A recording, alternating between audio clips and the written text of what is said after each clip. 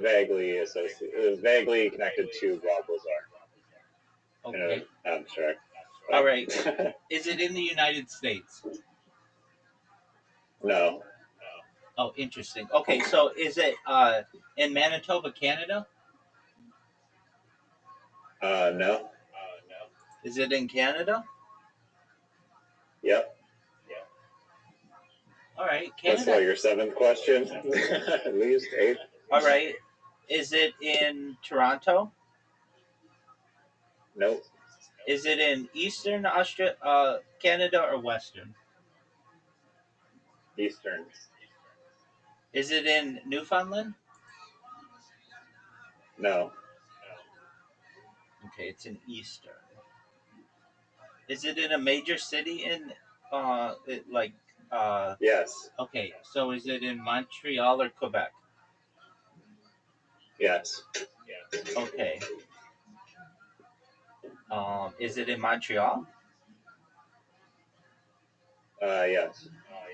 Okay.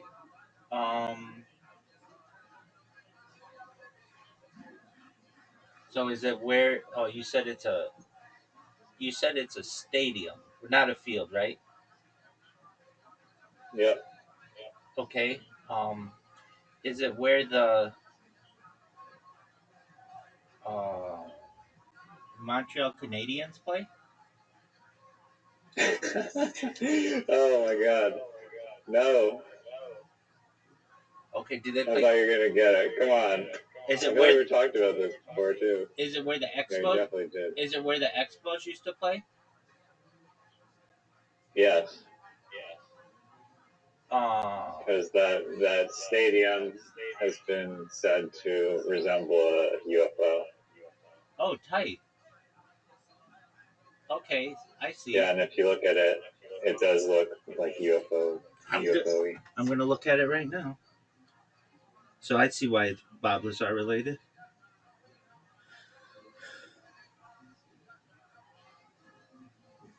Yeah, and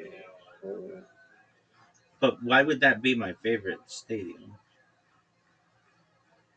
because you're so into UFOs. Yeah, but It's there a are. UFO stadium modeled after a UFO. But it does look like a UFO. But they had Olympics there. they had the Olympics there. Yeah, and they did something special at those Olympics. Did you ever watch the opening or closing They ceremony? bankrupted Montreal in the Olympics, overspent like $5 billion. Yeah, they did that. But did you see the opening and closing ceremonies of it? I don't recall.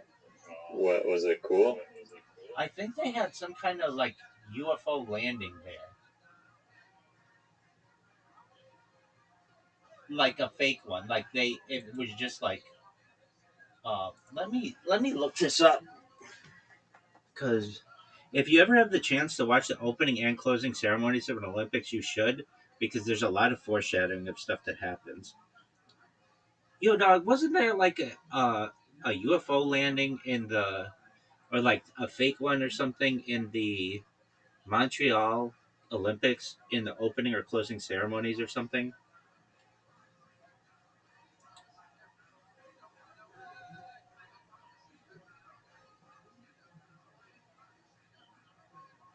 Oh no, it was the '84 LA closing ceremony. They had a simulated flying saucer suspended from a helicopter hovering over the Rose Bowl, featuring an alien character who stepped out to congratulate mankind. And then in London, they did it. A disc shaped object was spotted hovering above the stadium, which was later identified to be uh, something else. And then the 2024 Paris closing ceremony discussions mention a yellow alien in a ring performance representing the Voyager satellite. Okay, yeah, it was LA, not Quebec. Okay. Um all right. So here's my question for you. So I'm streaming it right now. If I join on my computer, my mic is not going to work. So, is there anything else you'd like to say? Thank you so much for watching this with me. Your life. Can I I want stream from my I, phone? Yeah, you can. You know how to I'd be do it. able to stream it from my phone. You know how to do it. You scroll up, and then it says start sharing or share screen. Um, Okay, you have an iPhone. Let me look. Do you have an iPhone? Yeah. Okay, do you see at the bottom of the iPhone where you have like the camera button and the mic button? Oh, I see it now. I got it.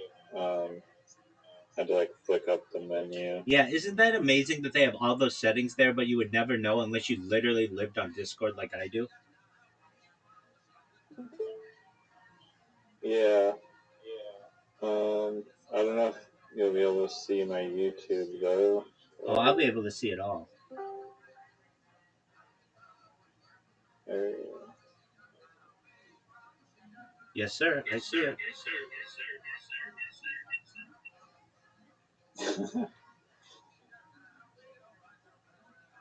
Baller. Nice. I would recommend turning the speed up. Yeah, I gotta turn your mic down Hold just on, hold because. on, hold on, hold on. I know. I'm gonna turn my microphone off so that you can hear me. No, Or- you don't have to adjust anything from your okay. side. All right, you got it.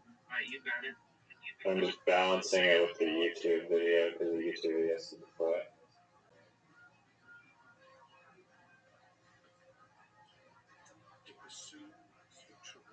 Alright, now we're good.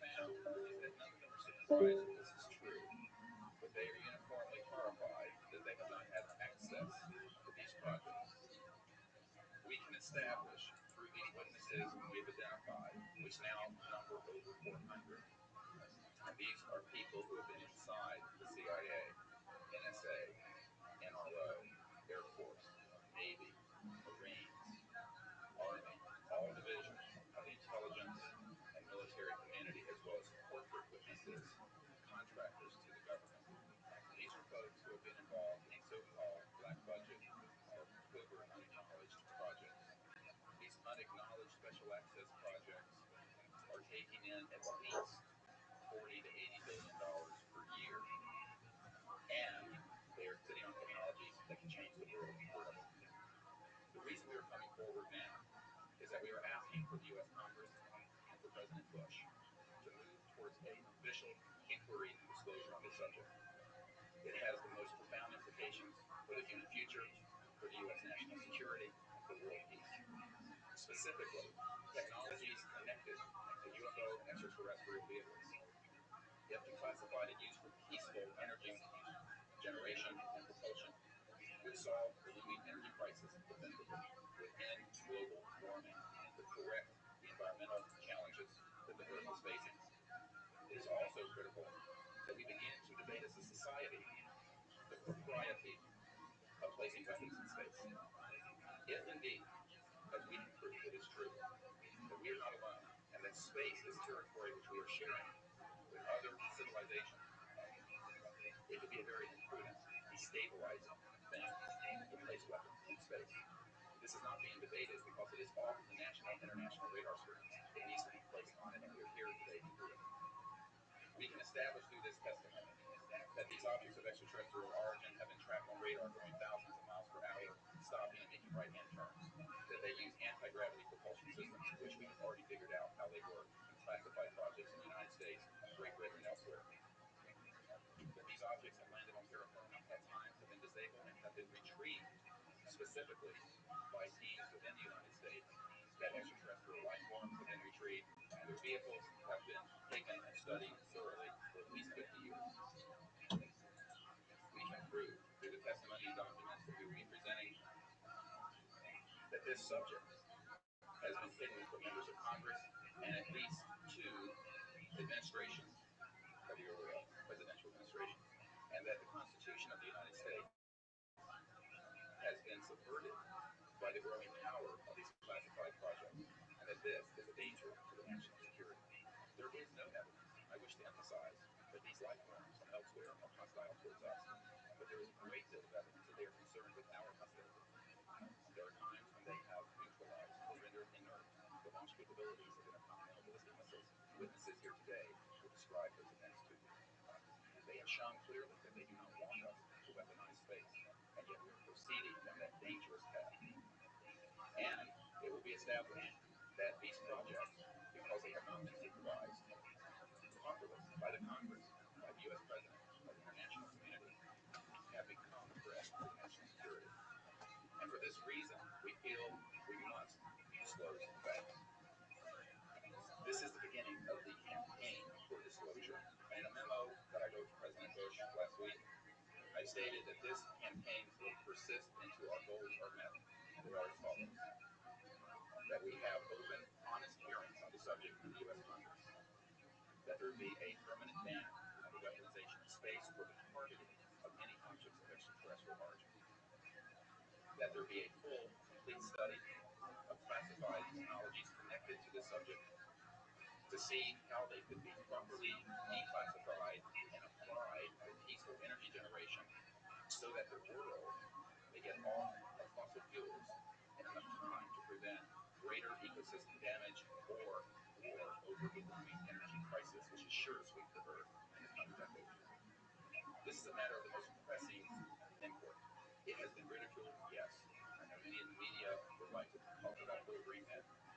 But in reality, the subject is laughed at because it is so serious.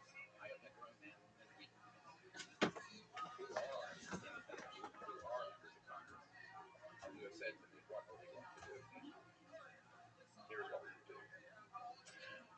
We will see that this matter is properly disclosed. These courageous witnesses, the first of 21 of over 100 that we have already interviewed and videotaped, have stepped forward to speak the truth.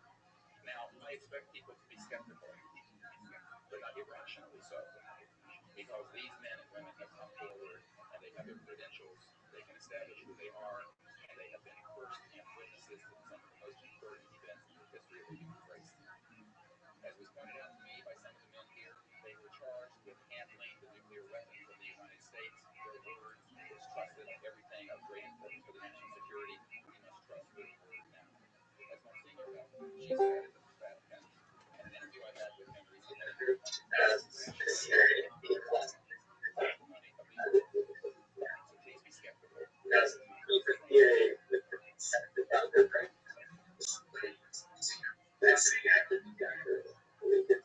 How many duck? We're watching something right now. I can't talk. Prejudice closed minded. This is a matter of great importance, and I ask the media, the scientific community, and the political community to look seriously at this matter and to do the right thing for humanity and for our children. We have available for the media and for members of Congress a nearly 500-page briefing document with transcripts from dozens of these top secret witnesses. We have a 4-hour PhD summary on commercial products from this project. All 120 hours that we have in interviews so far have been boiled down to 4 hours.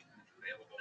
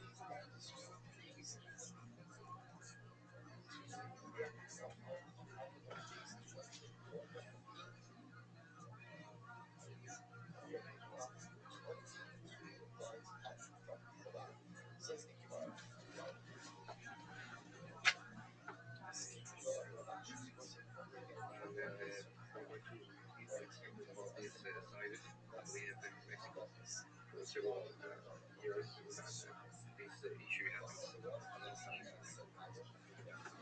I would say October 1992, we detected the others west side of the down there. It's very close to international airport and drive lane. Then July 28 of 1992, we have almost accusation of something that we can explain with our international flight, domestic flights, of high speed run by the pilot Rabbi. Right? And this was something about 83 kilometers to the right. That's occurred at the night at 10 a.m.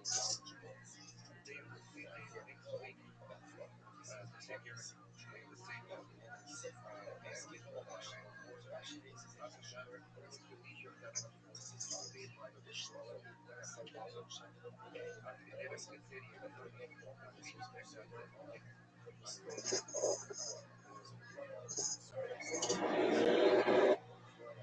Then in the next week, we have another flight that was by the pilot giving information about the atmosphere dropping quite high different times, and we detect something there in that week. But September 15, 1994, we have a detection about 5 miles radar that we detect. We believe that that equipment was set in space because it's not human that made that detection by radar in the same object for 20 months. Well, we don't have typical persons radar machines that the radar system will work. And and we was very excited and very surprised when the next day we received information about another businessman that is studying these cases in Mexico about that sighting about a lot of people in Medellin city, very similar to the southeast of the Colombia, about sighting of the feet and flies over 20 to 50 meters in diameter that were all people and the dead bodies in the ground. Then November 1994, we have a service officially used this radar system. And after that moment, we have information exactly about these sightings. At the same time, we find the detections. That's why I'm here because we consider that it is very dangerous with trees going through this. But it's very important that people recognize these events and consider that will be very dangerous for public consideration, especially in a country. I don't know why in some country it disappears frequently, but in reality that happens because we consider dangerous and we have no idea when it's going to come to us, but we don't want to have Thank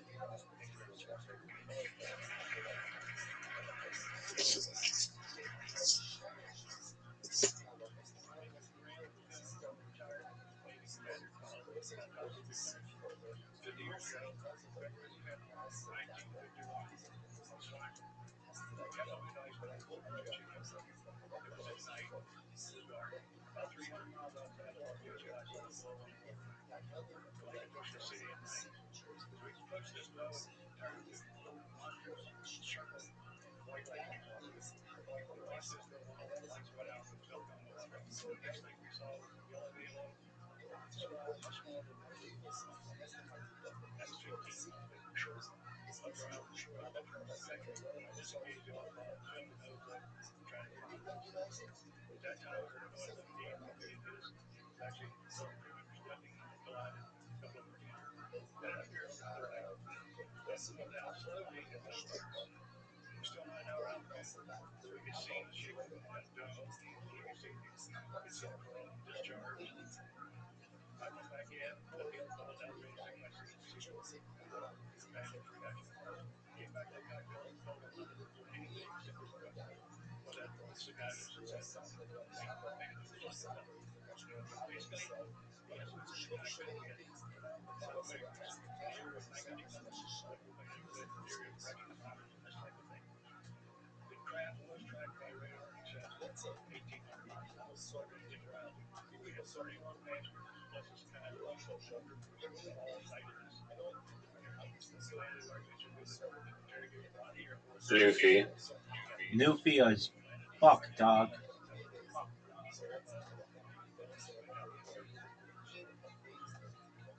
On the national road, 18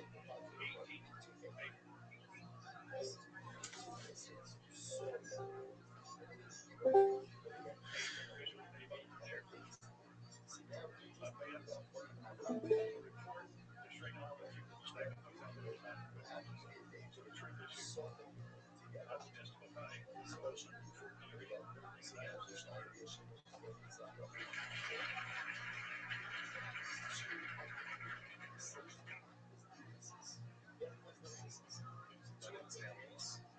United States Navy, and policy. Extra sensitive material and security clearance.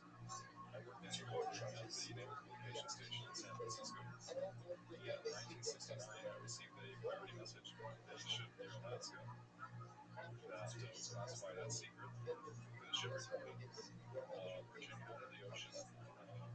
They found a brightly glowing reddish orange elliptical object, approximately 7 feet in diameter, emerged out of the water, shot into space, traveling at about 7,000 miles per hour.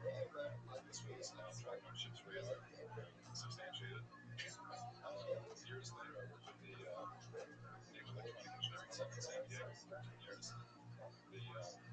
The co-worker who I worked with worked at the NOAA facility. When he first started working at the facility, I noticed objects going on the screens and tracked everything out in space and in the air.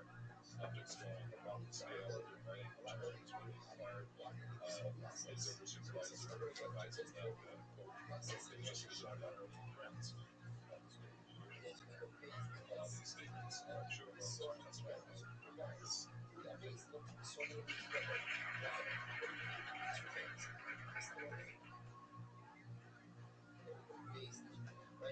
My name is Brian. I was in the United States Air Force, and I worked for British intelligence agencies in Air Force.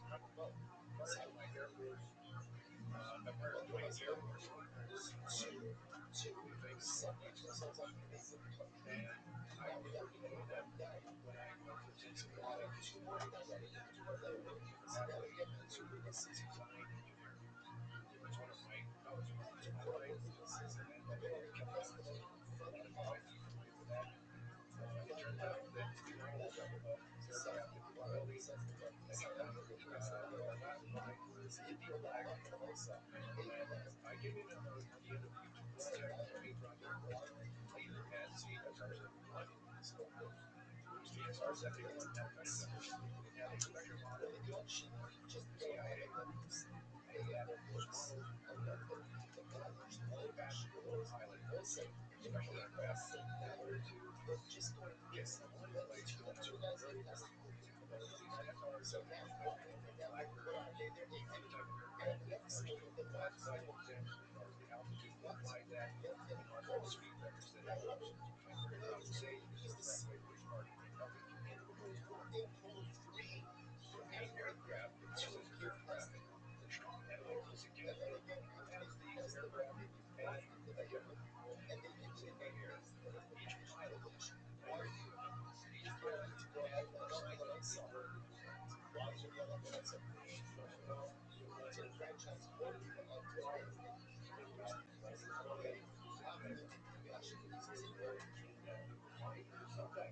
descend back down. And sometimes you have two parallel aircraft operating side by side. This is one alternative method that they carry out.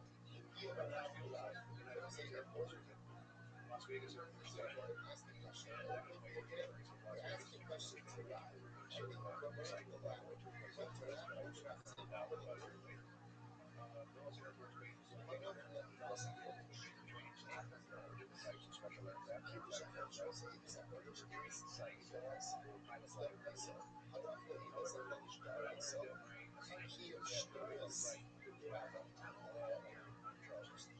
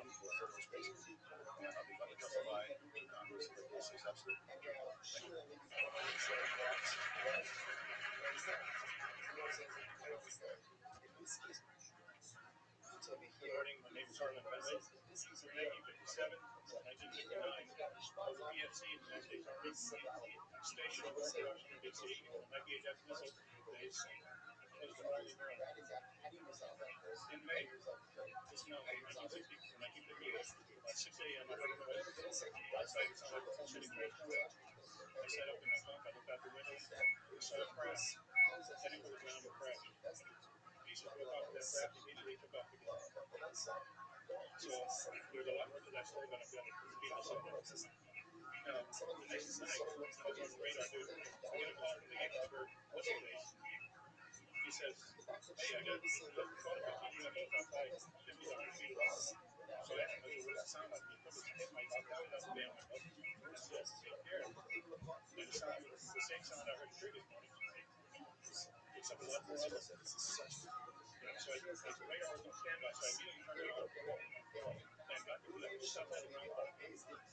I marked it on my radar screen. And then a few minutes later, all of a sudden it took off. As it took off, the sweep came around, and the second thing that came around hit us again. That blip was 2/3 way off my radar scope. And before it could get that far, at a nominal velocity of 17,000 miles an hour. That was my first incident. 10 years later, by this time I was over the National Science and Technology Engineering, and I was working in California. Now, all I can say is I was somewhere in California working on a classified project that had nothing to do with my experience that I had there.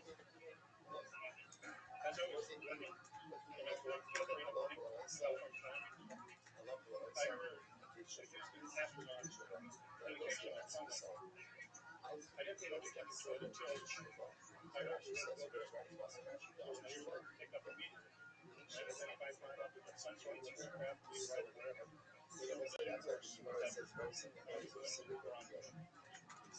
So basically, I listened for some time, and then I stopped and went back to work. And then I heard there they go. In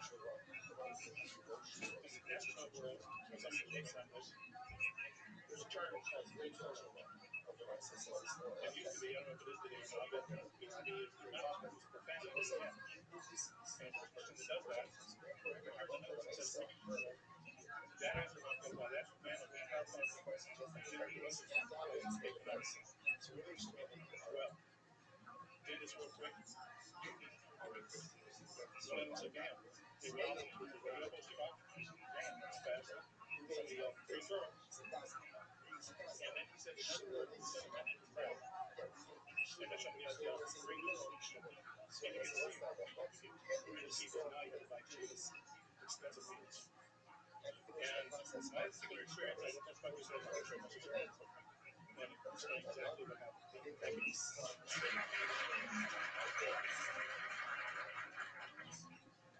My name is John Mayer. Retired Army. Retired first class.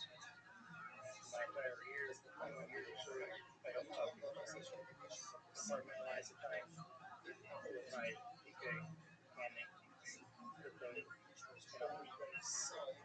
I had access to very, very sensitive machines. I just don't need basically two friends. When I retired from CIA in 1980, when as the administrator to take over an office, you take over everything you sign for everything. I signed for well over 2,000 documents. Well, as a sign and inventory outlet, where basically I went through every document to make sure that there is a holding. When I turn my car over to the next person, the same document. So I have to put down like the different documents. Different references to UFOs. There was also a key pictures that show the target object verification event. Now, I worked on the South one and South 2 areas of the office that I worked in. We were taking pictures all the time, verification of the sound. And there was some pictures moving along. The second thing is that a lot of people talk about conspiracies over fake shadow government. I wanted to set design to a Congo black operation. I nearly became part of it. But I saw the light, I think, and I got out. And that's it. We have those but a major puzzle for any other organization of how to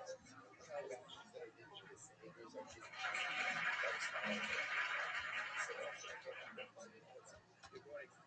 My name is Paul, and I was a precision electronics photographic experiment for the top secret crypto clearance in the United States Air Force and stationed at Langley Air Force Base, Virginia. In 1965, in mid 1965, I was along for the Lunar Orbiter project at NASA.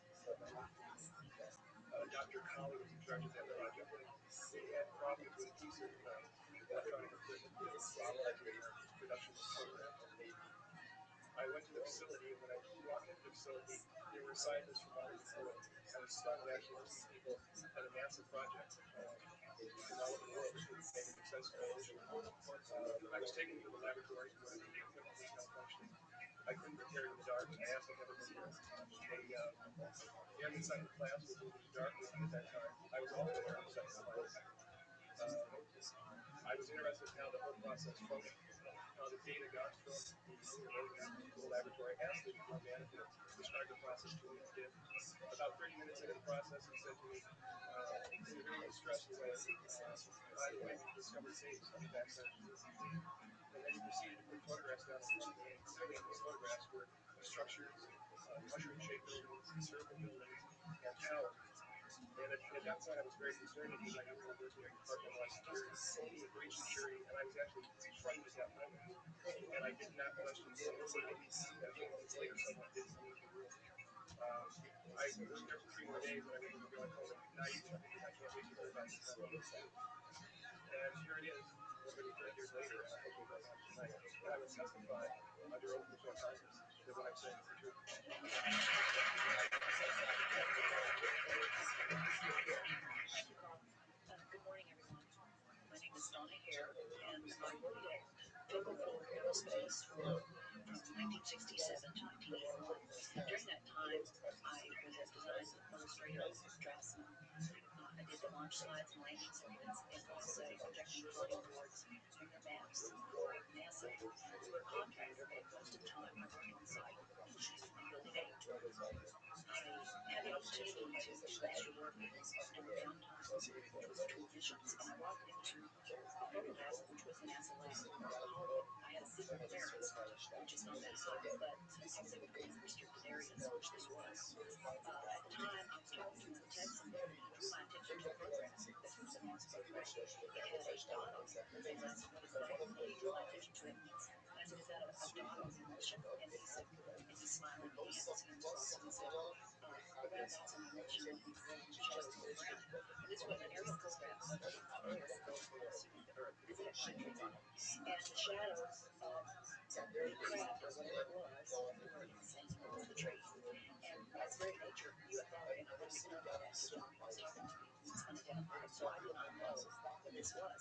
But I realized at this point was very secret, but it was kept secret because I asked him, "What are you going to do with this piece of information?" And he said he always watched these things before he sent them to the public to keep creatures appearing on this earth they wanted to get rid of.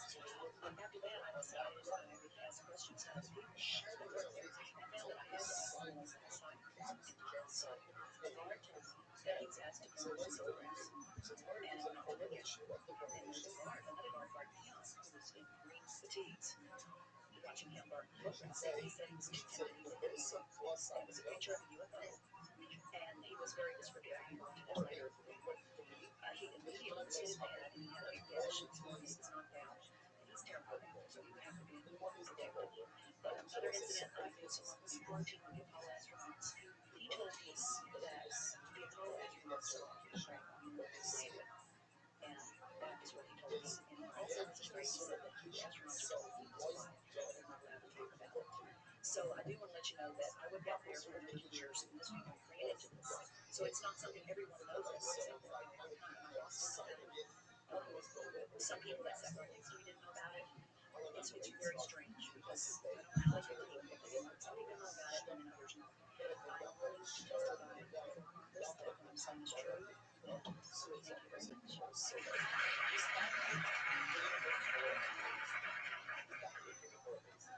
Good morning, ladies and gentlemen, and members of the press.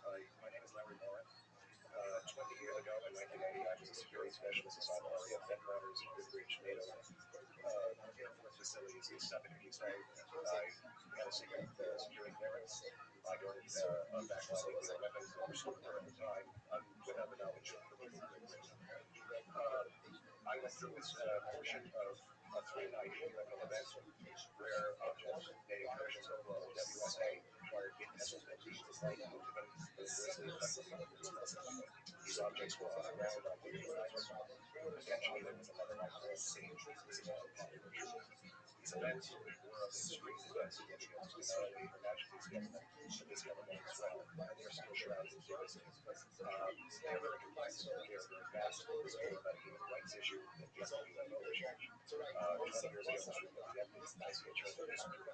This is history in motion, but unfortunately, it's history with security classification. I would be more than happy to swear under oath that I don't experience I saw what I saw. It was not only witness denials by this government, but then my Lieutenant Colonel Charles Hall, Deputy Base Commander, treats like science fiction, and also produced years later on-site audio tape he made as these objects performed their feats and did what they did and violated airspace. These events are of extreme defense significance. I hope my brothers in arms that went through these events will be given immunity at some point and able to join us here in another short stake for our mission. And I think all our children and some kind of stuff that should see that we can change the world.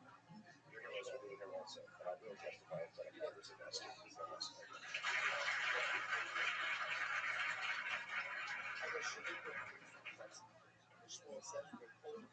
Hi, my name is George Filer III. The reason I'm here is because George Filer III was in the hangar born on Friday. And so I retired intelligence officer and flyer with about $5,000. And I didn't believe in UFOs until London Patrol called us in 1962 and asked us if we chase one. And we said, sure.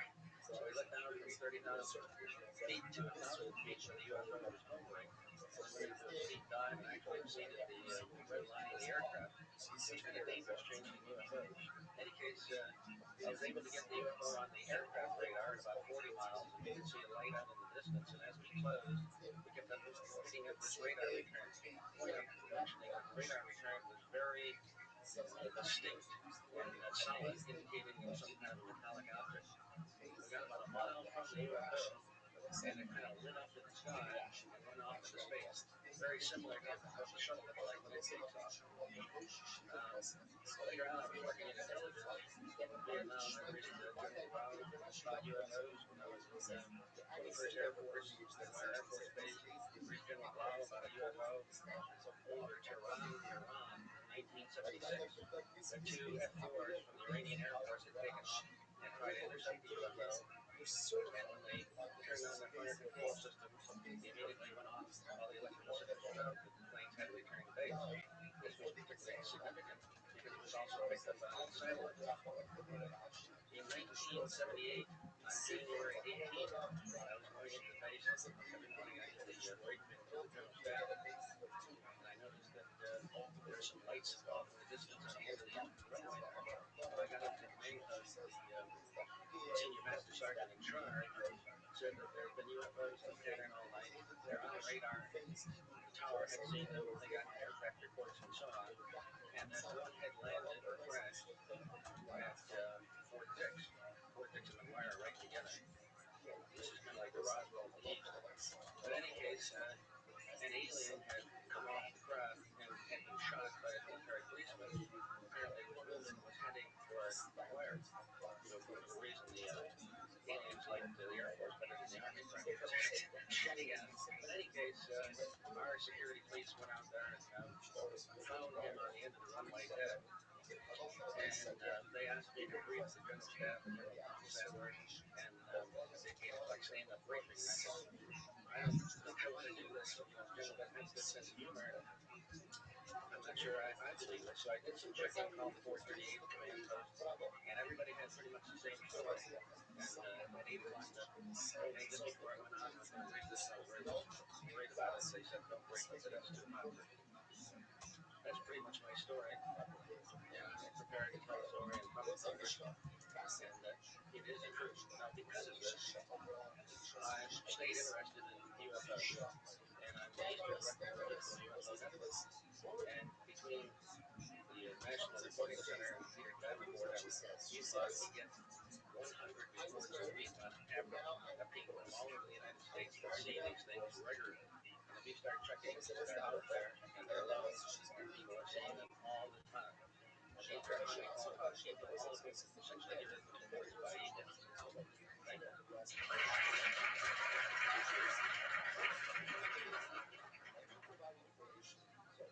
Good morning, ladies and gentlemen. My name is Clifford Stone. I'm the Sergeant Class United States Army. I had a secret clearance with the authority. I could get the clearance that I needed to do whatever it was that I was necessary for me to do at the time on special operations when I was called in on this. For 22 years, I've been involved in situations where we actually did recoveries of trash, saucers, for lack of a better term, the reach thereof. Or bodies that were involved with some of these crashes, also some of our life. And while we were doing all this, we were telling the American public there's nothing to it, we told the world there's nothing to it. I'd like to go into detail on some of the cases, but we're not supposed to know these cases right here. But I will be available if you have any questions concerning my involvement in this. I can talk to Dr. Greer to arrange where we can talk to you. The whole situation is, we sent back, we told the American people that there's no such thing as UFOs. However, I've been involved with, we have discovered these objects of extraterrestrials. In 1969, I had an event that happened in Florida, the station of Florida, which is located in Gap, Pennsylvania. That was my first exposure to any kind of recovery and unidentified flying object. When we went there, we already had people located in the facility for the backup people. They were supposed to be safe, they were supposed to be protected materials. They were on board this craft. Later on, most people involved with it were to be told that there's nothing on board it, there's nothing more than just a crash of one of our aircraft. I know that because I talked to people that approached it with the fact that get service readings. I was the first person to go ahead and see it with the bodies on it. That would be the first of approximately 12 events. UFO crashes are not events that take place every day. They're rare. I know we're not alone in the universe. I know that the absence of evidence is not evidence of absence. It's evidence that's been denied to the American people. I stand before you today in my almighty God, and I tell you this. If Congress calls me in and says, will you testify in detail what you know? I stand here today prepared to do just that. Governments must never lie to the people for no other reason. Thank you.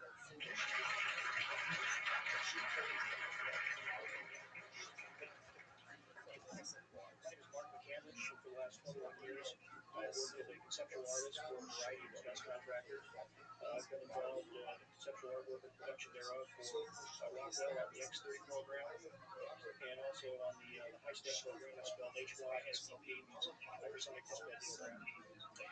During the course of my career, I've always had a secret security clearance. In 1967, while my father was stationed at West Air Force Base, the headquarters for Air Force Strategic Air Command, I witnessed and watched through a telescope the UFO which hovered over the nuclear weapons storage facility for approximately 10 minutes in the middle of it. With an acceleration approaching the full heaving arrival barrel. In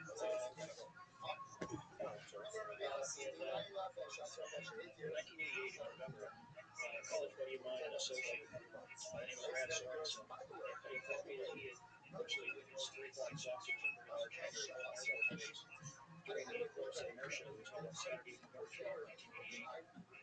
I subsequently told my congressman from that district, this was Congressman George E. Brown Jr., who at the time was the chairman of the Congressional Committee on Space Science and Technology. I naturally assumed that since this presentation I had talked about was for top military brass and certain congressional individuals, that his office must have coordinated this with the Air Force Office of Public Affairs.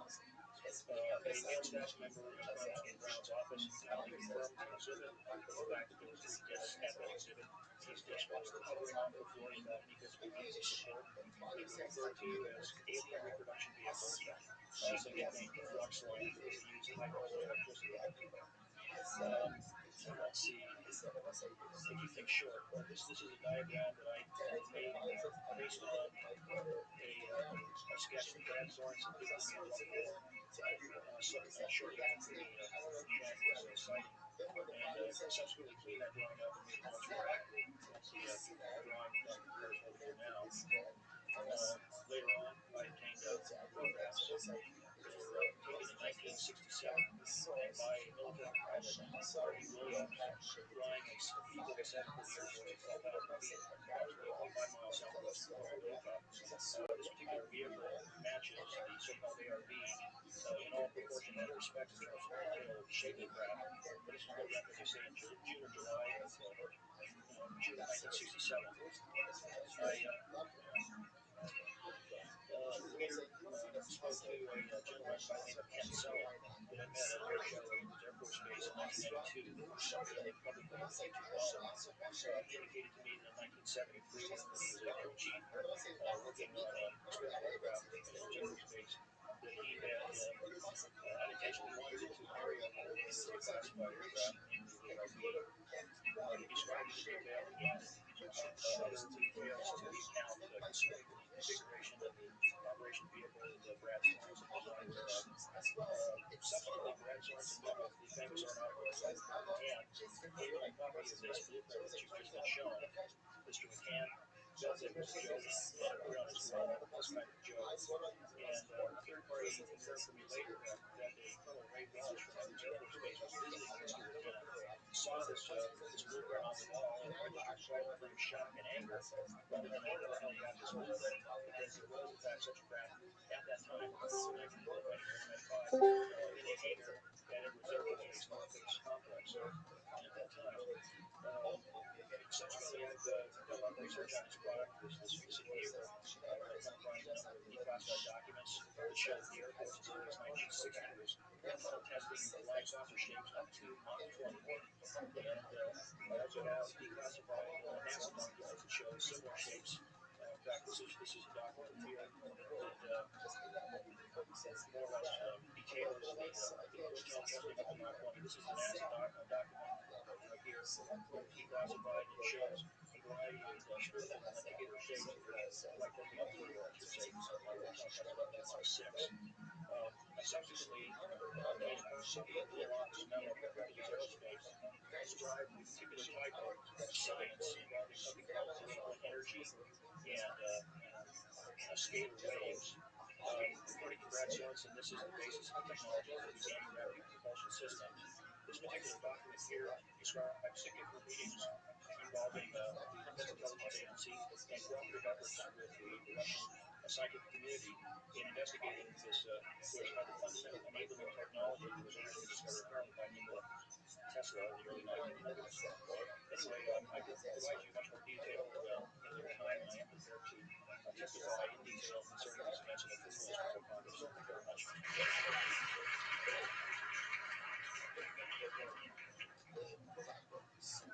Good morning. My name is Daniel Sheehan. I'm an attorney serving as general counsel to the Solution Project. I'm a 1967 graduate of Harvard College of American Government Studies and Constitutional Law. I'm a graduate of Harvard Law School, and I served as general counsel and co-counsel to the New York Times in the Pentagon Papers case, and was involved in briefing and arguing the case in front of the United States Supreme Court, giving permission to the New York Times to publish the classified documents, the 47 volume Pentagon Papers. Subsequent to that time, I served as special counsel to the Office of Deputy Bail as one of the trial counsels. We represented James McCord in the Watergate burglary, and got this week before the right letter to Judge Sarza to reveal the Watergate burglars' relationship to the Pelmer shooting in the state of Vikings at that time. Subsequent to my service in that case, I went back to Harvard Divinity School to study Judeo-Christian social ethics and public policy. Did my master's work and PhD work there, and became general counsel to the United States Jesuit headquarters in Washington, D.C., assigned to the National Social Ministries Office and the Public Policy Office. It was there in 1967, or 1977, that I was contacted by Ms. Marcia Smith, who was the director of the Science and Technology Division of the Congressional Research Service. She asked me, and I met with her, and she informed me that President Carter, upon taking office in January 1977, held a meeting with then the Director of Central Intelligence, who was George Bush Sr., and demanded that the Director of Central Intelligence turn over to the President classified information about unidentified flying objects and the information in possession of the United States intelligence community concerning the existence of extraterrestrial intelligence. This information was refused to the President of the United States by the Director of Central Intelligence, George Bush Sr. The directive insisted that the President, in order to have access to this information, needed to have clearance to contact the Congressional Research Service, contact the United States House of Representatives Science and Technology Division, to have them undertake a process to declassify this information because the DCI suspects that the President was not ready to reveal this information to the American public. The Congressional Research Service Science and Technology Division, whose director State Department was contacted by the House Science and Technology Committee and instructed to undertake a major investigation into the existence of extraterrestrial intelligence and the relationship of the UFOs and non-UFOs. I was contacted by Smith and asked, in my capacity as General Counsel of the United States Jesuit Headquarters, National Social Ministry Office, to see if we could obtain access to the Vatican Library to obtain information that the Vatican had with regard to extraterrestrial intelligence and a little on UFOs. I pursued that with Father Wayne J. Davis, the director of the National Office, who refused access. As the United States Jesuit order to the information in possession of the Vatican Library. When I reported this to Ms. Smith, she then later subsequently asked me to participate in a project which I could shall not mention related to individuals, pursuant to which I was given access to, as a special consultant to the United States Library of Congress Congressional Research Service, to classify portions of the project of the Air Force. At that point, it was in 1977, approximately May of 1977. I went to the Madison building of the United States Library of Congress. There was no little building at that time, it was brand new. I was directed to a basement office where there were two guards at the door and a third sitting at the table who took my identification, verified that I'd been designated as a special consultant to the Congressional Research Service of the United States Library of Congress, and was admitted to the room. I thereupon found photographs, some dozens of some questions of a flying object on the ground that had crashed and plowed a furrow in a field of snow and was headed in a bank. There were United States Air Force personnel surrounding this craft, taking photographs of the craft. And one of the photographs, I could see that there were some symbols on the side of the craft. So, pursuant to the photographs, of these symbols, I've been instructed that I was to take no notes. I had to leave my briefcase and identification outside of this room, that I had brought with me a yellow pad. And so what I did is I opened up the yellow pad and refocused the overhead camera key the same size as the cardboard backing of the yellow pad, and I physically traced the copies of the symbols on the side of this craft. Pulled the yellow pad back, pulled the microfiche back into the camera, started reclosing the box that I had. And I said, it's time for me to leave. And I took this and proceeded to leave the office. The security guard stopped me and said, what is that you have there, Mr. Shield? When I handed the yellow pad to him, he flipped through all the yellow pages and never found the copy that I had. So I took that with me and brought it to the United States Jesuit Headquarters, had a meeting with the staff with Father William J. Davis, reported this to them, was authorized at that time by the United States Jesuit Headquarters to make a report to the National Congress of Churches and to request that the entire 54 major religious denominations to undertake a major study of extraterrestrial intelligence, which they declined to do. I was subsequently asked to deliver a 3-hour closed-door seminar to the top 50 scientists of the Czech Propulsion Laboratory in SETI, Search for Extraterrestrial Intelligence, which I did do in 1977. I'm more than happy to testify under oath to these details of the United States Congress. I'd be happy to meet with any members of the press at that time. You may recall I also served as chief counsel to the Karen Silva case, in which we obtained the rulings in the Karen Silva case. I also served as chief counsel in the Iran Contra case. I was the first one to testify before the United States Congress to the existence of the off-the-shelf enterprise of Richard C. Rothschild. I was happy to share details of what I believe to be the relationship between this off-the-shelf enterprise and the secret government concealing this information from the American public. And I am happy and proud to serve as general counsel to this whole project. Thank you very much. My name is Carol Rothschild. In 1974, after being a sixth grade school teacher, I was introduced to the late Dr. Bernard von Braun and U.S. atomic rocketry.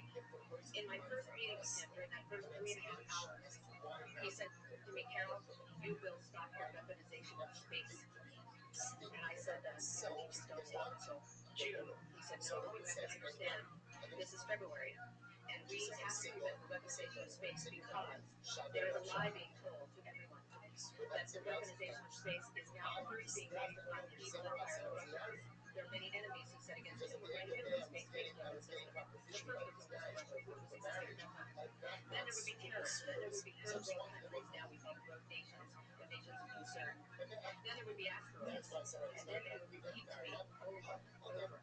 And the last card, would be the extraterrestrial card.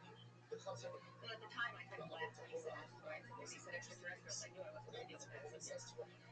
And now we hear on the news just today, this week, that they've slid in another enemy. Oh, this time we're going to protect our satellites. In other words, we have to have some reason to spend these trillions to waste these dollars on a space-based weapon system that has big people lies. This is a system, he told me, that would never protect anyone. Even back then, he talked about superpower. He talked about chemical, viral, bacterial, biological warfare, that these space-based weapons would never protect us against. And then he told me that, in fact, we travel around the world, which I did after he died in 1977. I met with people in over 100 countries. We're friends. They didn't want to build space-based weapons. I became a space and missile defense consultant. And I worked with people around the world. I became an advisor to people who come up with China. They don't want to build a space-based weapon system. And he told me back then that they didn't. He said, go to Russia. They're considered the enemy. I got on a plane by myself. When I got to Russia, I had a list of people that I had read out of the newspaper. Chernenko was in office then. He was the only one I didn't get a chance to meet. They introduced me to everyone when I got there. And when I got back, I said, this man is telling the truth. There is no threat. And I've been waiting until this day for 27 years, and I'm expecting the spin to happen because he also explained to me that as a military strategist, as a person who worked on the MX missile, which I did later, he said you can find that there's going to be a spin to find some enemy against whom we have to build space-based weapons. And now we should expect this spin because he said part of the formula for the intelligence community is that they might have a weapon, and we have to consider that they do have these weapons. So now they do have these weapons. So now we have to build these weapons systems. And that's the formula, except that it's all based on a lie. And we have witnesses here today that have shown you that these extraterrestrial beings, that these craft that have come here are now not UFOs, they're identified flying objects, and we know that they have beings in them. And we have witnesses here who have told you that they can shut down a missile silo, they can stop a rocket going into space that's a test. We have witnesses here who have worked in the classified departments where the Kurds come forward here to support what Bernard von Braun told me back in 1974-77. And I will testify before the Congress that when I founded the Institute for Security and Cooperation in Outer Space, which I shut down a few years ago because I didn't believe we had a chance with this huge integrated around world complex weapon system that we had any chance at all of transforming that war industry into a space industry that could provide benefits like Dr. Greer has said. Of global warming, we can end that situation of that problem. We can end the energy crisis. We can build now non-polluting technologies. Bernard von Braun used to tell me that we could have cars back then that drove around off the ground. He described this to me on beams so that we had no pollution on this planet. And we can solve the problems of the people that are limited in potential and the other animals and the other cultures on Earth and in space. And we can end the arms race without dislocating the industry jobs, without disrupting the economy, by transforming, Bernard von Braun told me, the war industry into a global cooperative space industry that will provide, he said, finally, more jobs and profits on this planet than during any other wartime, for products and services that can be applied directly to solve the problems of this planet. And we can have a whole planet now that lives in peace on Earth, with all cultures on Earth, and with all the extraterrestrial cultures in space. And these are words that Bernard von Braun told me in 1974, and I will testify before the Congress under oath about everything I have said and more. Thank you.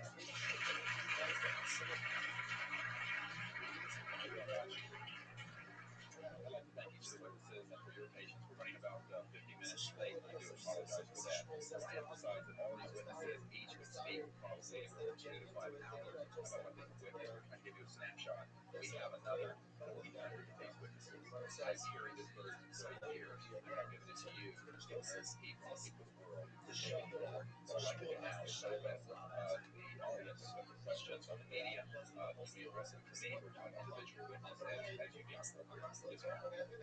as you deem appropriate. Yes, ma'am. Yes, I read the science is performance systems, but halfway systems. One is if you can, yes, I want to know if there are laws in this area. There is some law allows this kind of secrecy or not.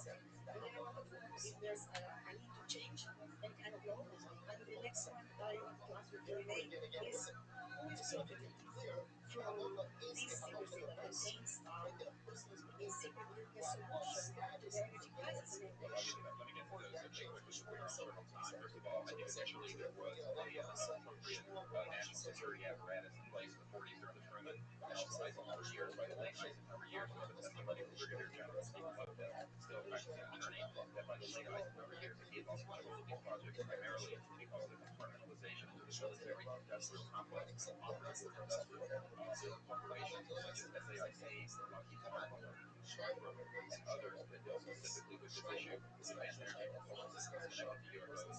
And I think that what has happened, from the best we can tell, insiders that have briefed me for now about 8 years, is that we have lost control of these projects from a constitutional law perspective because the infrastructure with the military intelligence and corporate channels is so well funded and so complex and labyrinthine that there are compartments within compartments within compartments. And people who are in the Congress to make inquiries, and in fact, President Clinton, when he made inquiries, were simply denied access. As you heard earlier, the president was denied access. On your other question, I would say that in terms of profiting from the status quo, you would have big oil. There's certain geopolitical and financial infrastructure that would not welcome as a competitive replacement for fossil fuels. We can tell, I can tell you, and we can prove this with other scientists who are ready to come forward, that we already have a complete replacement for any fossil fuels for ionizing nuclear power plants. We don't need them. We haven't needed them. We probably have not needed them since the time of the war. Now, of course, this is a major issue that's a multi-trillion dollar global infrastructure change. And so this does hit the alarm bells of the National Security Council economics area. However, what is more serious for national security, keeping the status quo or letting ourselves go into a global ecosystem collapse and running out of fossil fuels and having massive rolling blackouts, not just in California, but globally? We've got to do something about this. And that's why we're advocating for open hearings in the Congress, other media, please. Yes, sir. I just want to know if anybody knew you went to this. I personally met with Dolly's wife, Leah Dolly, who said that your husband was quite concerned about this. This was in the 1990s. And we know that there are things for you in the inquiries. The problem is the UN has no mandate to deal with this.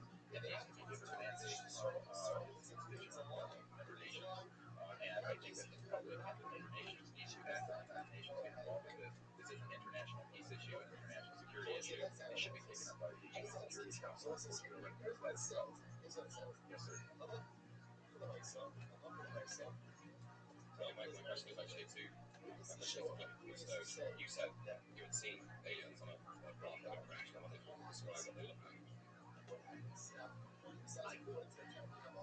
I could, but it probably take a whole lot of time. The reason I state that when I got out in 1989, we had maybe 7 different species. You have individuals who like myself and one unless we would give them subjects, except for some of the things that they might be able to go ahead, even in the dark room of that object world, depending on what color that object might be. They would have a heightened sense of smell, sight, hearing. The situation with the is if it had various types of what they call grades. We didn't call it music military, but you had at least 3 types of grades. You had some that were much more than we were. The unique thing that I like to point out for the most part is that the enemies that we did encounter were effective. Now, this created a situation for the scientific community that was trying to figure out why that was the case. Because you would expect that flights on other planets that they would take on some type of other being, so to speak, not necessarily humanoid or bipedal such as we are. But apparently, we got quite a few of the species out there that are unusual appearance, and that creates a question you get as the answer to science. Yes, and I'm going to call you the state news agency that you're with, but yes, what's happening? Yeah, there is really a person that actually to please address the video on display of why would this be will be on display in an air show? Our source says that you are assuming it's going to be very useful. And how did you think this vehicle is not something that is being developed by government agencies? fact, I think that was the testimony. This is a gasoline production vehicle. Let me just be clear. This means that it is based on advanced anti-gravity gears on energy propulsion systems. Those are the propulsion systems that are being manufactured by consortium of companies that include SAIC and other corporations. They do have super capacity in respect to the speed of light and text. I think that there's some correlation of the witnesses that we've identified for the technical physics of it. The other co-conductor,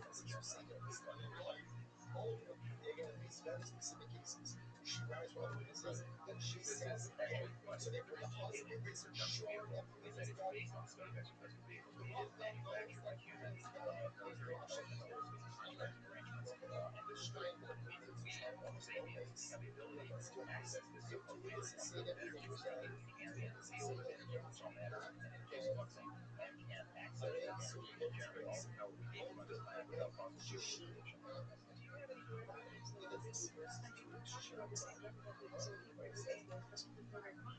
So just because it's a vehicle, the actual vehicle, has to be in this regard, essentially flying saucers. I mean, do you know of any direct possibility that this is actually reliable technology? Is there any test for it? And then how will this, how can it use this transmit directions? Can you elaborate on that? Well, the first part of your question, I would say that the testimony of the witnesses we have, some of them are here, others that are not here, but they're real material, is that they have studied, we have studied specifically extraterrestrial vehicles which have been retrieved, the breakthroughs in that research have led to applications for Guinness and similar anti-gravity devices, and that in fact it can be proven. Then open testimony at our Congress, that is exactly what we're calling for.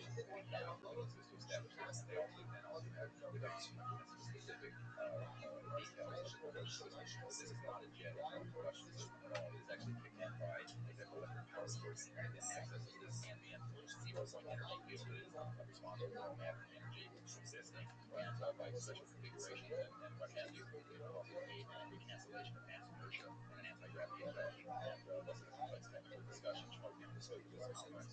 So we have materials and we have documents that we can provide you with references to people who have studied the anti-gravity effect. And call that certainly the capabilities. We have one witness who said that the founders of the RAND Corporation, and that by the mid-1950s, they needed to extend an anti-gravity propulsion system to caliber at the project. So because we can't establish this other questions. Thank you. I think the horticulture partnership was right there, seriously, in Washington, about sensing that letter that deals with the constant surveillance of your space. My question is this: since 1972, with the launch of Landsat 1, and now with the launch of commercial space imagery, there are also marked by, I would say, upwards of 35 million photographs of the Earth from space. Not one of them showing a flying saucer. Are you suggesting that these are airbrushed back? We're suggesting that there is a system for the public who gets hold of anything that's off of a government-connected satellite. There is a compartmented operation that does gate sanitizing for this type of evidence. I think the testimony of the gentleman who was with the Defense Intelligence Agency, Mr. Maynard, was here, and others would substantiate that. We have other witnesses who have been involved in projects where such items have been sanitized out. It could also be that if you did a thorough search, you might find a few that slip through. We obviously have to research dollars to go through all the millions of images that are cataloged to look for them, but we do know there's been very thorough sanitizing of this. And people should not be naive about the extent to which state programs using billions of our tax dollars have been able to effectively hide this. This is one of the sort of myths of both the media and the public. It's sort of a Pollyanna myth that we live in a society where such things will not be done. In fact, they are done. We can prove that they have been done.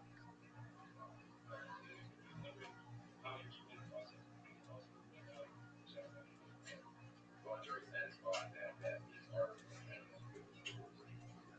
out of people that are feeling that opportunity crisis highlighted emergency government says people don't the emergency department plan anyway and extract where they got the kidneys from, right? Yeah, we also that there's a huge blood in the water and this is the urine sample to show that they have blood in the urine so they can get them chronic urine. Like a scan as an emergency doctor, because right enough to this is not a speed scan. But have I occasionally? Yeah. Is it possible? Is it possible? Is it likely? And here's what's more important. You don't want to treat where it's got to have nothing to do with testimony or the history or the patient becomes anti-inflammatory and assume that they're lying just because you can scan once or twice. This field, in very good point, this building that is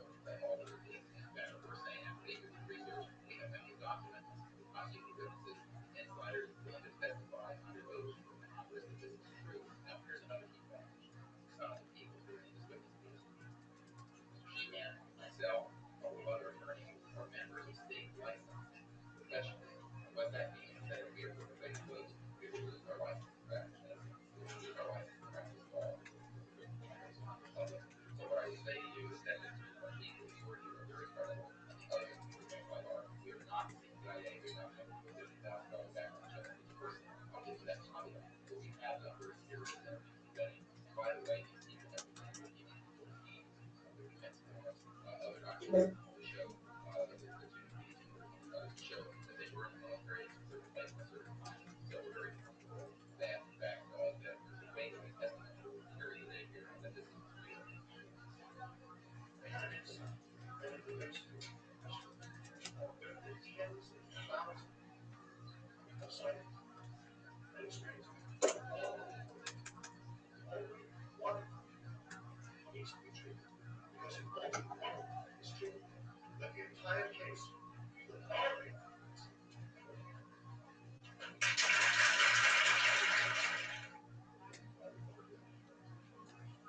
A priori, all signed agreements and oaths that have flowed from such operations are null and void. What that means is, any other in legal theory is that it's an illegal enterprise. The agreements that are entered as a result of that illegal enterprise have no legal standing. But one of the things I'd like to announce today is all of the management and listening to this needs to know they are free to speak. We are declaring all national security oaths on this subject null and void. They have flowed from illegal operations that have no standing constitutionally. My people, my mother's family, fought the American Revolution, were prisoner of war with the British. They all found this country, did not fight, and died, and formed the United States so that this kind of shenanigans could go on. But these men are free to speak, and there can be no legal repercussions against them. The legal counsel will also support this theory and say it is unconstitutional. Scholars, it is time for that game to end. It is time for a new era in the United States.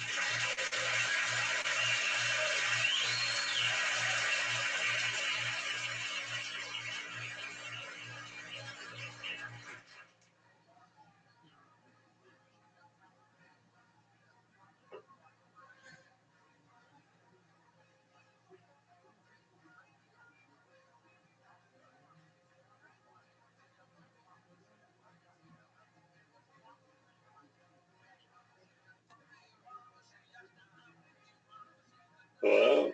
Yo, dog. Oh, your mic's way down. Hello? You say something? What are your thoughts? Alright, I can hear you now.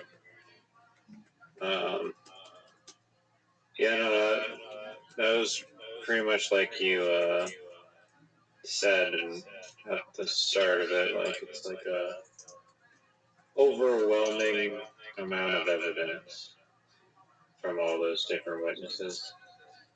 It is. It's overwhelming. That's the perfect word for it. Yeah. I mean, what has happened with the disclosure progress since then? Because that seemed like it was in like the 90s. It happened May 9th, 2001.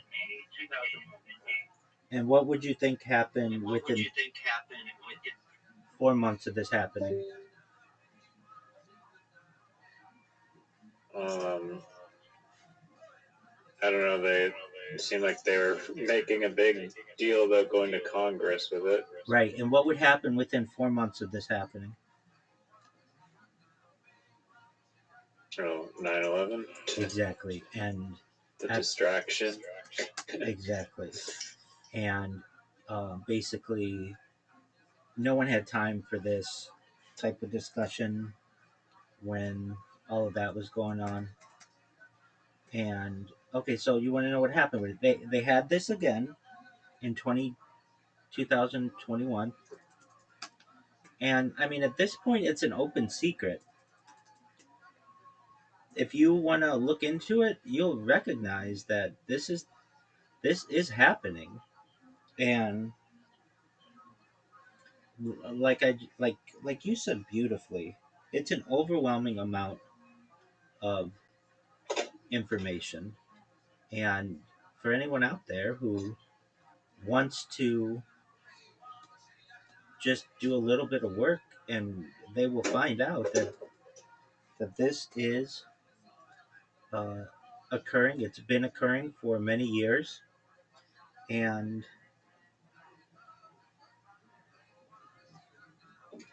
then they have to realize that the people who are on their news perhaps are are not in charge, and or on the in the government, and that's very scary to some individuals.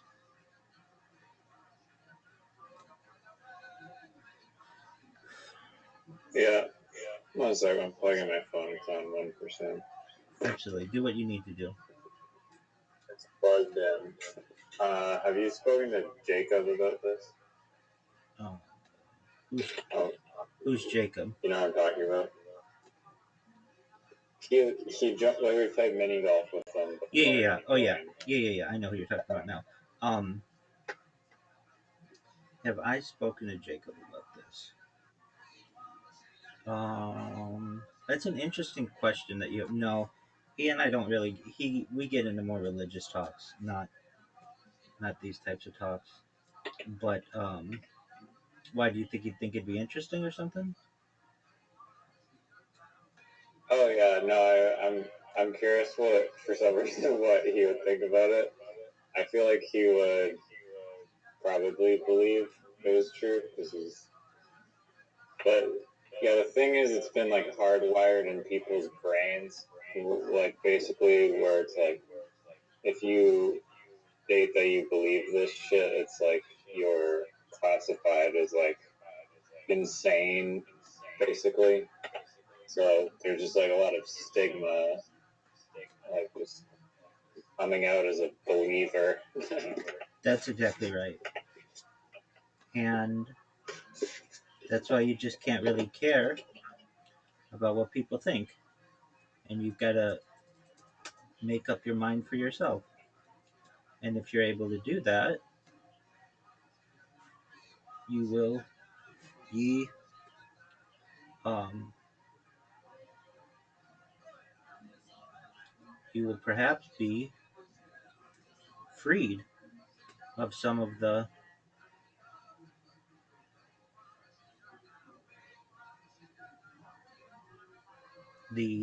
nonsense like that people want to say that this isn't real, that this is it is real. I mean that's the thing. Let's just get down to brass tacks. It is absolutely real. It's a real phenomenon. Anyone who says anything otherwise has not done enough research on it. And I'm talking to you and I'm saying this as once one of the great skeptics of this topic. I would publicly debate people on it. And I have become a a believer. I'm absolutely a believer, and I'm an advocate for disclosure. James, the James Dean of ufology. Oh, that's way bigger than the James Dean of comedy. I can tell you that. So, it seems like you're convinced. I mean, that it doesn't really. Well, they didn't. Here, just give me 1 second to blend my soup in the blender. Take your time. Come up with any additional points you want to talk about. Absolutely. Give me like a minute. Don't you want to? Don't you want to see and Don't you want to see a craft?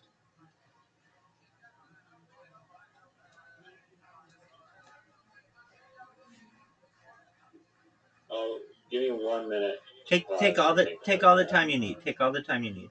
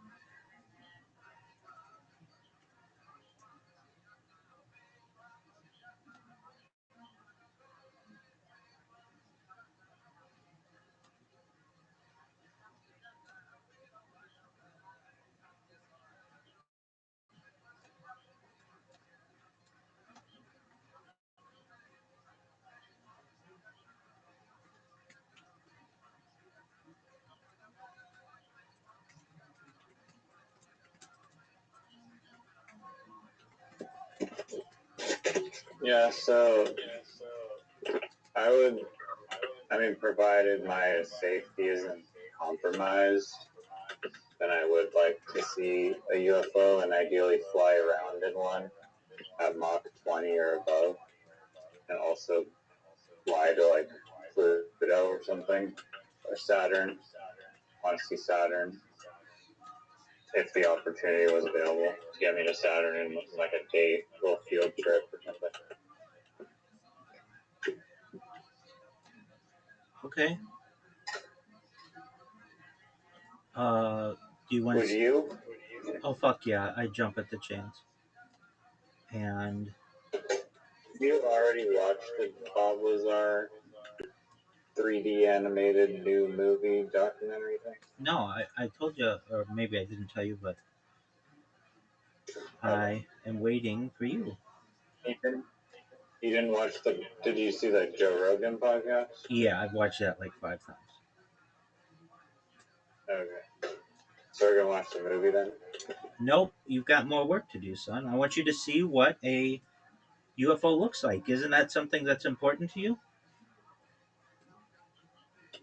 Yeah, in the Bob Lazar movie, it shows the UFO. No, I want you to see actual real footage of a UFO discovery. You showed me the KH or KGB video. Already. Excellent. Okay, we've already done that. Thank you for the reminder. Wonderful. Okay, now it's time for Bob Lazar's first interview with Joe Rogan. It's fascinating. No, I've seen that too. When did you watch that? We watched it together, dog. You made me watch it like a while ago. Oh, okay. Okay, now we're gonna watch Joe Rogan's second, or the second one, and then we'll watch the movie.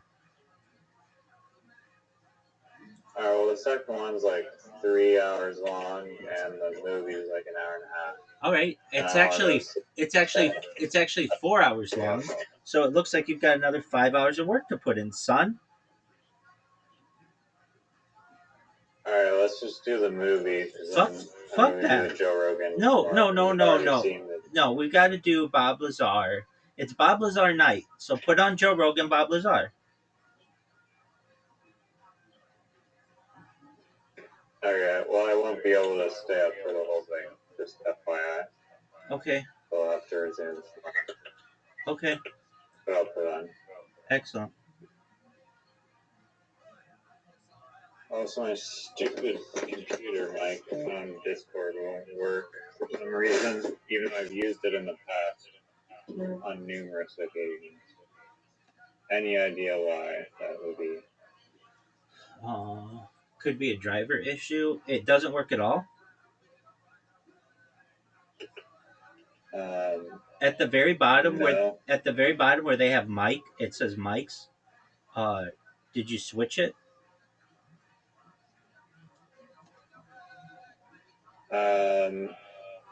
I've switched between, like, there's two options. They're both MacBook Pro microphone. There's system default MacBook Pro microphone, and there's MacBook Pro microphone built in as the input devices. And seems to just not, it just doesn't detect the microphone. It doesn't detect the microphone at all. Yeah, I'm going through the help thing right now.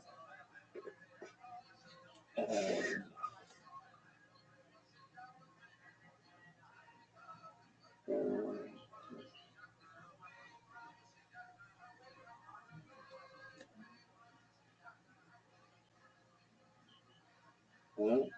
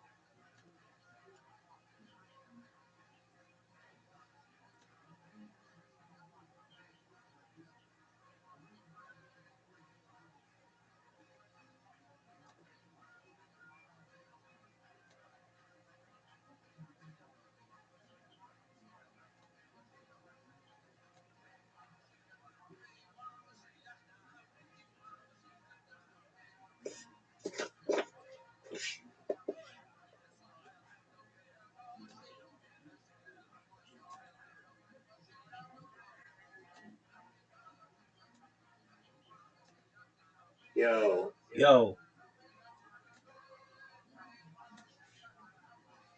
yo, can you hear me? yeah, I can hear you, but still doesn't seem to be finding my mic. What do you think's the issue? I mean, that's a stupid question, but like maybe we can figure it out. Hmm. Audio subsystem.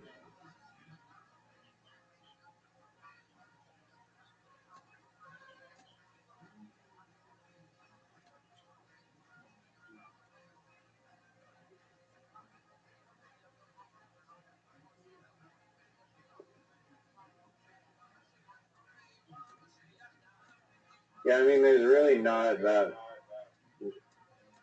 there's not a giant amount of settings to even adjust. Basically, the input. Oh, I think it might be a browser setting to allow the microphone. Yeah, in the upper left corner next to the bar.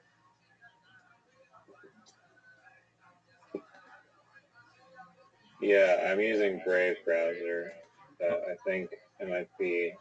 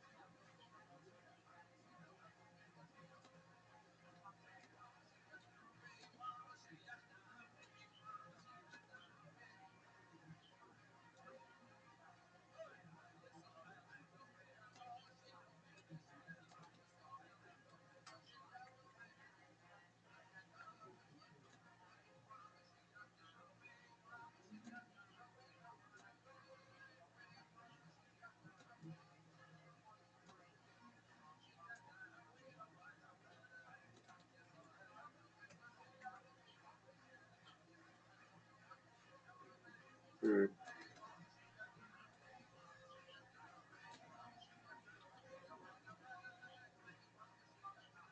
I can test it with a different browser and maybe weed out if it's the browser or my computer. Let's do it.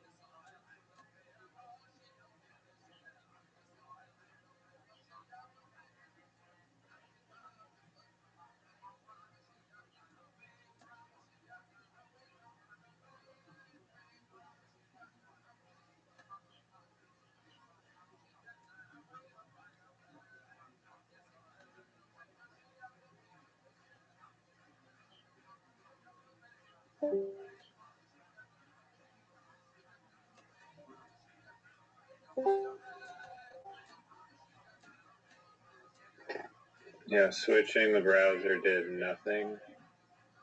I don't know. Let's even change if the microphone is enabled. Browser. Okay, so you're running this from a browser, right? Yeah. Okay, do you see in the upper left corner where you can change the microphone?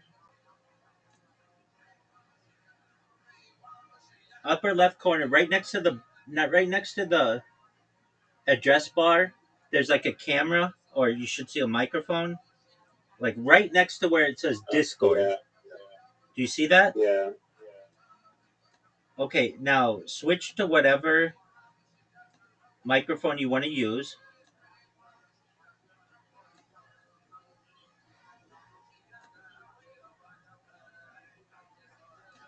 And you should be able to switch your microphone. I've tried both of the options, but they fail every time. They fail every time. Okay. Um,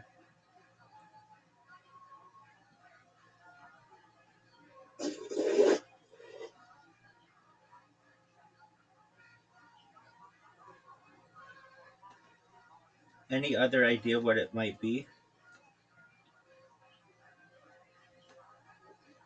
I'm just gonna see if Gemini will have the answer.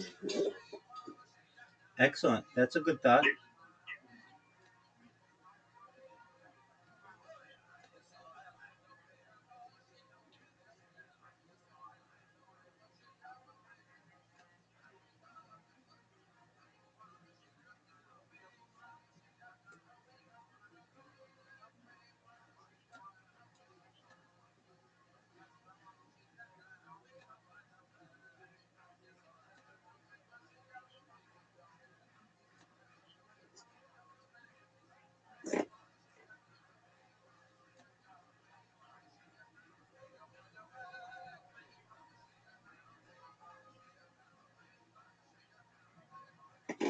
I started streaming Rob the Joe Rogan thing on my phone.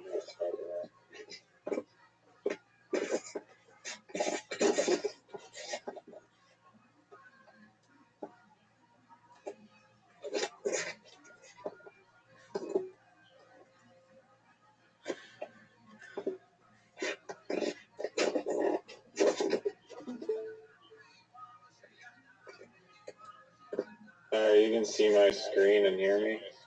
I can. Just a moment. I can hear you. Let me see your. Let me check your screen.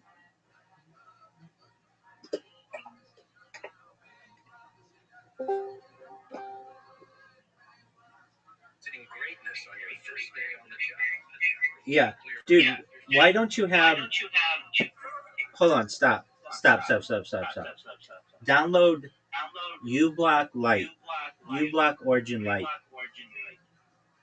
No, I already have Orion, and it works. Then why did we just see? Stop. Then why did we just see an ad? Because it opened the YouTube app. Oh. Okay. So Orion works. Yeah. Okay. Cool. Yeah, so. Alright. You're gonna watch it for the fifth time? Have you actually seen it 5 times? Yeah. Well, maybe at least twice. I mean, it just came out like this week or something. But I think I've fallen asleep to it again another 2 times. So all in all, Well, you always pick up on new information every time you watch. So as long as you're not too bored or whatever. no. I love it. I'm the one asking to watch it. Okay, dope. Well, let's watch some Joe Rogan then. Let's do it. And feel free to chat or get me to pause if you want to say something throughout. Okay, let me think before you say anything.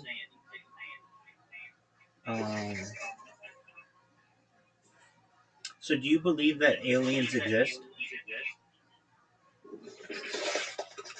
Yeah, I've told you.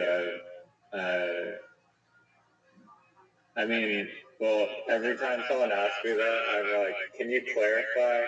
Are you talking about a alien in our, like, on our planet, in our universe, in a hyperdimensional space? That's You have to define alien more. That's valid. Okay. Do you think that we're seated here?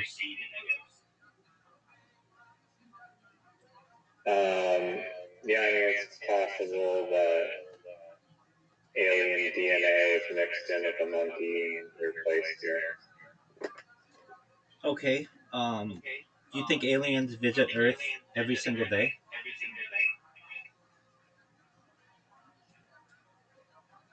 Um, I mean, humans could be the ones visiting the aliens on our planet, but I don't know. Hopefully, Bob Lazar chiming in. They For talk. my own, I mean, I think it's possible. I don't. It's possible Okay. for sure. And before you met me, were you a UFO skeptic? Because it seems like you were. I mean, I wasn't an alien skeptic at all, but in terms of like physical aliens just living here 24/7, it didn't really cross my mind, and I was very doubtful, probably. Okay.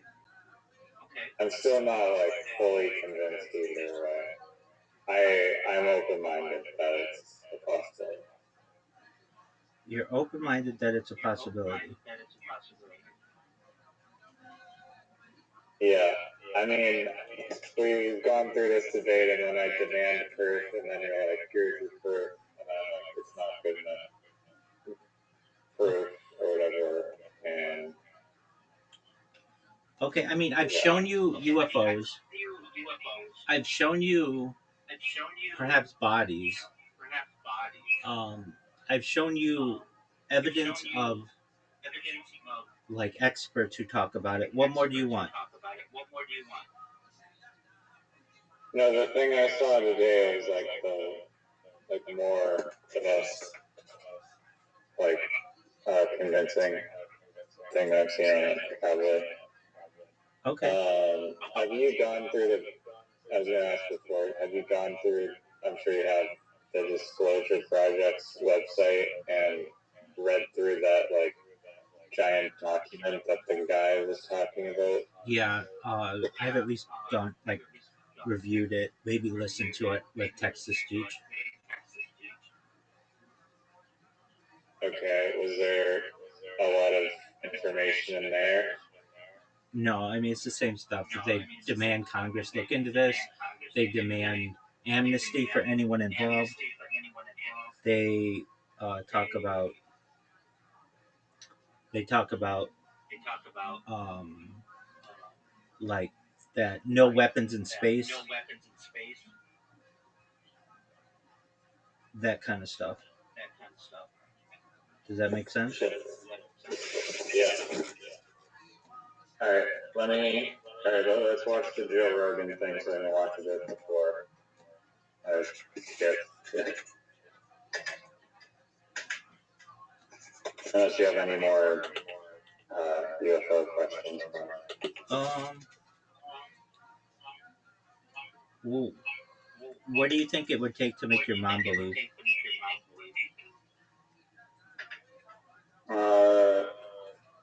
The good enough piece of proof. Like the guy who said, "Oh, we cataloged 57 aliens or whatever." All right, where is that? Leak it. Leak it for us, please. Yeah, so there's a document similar that was published in the Soviet Union. It's called, I think, like 100 and it's like it's called something like the. Let me think of the name of it. It's a catalog of alien species that um, the Soviet Union did, and I've read through it. Nothing super in depth, but it talks about all the different ones, like what they're. Are there of them, like actual photos of them? No, nothing like that. That would be great, I though. mean, there are photos of them somewhere. Absolutely, absolutely. That would be great. That would be really great evidence. But that's like that's difficult to get. I'm not saying that it can't be done, or it doesn't exist, but I've never seen it. I don't know if it's your mic or someone else's It's mic, mine. but there's It's mine. scorching echo. It's mine. Okay. It's normally it's good. You know, Yeah, it's because I have like a speaker right next to the speaker. If I turn it down like this, it should be fine. okay. Sweet. Yeah, also Bob Lazar is a good piece of, I guess, evidence. The Harry Potter Obama Sonic Tiny New community was talking about it a bit today. And one of them said that perhaps Bob Lazar was allowed to become a whistleblower so that they could gauge public perception. Well, they didn't want him to do it. He talks about they didn't want him to. I mean, anything's possible, but they talk about that they did not want him to be the whistleblower. They they shot at his car, perhaps. They ruined his life.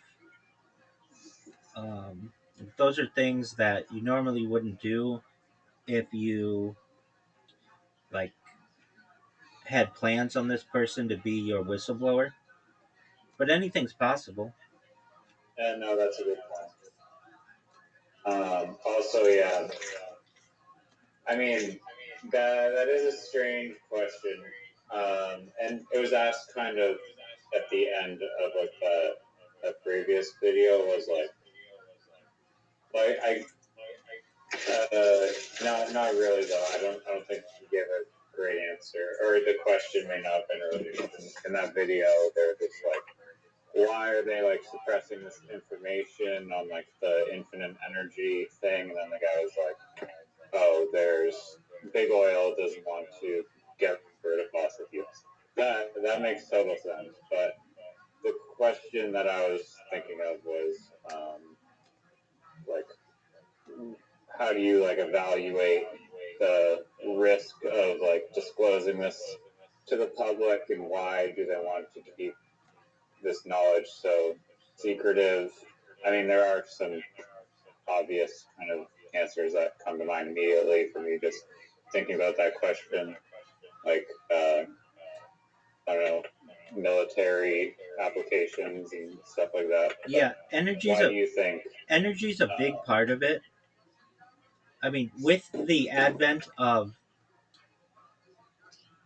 disclosure of this type of technology, then you have to recognize that we don't need fossil fuels anymore.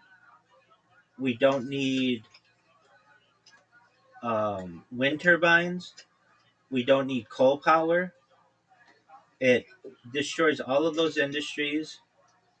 Additionally, there's a huge pushback from the religious community. I know even within my religious communities, I've brought this to Hasidic Chabad rabbis, and while they recognize that it may be a possibility, they give me the adage, "There's only God," basically. But um, they know they just can't talk. I mean, I don't want to say they can't talk about it, but they give me the answer that I would expect a rabbi who has a community and doesn't want to scare everybody to give. Um, I think that I I think that individuals in the know recognize that we're in a period of what's called soft disclosure, where all of this is eventually going to come to light, but perhaps there won't be any big event that does it. It's just like you either figure it out or you don't. You're either smart enough to understand what's going on or you're not. And if that's the case, then there will be the haves and the have nots from a knowledge base of what's going on. There will be those who say, I don't believe it. If it's true, it would be on the news. Okay, that's a cool story, dude. Just recognize that there's so much power behind this that they may never put it on the news. It also changes. Well, they asked a question that disclosure project from that talk. It seemed like the guy was uh, like leading to the like basically suggesting that they had a lot of evidence on this like alternative magical energy source that could just like make fossil fuels completely obsolete and make us live in the Jetsons world. That's correct. So, and that was in 2001. It's 2026. Why have they not released any of that magical Nikola Tesla like information? They have. I mean, Okay. it's element 115, but it's also some other stuff too. But it's fission Is power. that what they formally published in their documents? They No, talked about the same Bob Lazar thing. no, not so much that. It's like I would love to give you an accurate answer, so I'm gonna just search it just for a moment. In the Are you disappointed with the disclosure progress or the disclosure project and the progress that they've like not made in the past 20 years? Do you think they're doing an adequate job of disclosing? Because it seems like they're not really doing a whole lot if in 20 years they wrote a letter to Congress, basically. No, they fought for it. Okay, so they talk about free energy, 0 point energy, the idea that devices can extract usable power directly from the quantum vacuum, 0 point energy, which has been suppressed. Wireless energy transmission, technologies designed to send energy through the Earth's ionosphere without wires. Wardenclyffe systems, often cited as suppress a large-scale system designed to transmit electricity wirelessly and freely. Suppression of innovation. Proponents have alleged that corporations have purchased and hidden these types of technologies, along with inventions like 100 miles per gallon carburetors to prevent the release of free energy to the public. Is that the disclosure project to the public? That's what it says they were referencing. Okay. And there's like actual documents that detailed describe all those.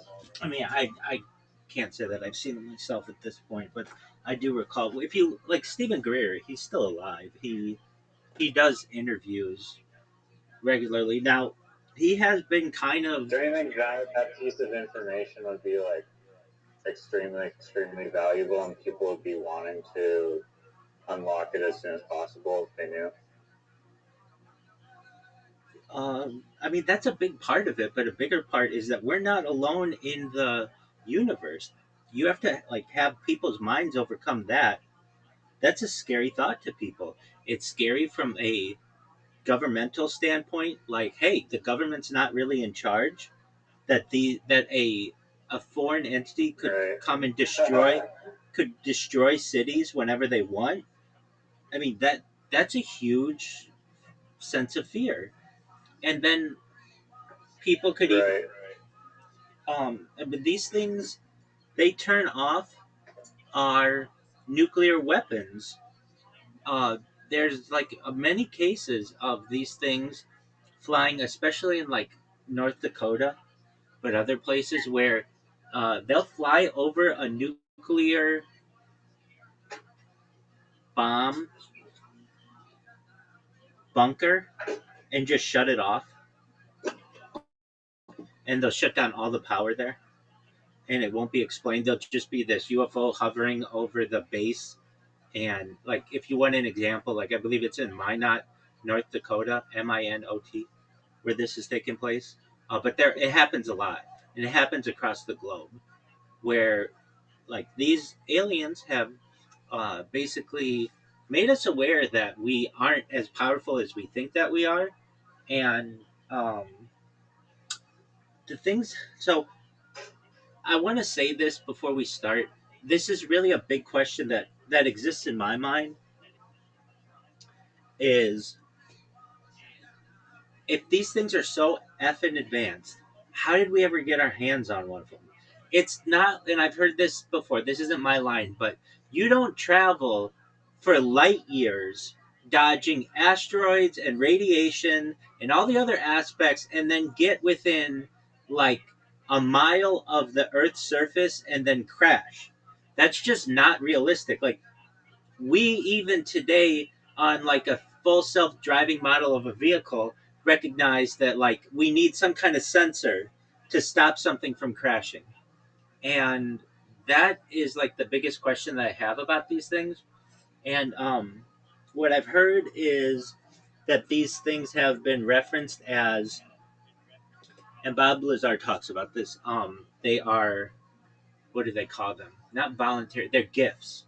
So basically they have been like sacrificed. That'd be like if we had like an old tank or something and we gave it to some tribal group of people to be like figure this out.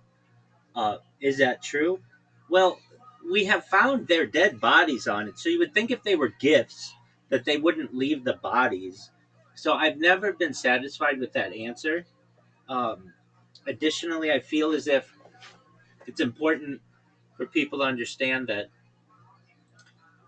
there are so many different kinds of UFOs. It's not just your classic disc that Bob Lazar um, was associated with.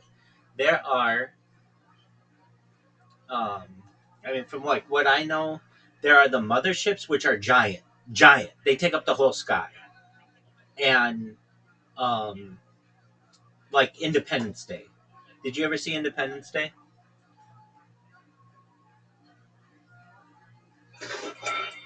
Yo, dog, am I just here talking to myself, jerking myself off raw? Are you listening? I mean, can you hear your choppy mic? Can It you sounds like I'm so deep in your pocket, I've reached the other side of it. can you hear me?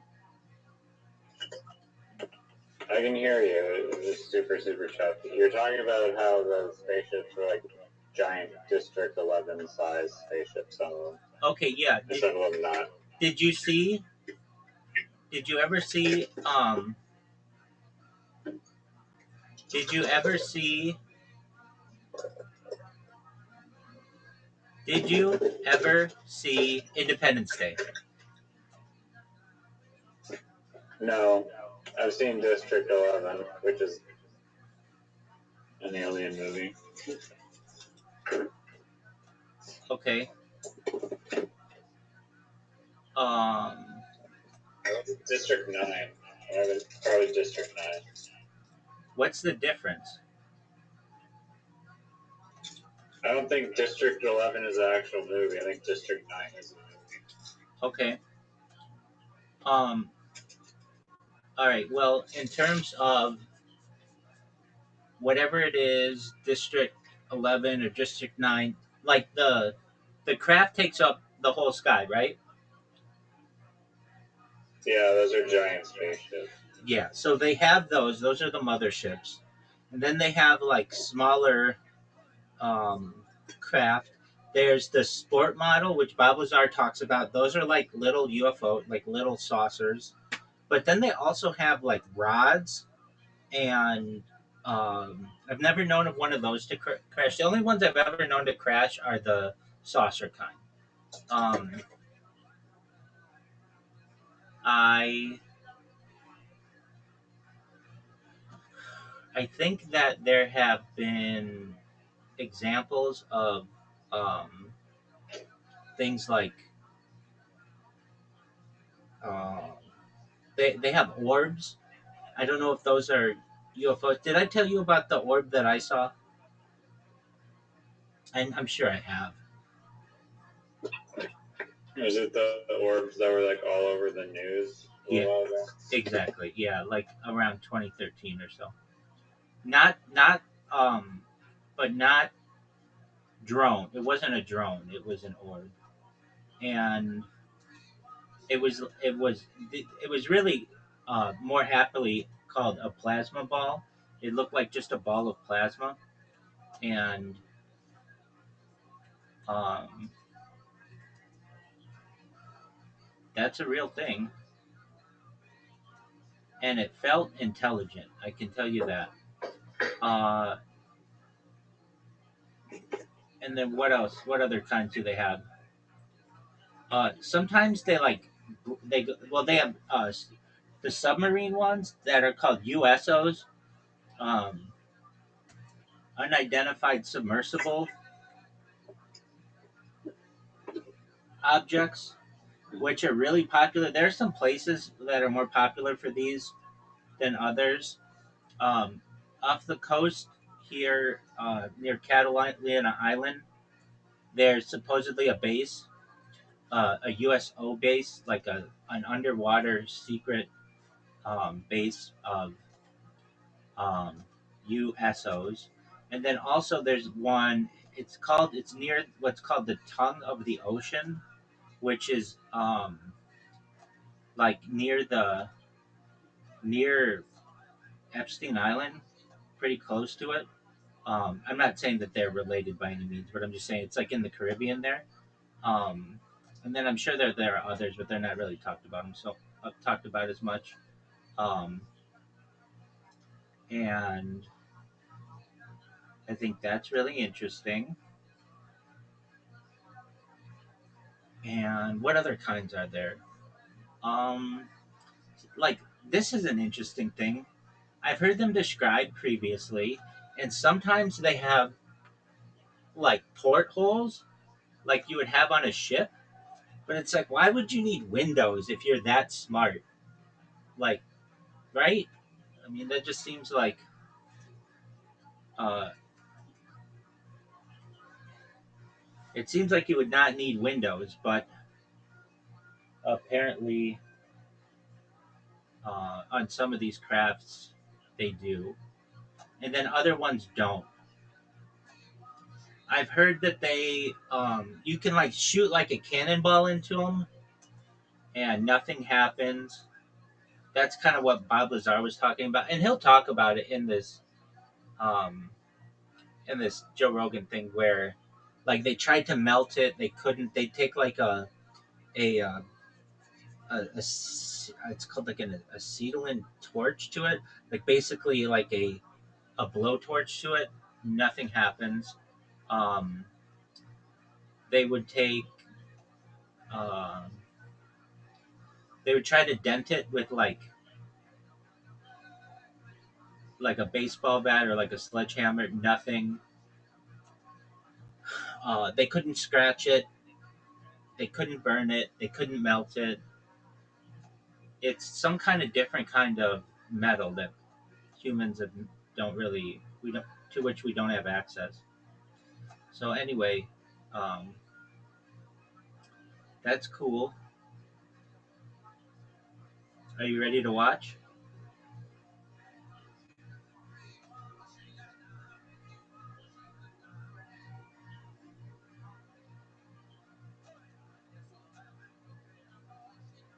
Can you hear me, or is my mic still shitty?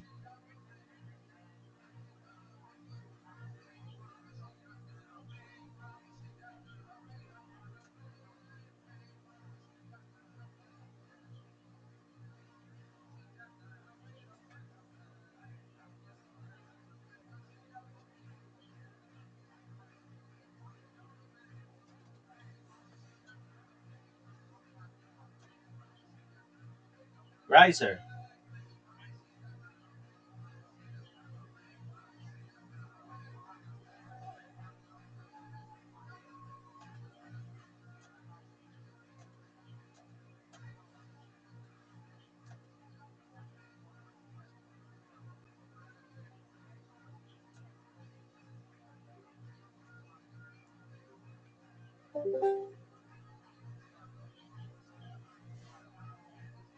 riser. Yo, can you hear me? Yeah, Sorry, I've been talking this whole time. You couldn't hear me before? no.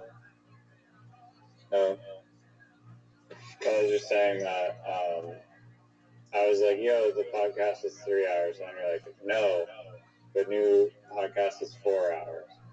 Well, it turns out it's actually 2 hours and 59 minutes. So Oh, apologies. just I thought it was longer than that. no, it's 3 hours. Wait, it's 2 hours and what? 2 hours and 59 minutes. Oh, so it's not 3 hours. It's way closer to 3 hours than it is to 2 hours, and it's way, way closer to 3 hours than it certainly is to 4 hours, which is what you were very stern on as your answer. Baby, I'm stern on everything. You're very, yeah, said it with a lot of conviction. Yeah, maybe his first one's 4 hours. I don't know. Oh, good. I just need to point out that valuable Newfie IQ information. Maybe I hadn't had it clarified that what one we were referencing. Who knows? All I know is I was right. No, you're wrong. You can rewind the tape. You said you firmly corrected me that it was not 3 hours and insisted it was 4 hours. Well, if you watch it on 0.75 speed, maybe it is. And since I want to take in so much, maybe I slow it down. We didn't state that it had to be watched in one speed.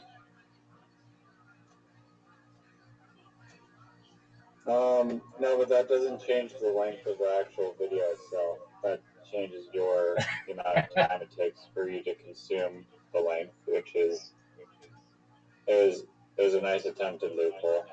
And I agree you could consume it at 4 hours long if you adjusted time is played back, but the length of the video, which is what we were discussing, was 3 hours, not 4. I mean, if you want to consider that being incorrect, you're fine. You're entitled to think whatever you want.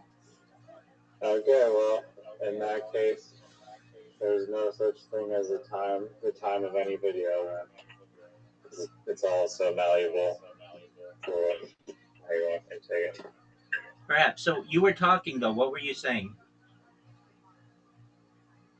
I was saying that you were wrong about it being 4 hours. Oh, and that's what you were talking. What happened? Why couldn't I hear you? I don't know.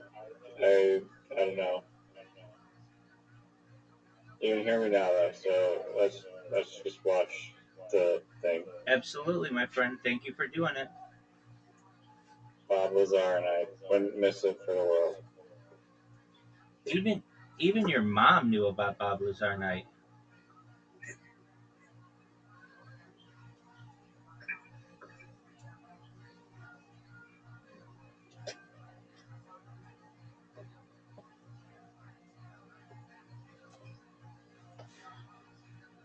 You want to watch it on 0.75? No, let's watch it on 1.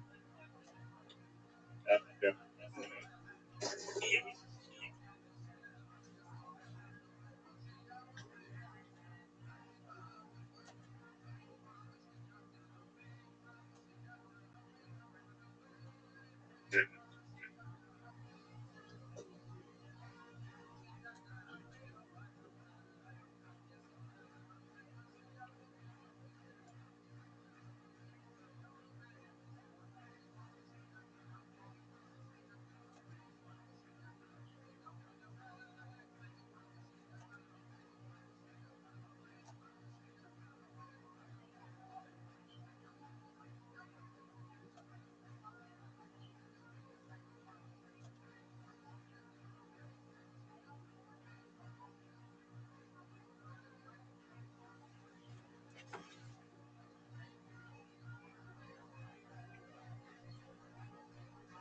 Did you start it? Yeah, it's playing. Oh, wait. I may have to share my screen again. Because I left the chat. There's some producer guy that's talking at the start, right? Yeah, but we gotta start it over, dog. Alright, well, it just started, and it's just some producer saying that it was made in Blender, which is the program that I know. I know. That's why when I said it, I thought you would find that cool. Yeah, no, I could have made the Bob Lazar documentary. Yes, you could have. And I bet you could have done it faster because it took him like 4 years. I was working on a 3D website because you can make most websites are just like 2D pages, but you can make websites where they're like 3D worlds using Blender and whatnot. And I was working on a crashed UFO 3D website at one point in Blender. What happened to it? It turns out that building 3D websites gets complicated a little bit, and the tools that I was using or tried, like the tutorial that I was trying, just failed. Okay.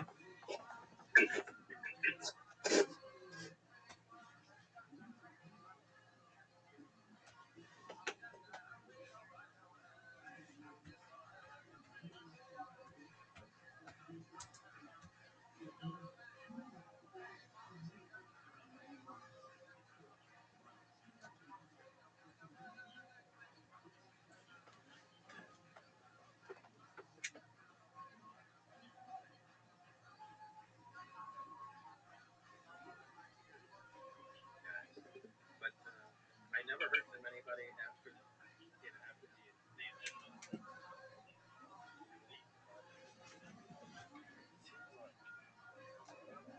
If people are able to see this person, it's got to be very difficult to support the practice. Because all the advocacy for 20, 30, 40 years, it's like, I guess these guys are lifeless. I mean, they spend most of their time. They spend at least 2 weeks at a time talking about it. So if they stayed in space, these guys would know more. Man, God, so I don't know. I don't know what happened to him. I'd love to know. I suspect that Dennis Mariani was supervising this. I've seen people track him down, all the way to points because it's fascinating. It's like, yeah, he was in the classified job out in the desert or something, gravestone and stuff. They were able to track him down, but I've never heard of anybody from Barry or Renee. what's it like seeing radiation because essentially it's your direction, for lack of a better word, description of it, completely telling exactly how the details played out. Once they recreated it, what does that mean to you when you watched it?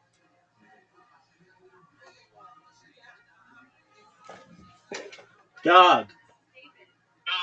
What the dog? What the fuck? Why haven't you downloaded? I didn't know that fucking YouTube was gonna play ads, and then I'll switch it to Orion.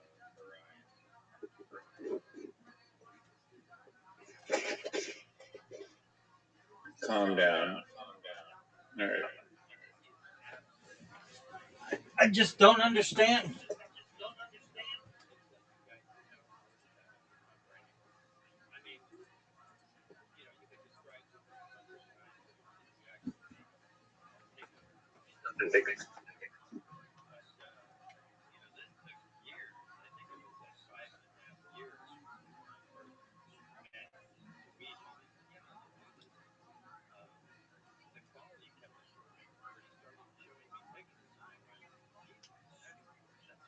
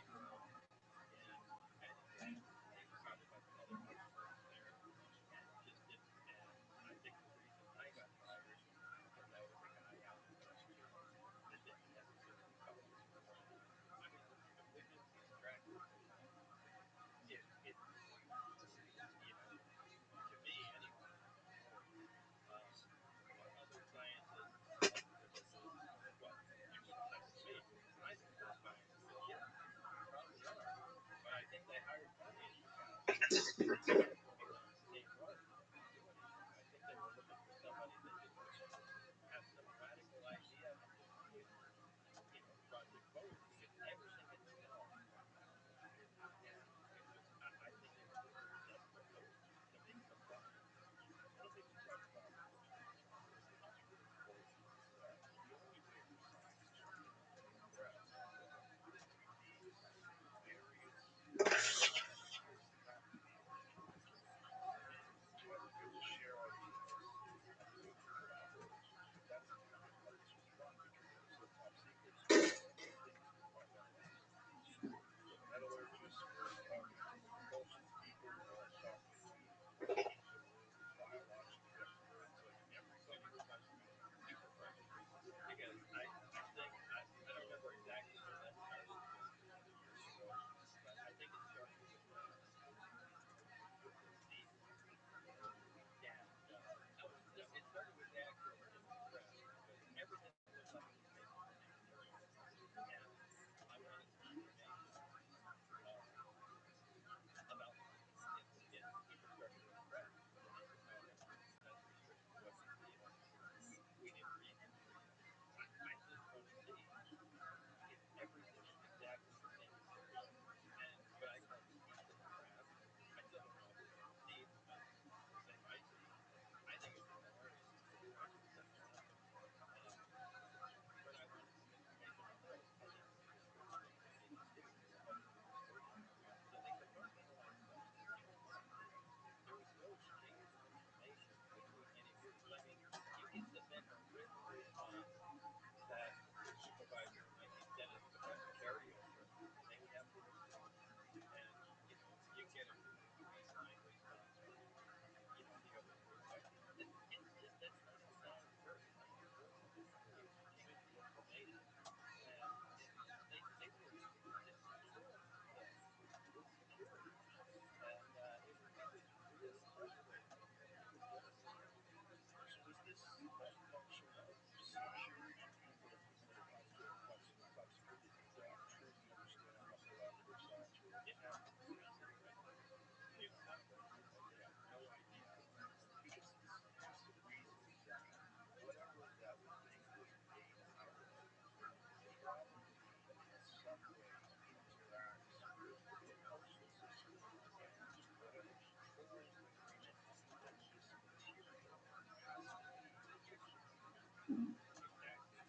Exactly. Exactly. And I suspect it's a material connection. Okay. Okay. Like a magnet. A perfect magnet is like, what's a magnet? Whatever is a magnet, it has a magnetic field. An electric is a material that has a static static properties. And I strongly suspect that that tragedy happened.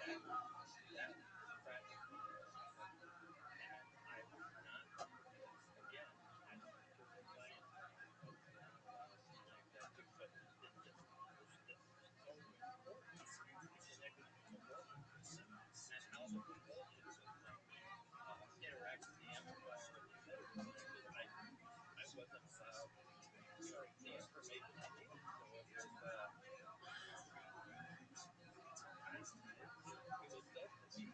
Well, it seems like they were treated like a fighter jet or a like in the automobile, you have the outer area, your shell at the top, your door, the seat, the hood, all that stuff, which is, but then you have the propulsion system, which is the engine, the transmission, the power, the suspension. But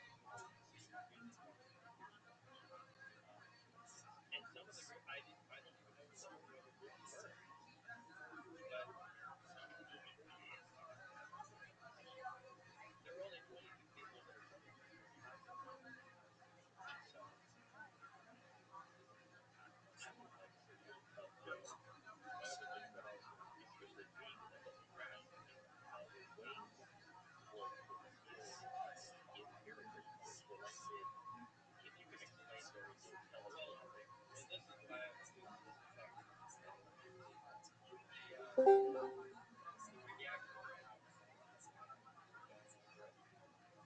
Yeah, dude, sometimes like you can look it up, you're awesome, you're actually dumb. But like antenna ones, like those walkie-talkies that have different sections, they're yeah, yeah, all good. Um, yeah, you can retract the pipe, but there's no section that it doesn't get any signal from. It just becomes hollow. And if you look on the teeth, where the emitter comes out, um, they track it, and it doesn't touch it. Like it's a magical material. This is this is amazing crap. You look at the material it's made of. It's amazing, and it works. It just you can push it into a smaller volume, and it doesn't change at all. It doesn't get bigger physically.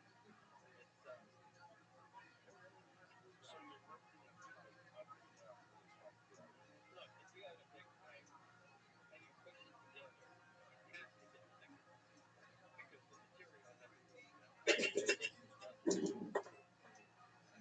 Okay, it stays in exactly the same place until you have a smaller pipe.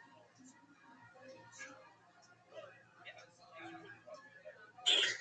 yeah, but those guys, They did know it. well, Or they know it did it. they know it did it, and that's their job. So I imagine they have more information than I do. Um, but that was impressive. It really was. So the waveguides hold the emitter, and the emitter's going to turn and bend, and the pipe's metal, and all those changes are discrete. And there's no wires or anything too big. The pipe bends. Um, I'm trying to explain it to something, but I can't think of any way to explain it. Well, that thing is so amazing. That's what got me started personally. So everything you said. Again, right? It comes down to the material. Which at the time, 3D printers weren't real, right? Yeah, at the time that really confused me. How did they build this? They must have been built out of wax or something, and they melted because you can't build anything without 3D. And then 3D printing came along, and said you could build stuff from the same stuff. That made sense to me. Some sort of 3D printer, or they drew it. They're stunned. It from some fashion. I don't know how the whole thing works, but it was fabricated different than anything printed. I don't even think it was 3D printed. And so I mean, from what we understand, there was different metal rows, different kinds of polymers, different consistencies. All I can say is the mold used to bend. So it bended. So I can't say for sure, but I'd say it would. I don't know. Okay. Um, It's a good try. this is yeah, I like this. This is designed by Barry. Is it? How much is that thing? That's sick. Because you have to have the ears for Wait, the implants. so Luigi has gone over. I mean, I feel the same way too. There's an incident, right? TV show with the fight film and show with the Yeah, on the trailer. There's a on the ring. back. Yeah, there's a ring around the switch to craft a high voltage antenna. Um, and above that ring, there is a good shot. There's probably a. This is the original trailer. It's a new trailer that should actually gas come, and you'll get to see it right there. Actually, right after that. It's actually before this. You're gonna see the craft, and if you see there's a line, right, like a black line. It's the first ripple that's actually not metal. Yeah, we call that the signal. That's the signal.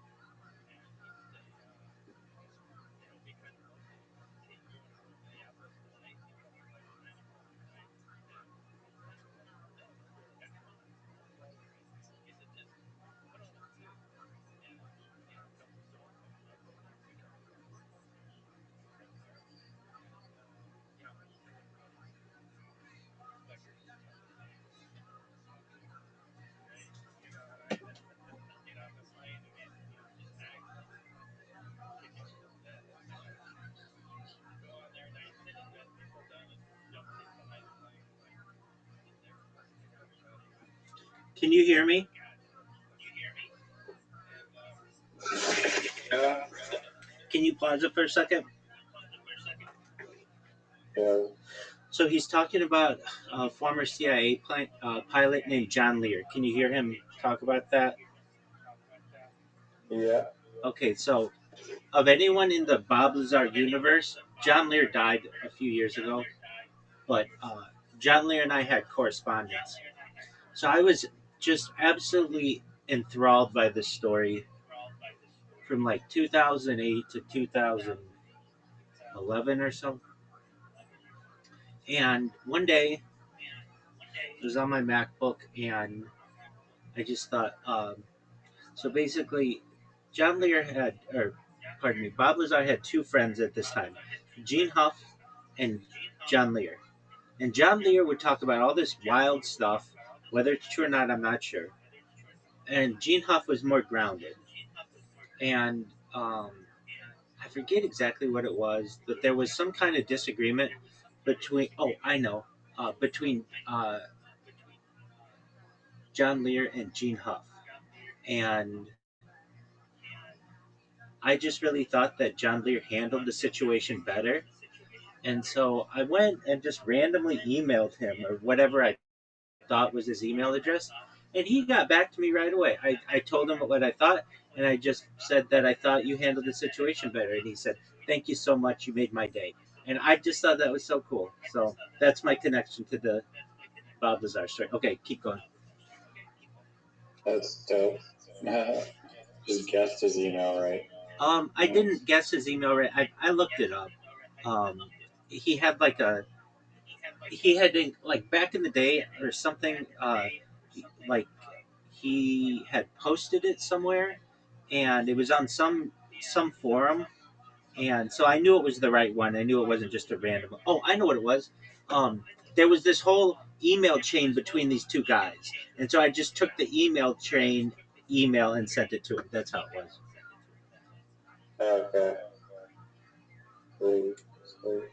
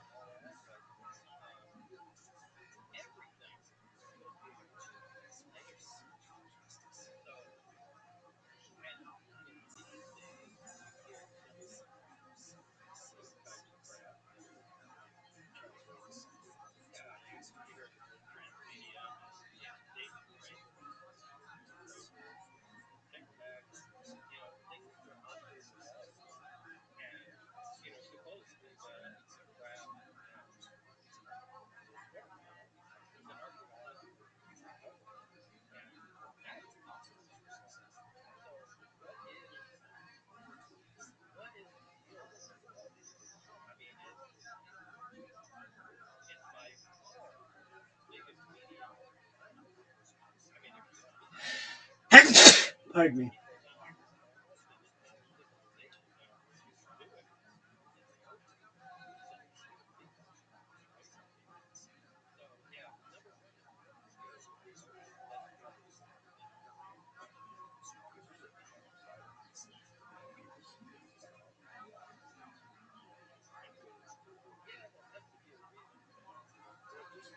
terms of the dating piece, travel, whatever that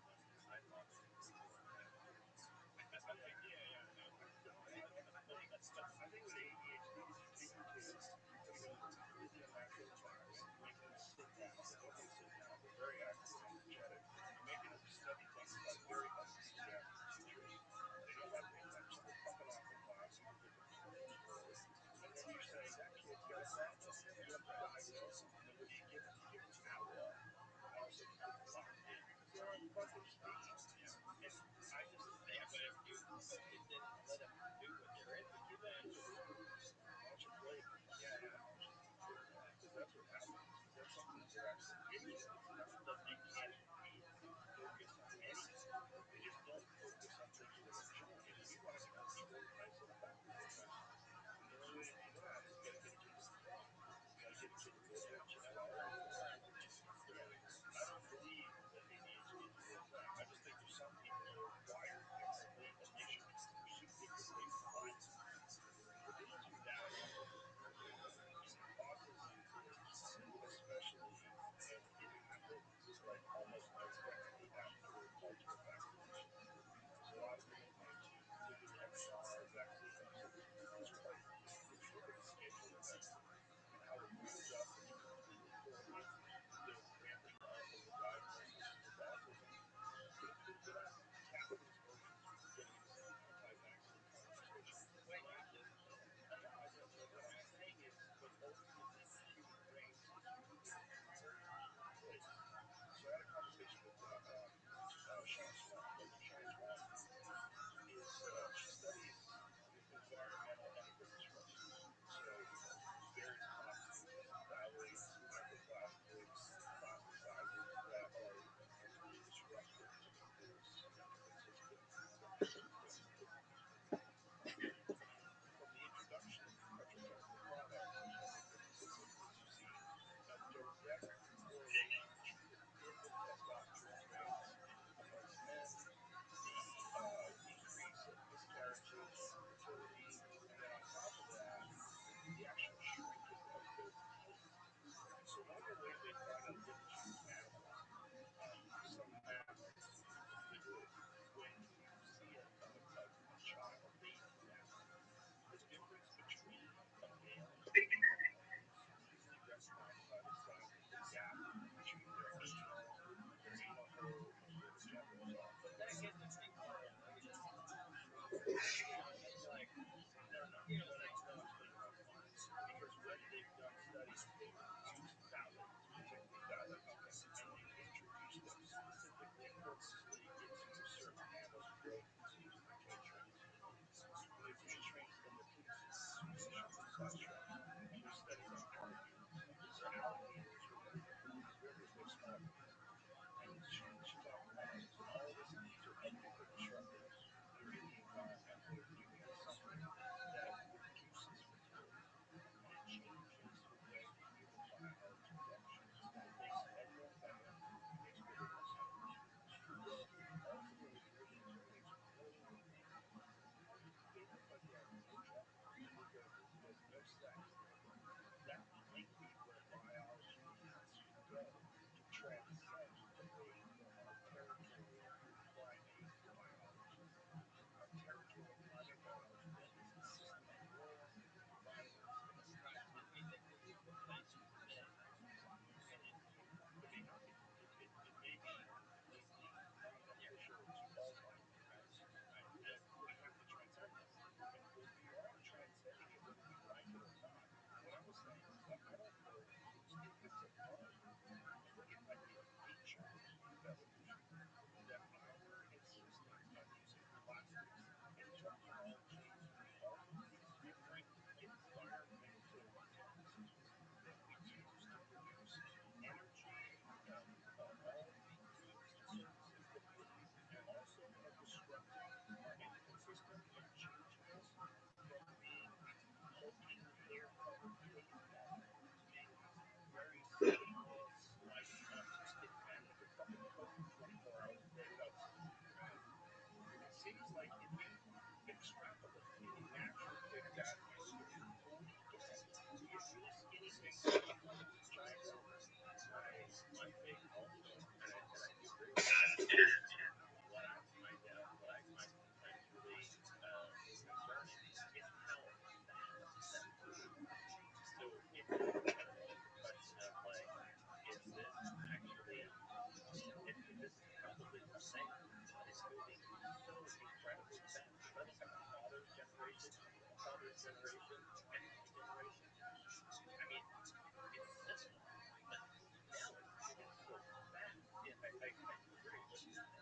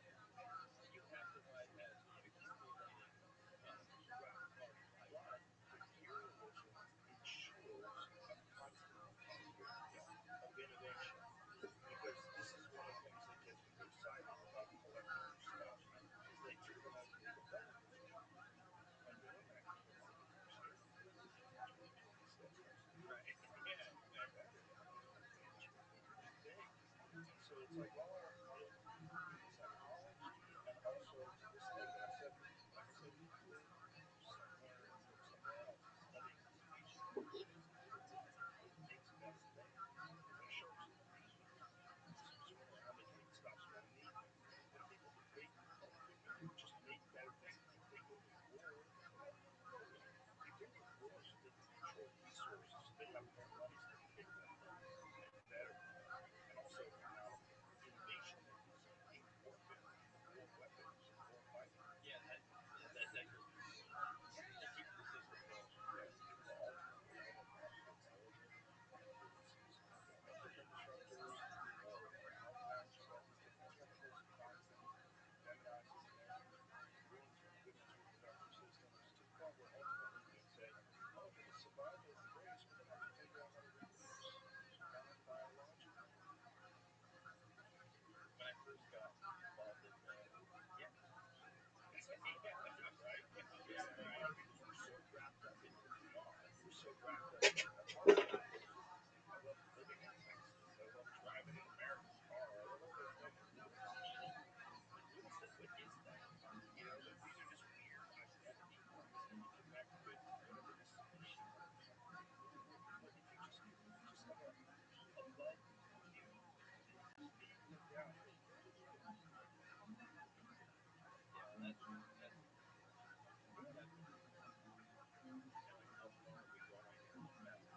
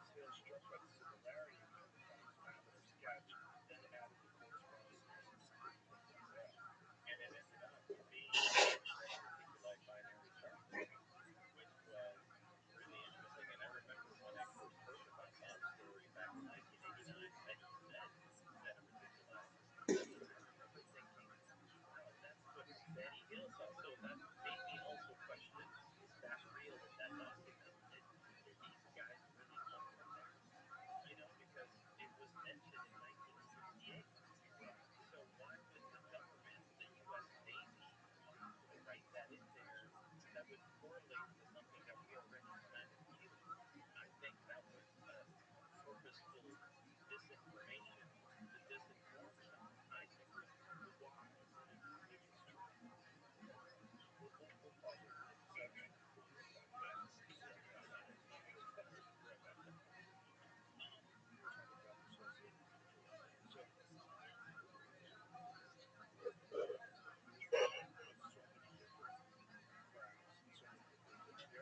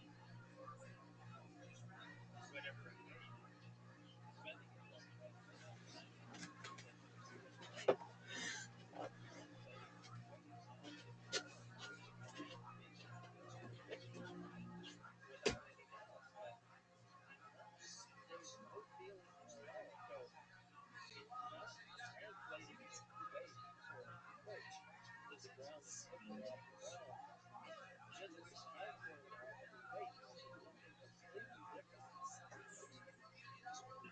And what I want to reference here, so you have it in this triangle shape design. Is the ocean where you got it into a triangle shape form? Does it base No, like this? How deep? I'm sure I did. It probably looked like it. It looked like a stack of this and had to be cooked for many courses before it became a meal. And did they say they cut it? Did they say it was already No, cut? well, it was already cut and it was prepared. So they were duplicating it. Did they have more of it of it? Yeah, yeah, they had quite a bit of it. In one other crabs, other reactors that yeah. Was there any discussion that there had been some sort of exchange or that it been given to them? No, So imagine it's like you know a guy on the subway just on his some interesting stuff about the conversations that were generated, and their table collections are supposed to craftsman's, and she said that the way these researchers are referred to these crafts, they refer to them as donations, and right. So it doesn't make sense. If this thing crashed, why is it broken? Why is it I not don't destroyed? look. I've heard so many. I'm not into UFOs because it's crazy, it's crazy. I'm just interested in technology, and I feel incredibly privileged to have been involved in the project. But I don't know. I don't think they'll get into crashing. This advanced technology, you think they're coming to Earth and just a thunderstorm and crashing into the ground? I'm not buying that. There's one logical explanation that actually makes sense. There's some hideout underneath the tests facility, No, and deep delta. they were starfish prawns. Starfish prawns, yeah. Yeah. Um, if you had no idea that this came up, and I was just a couple minutes ago when you observed it, you wonder, have you read the non-mass media, Yeah. right? I mean, what is a tracking system? It's a nuclear detector system. Unless there's a locked observation area and that just they're mostly gray, that you can't see them necessarily, and that they're not going to be on Mars in 6 weeks, then satellites are reasonable. I would visit Mount Rainier. Really, Well, yeah, they're starfish prawns, so you do what they do. yeah.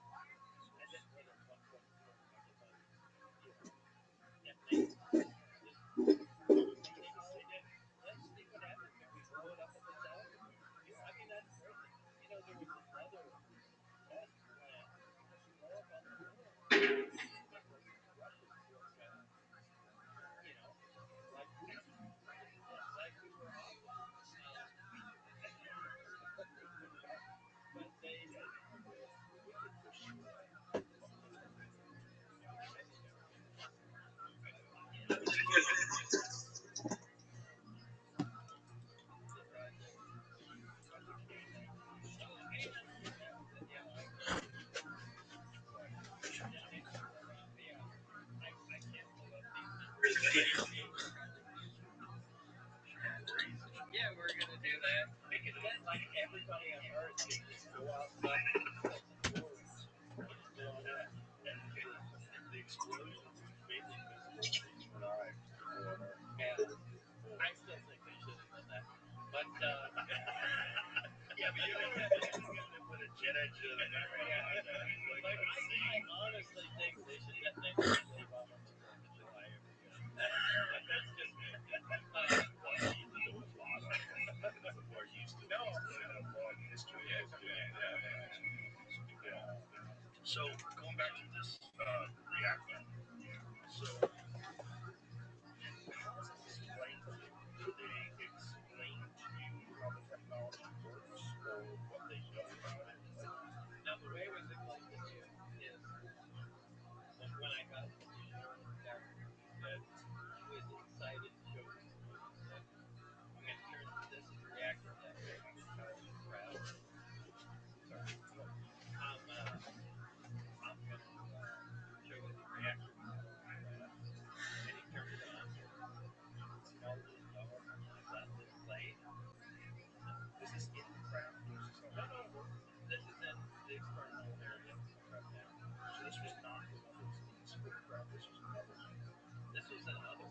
Yeah, that's it. And yeah, on the table, and he had it there, and he went over to the submitter and rotated it, and he said, "Try and touch it." And I put my hand on it, and it rebounded off, and I and the culture got so pissed and pushed back, and that's the shot. There's nothing to push it back. Because it ignores you. It's on its face.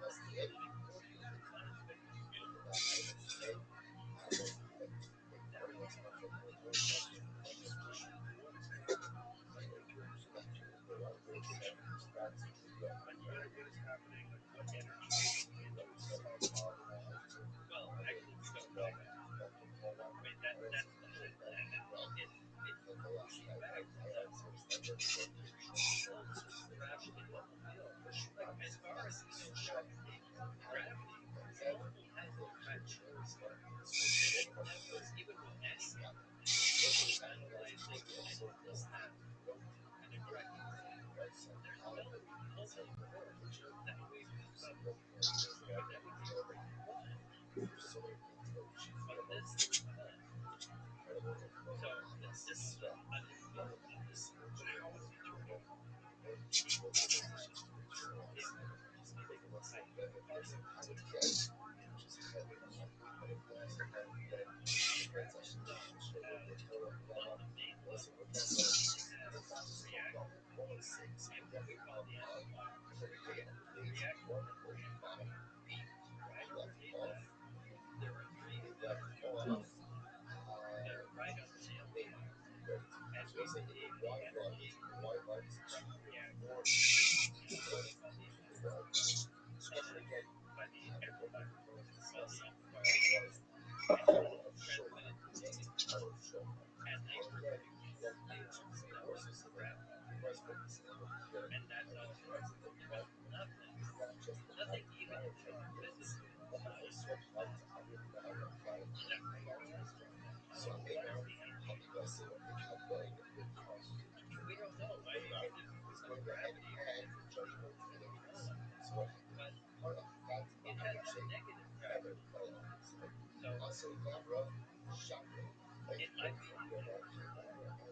When you're saying, so you have this machine that's next to it, and you're saying what it is, and that causes it to turn on. There's the amplifier where the gravity is just a big factor. Right. And if you put it at 20 degrees, 20 degrees or something like that, that negative can send light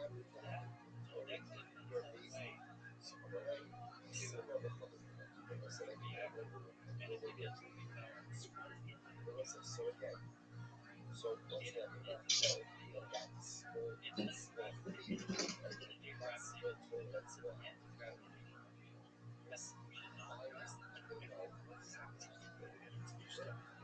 Well, we have there's a symbol. So what is it like with the internal structure? It's a hollow fiber with like it's a little tough coated plate on one side. It's kind of in the center. Um,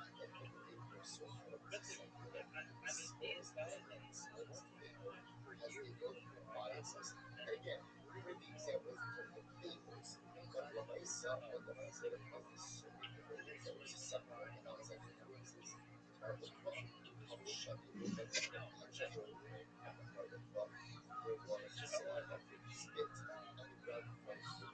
So how would that be discussed back when we were talking about last night? We discovered what physically until how much more they have on the line in the 2000s, right?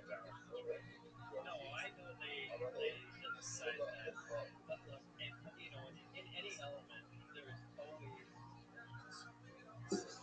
a large amount of uh, well, it doesn't contain. Yeah, That was nice about it's hard to have enough wires to be able to achieve the kind of unevenness that you want. yeah. So,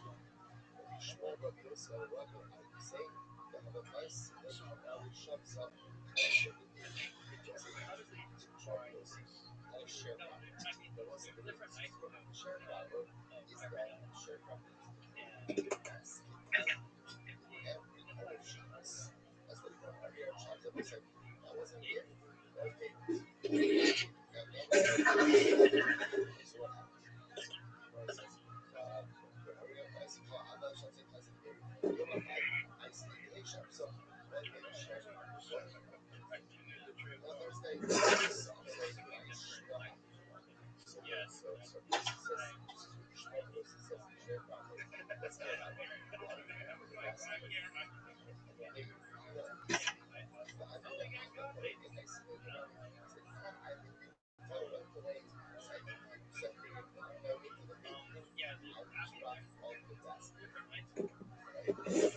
He's not making himself look too good.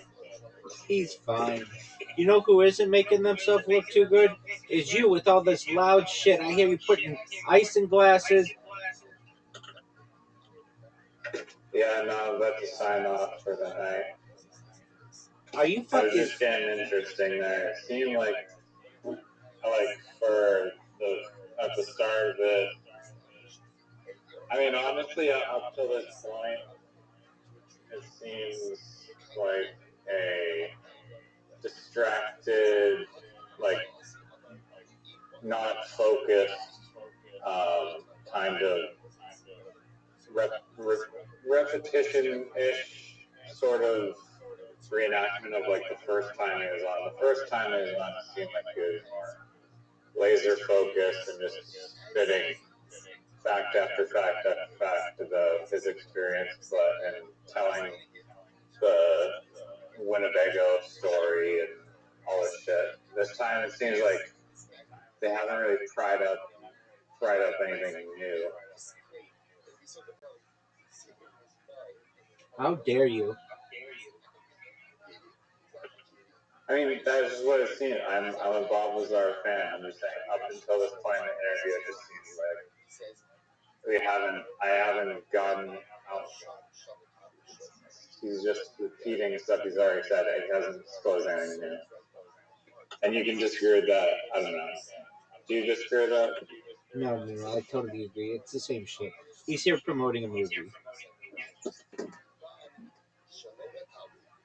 Yeah. I mean, does the rest of their interview just keep on repeating stuff? No, it's all brand new immediately after this. Brilliant.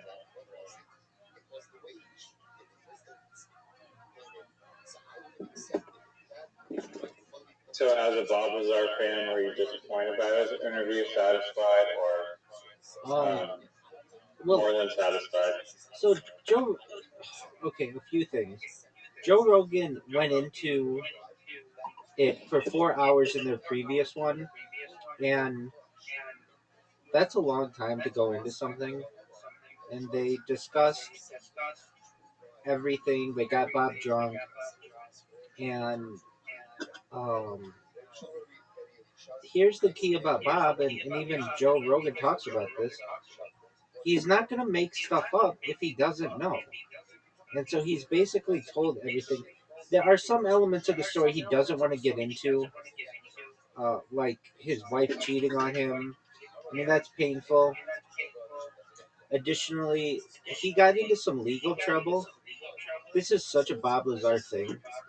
So there are brothels in Nevada, and There's what in Nevada? brothels, Oh, and Bob Lazar was asked by one of these brothel owners years ago, like 25 years ago, maybe 30 years ago, to install the basically a network there because they wanted to get um, they wanted to like have like um, surveillance cameras and stuff. Not anything bad, but um, Bob Lazar. I'm gonna look up what actually happened. he got into some trouble. He doesn't want to talk about it, and I understand. Um, he admitted to involvement with brothels, including owning a legal brothel in northern Nevada called the Honeysuckle Ranch with his first wife in the early 1980s. In 1990, shortly after the 1989 UFO disclosure, he pleaded guilty to felony pandering for aiding a prostitution ring in Las Vegas, which resulted in a sentence of 150 hours of community service, probation, and an order to undergo psychotherapy and stay away from brothels. Now, Lazar claimed that he helped a Las Vegas prostitute named Tony Bullock modernize her illegal operation by installing computer systems, security cameras, and monitors. While he initially admitted to doing computer work, prosecutors stated he had recruited the woman and encouraged her to solicit customers at an apartment complex. The case was resolved with probation rather than prison time, with authorities noting that there was no indication of force, coercion, or drugs involved. Some sources dispute the existence of the Honeysuckle Ranch brothel, noting that there were no records of such a business appear in Nevada directories or historical accounts of legal Nevada brothels. Conversely, supporters argue that Lazar's past criminal activity does not invalidate his claims regarding extraterrestrial technology, though the incident significantly damaged his credibility in the eyes of many journalists and investigators. This is the first I've ever learned that he owned. Uh, I don't think he did. As I understand, he got in trouble for basically helping this woman set up a brothel, but it seems like he did have uh, felony pandering for aiding a prostitution ring. Okay, so as I understand, this would have been legal. I'm not exactly 100% sure on this, but this would have been legal in some cities in Nevada. It just happens to be illegal in Las Vegas. Something like that.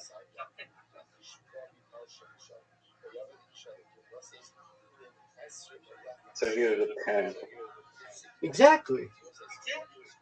From one pimp to another. I mean, I feel like that does, assuming that's true, and sounds like it's pretty true, that does kind of take away from credibility. I mean, Dog, was he like 18 doing this before he went to become a Dog, physicist? dog, shut the fuck up. Shut the fuck up. You would have never even known about this if I had not mentioned it. It's a minor thing in his past. It's extremely minor. It doesn't necessarily hurt his credibility. In fact, in my opinion, it helps his credibility because he's talked about it in a lot of different interviews. It's just he didn't talk about it on the biggest podcast in the world because it's in the past. He doesn't want to bring that up. He's addressed it before.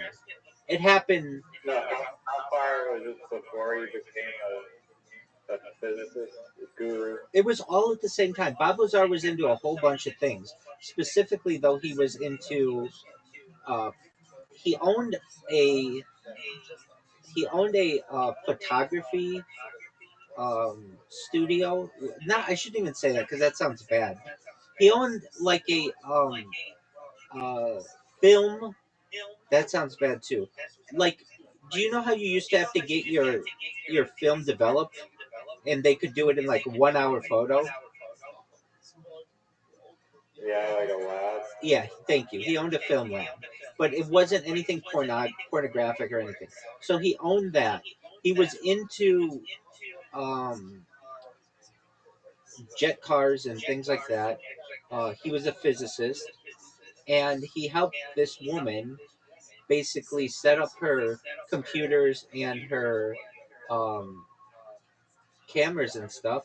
And he may have pleaded guilty for this just to get an easy sentence of like 150 hours community service.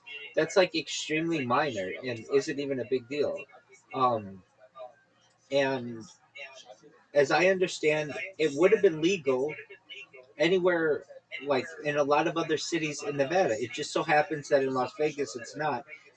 and for them to be like he owned the place, I don't agree with that. I think that that's just some that's like perhaps hallucination by AI. And as I understand, he didn't own it. He just set up the cameras and the network back in the 80s because nobody knew how to do this kind of stuff. And he was married at the time. No one ever said that he was cheating on his wife. There was none of that. And in fact, from the stories, he was faithful to his wife, and his wife is the one who cheated on him. So I think this is all um, blown out of proportion. He, in my opinion, if anything, it leads to his credibility because he's talked about it in the past. The fact that he didn't talk about it on the Joe Rogan Experience, so what? I'm sure that there's a lot of things that he has had. I'm sure he likes bimbo milf porn too, like we all do. Does he talk about it on the Joe Rogan Experience? No.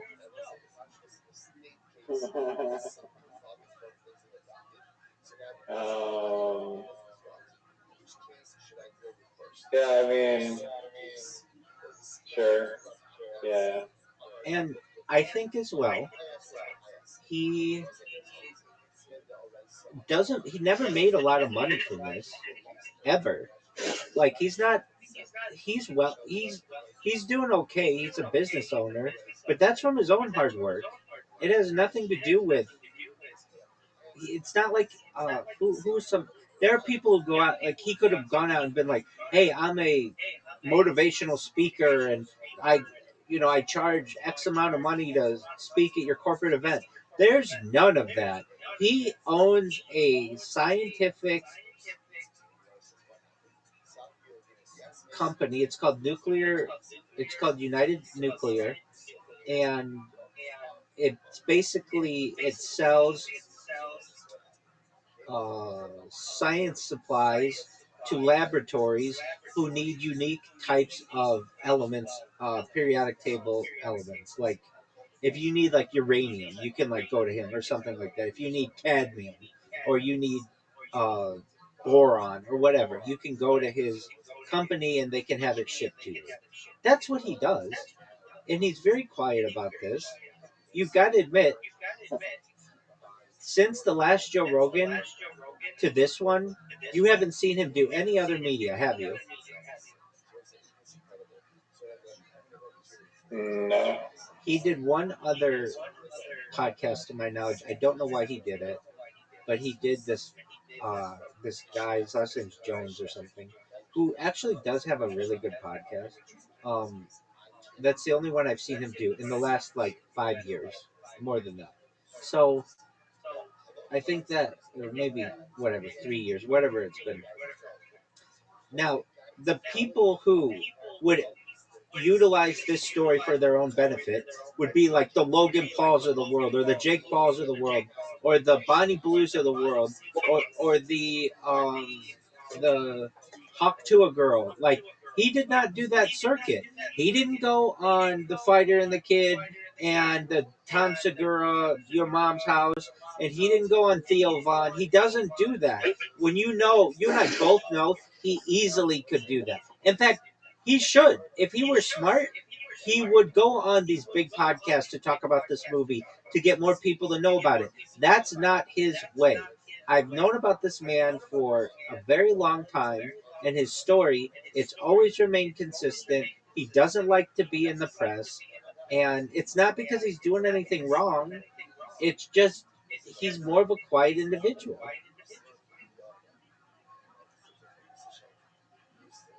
No, that's true. No, I do agree with all that you just said. It would be like this. Eh. It would. And I don't think, yeah, I retract that being a pimp according to the state of Nevada. No. He is a pimp for what he's done for the whistleblower community. That's amazing. Um, and also, I don't think he had uh, a very good attorney because it seems like he had minimal involvement in this. and really, it's just like a blip on the radar of his past, and you would have never known about it had I not said anything about it. But when you were like, they don't go into anything too new, I think that Joe knows the story. He knows his audience generally knows the story. They went over it. This is to talk about this movie, and we'll watch the movie perhaps tomorrow night. Do you have Amazon Prime? No, but I think I can stream it for Okay, free. okay, excellent. We'll find it, and then I've got to say, Bob Lazar himself is, in my opinion, as credible a witness to any UFO thing I've ever known. He's had his entire life delved into. They've gone into um, his his academic records, his employment records, his marriage. Like this guy's marriage was ruined because of this. Like that's a sad thing. Yeah. Yo, Rabbi, I don't want to be rude, but I'm extremely tired. So Take I'm care, gonna go Riser. sleep. We can talk about it more tomorrow. Tomorrow night. Tomorrow night. It's I do. hold on before you go. We have a movie we have to watch tomorrow night, and it's not the new Bob Lazar. We have to watch the one that he promoted on the previous Joe Rogan. It's called something like Area 51 S4 and Bob Lazar or whatever. And then we have to watch the Bob Lazar movie. And then it's our complete back to back 48-hour Bob Lazar-a-thon.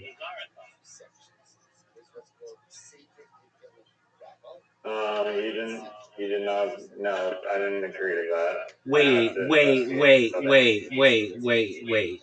Hold your You horses. told me yesterday that Bob Lazar night was the Joe Rogan experience in his new movie. Wait. And then. And you didn't even watch. And you didn't even watch the Joe Rogan experience. Oh yeah, because you tucked in a whole 2.5 hour like disclosure video in front of it, and then you're like, oh, there's 5 other videos that I have to show you before we can even progress into the things that we were supposed to watch. You're very fortunate that you've watched a lot of these things already, because I would have made you watch the Disclosure Project, then the Top Secret KGB UFO Files. Then we would have watched Bob Lazar Episode 1. It's like it's Star Wars.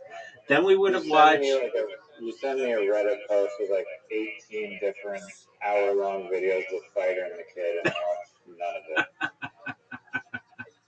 of it. Why didn't you watch them, dude? That is the worst thing I've ever seen. I guess that's the point, though, is that if you laugh at that. Exactly. Yeah. Before you go to bed, I have to tell you, Brian Callen is going to be in Irvine, California, this weekend. And if I were ever to make perhaps a field trip to go see a comedian, it would probably be Brendan Schaub. But he is so successful. Brian Callen is so successful that they are giving away tickets to his show. So if you want to see him, you can check him out in Irvine. Didn't that guy get arrested for interacting with a minor in an inappropriate way? No, that's Brendan Schaub's other co-host. He's on a bunch of podcasts, and so that he didn't get arrested though. If they were normal people though and didn't have a lot of money, these guys would be in jail. One of them for solicitation with a minor probably, and the other one for rape. Oh yeah, but so whoever guy you just said that's going to Irvine, would he be in jail? Oh yeah.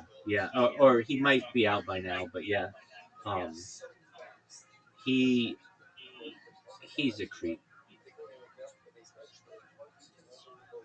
Okay, awesome. Well, thank you for bringing me that to my attention. You didn't watch any of those Fighter and the Kid videos? I'm saving them for a rainy day when when I'm really, really, really bored. No. Dog, you don't even know. There are podcasts that have branched off of the fighter and the kid that just make fun of the fighter and the kid. I could go into deep lore, dog. This is one of my passions in life. Yeah, we're not getting started down that rabbit hole right now. All right. So, okay, tomorrow night though, it's Bob Lazar, S4 and UFOs or whatever, and then we have to watch the S4 movie. He's got 2 movies about himself. We have to watch them both. It's Bob Lazar, part 2. All right, bet. Hi. Take care, my man. Sweet dreams. Shout out to Riser, everybody, for streaming. What a nice person.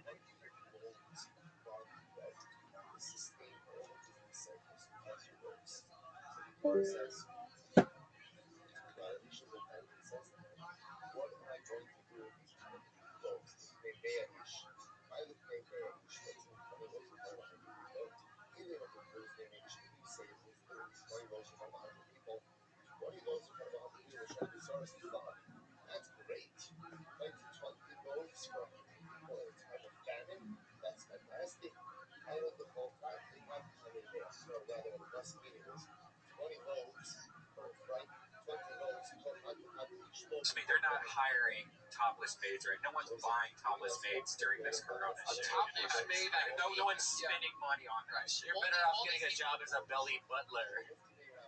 A topless B-cup maid is like a...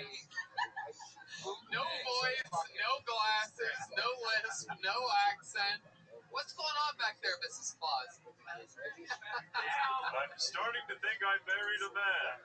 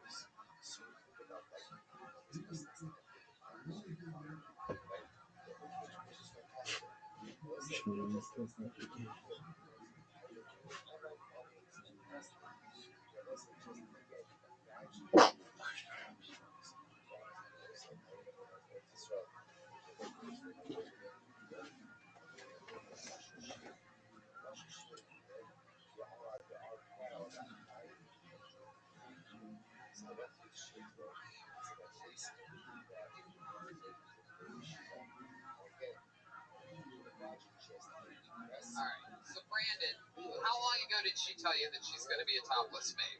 This was 2 weeks.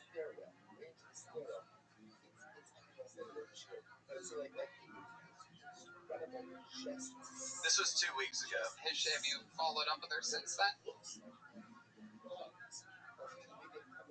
She has since told me that she's looked at other jobs, but I kind of thought it was like a convenient, like, breaking point. So she was bluffing.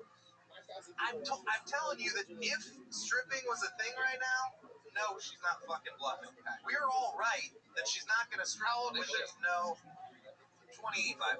25, just gonna jump right into the stripping business. Like I'm saying, she's kind of been doing it. Like before quarantine started. What do you mean she's kind of been escort? doing it? She works at, she calls it karaoke. What does she do at karaoke?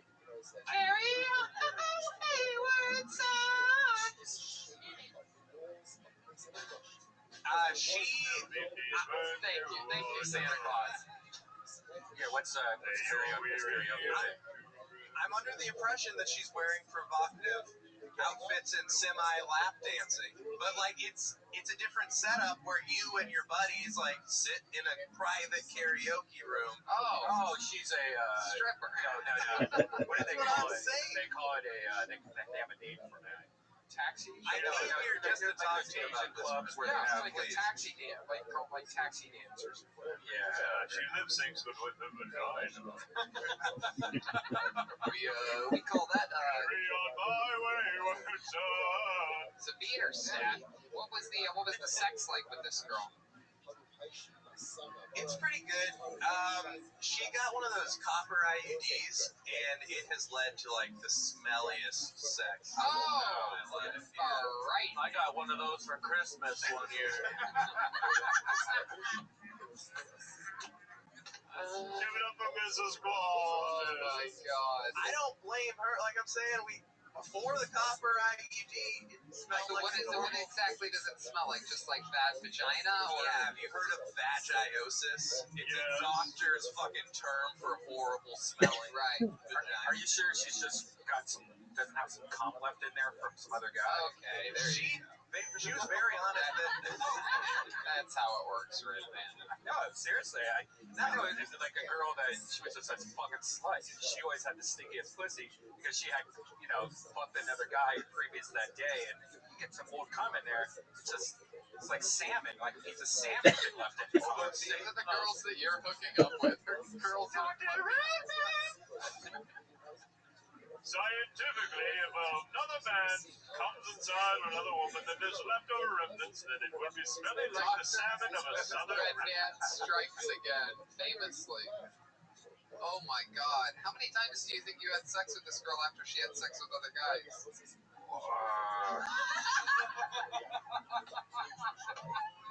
Actually, that was the thing that ended it because it was just disgusting.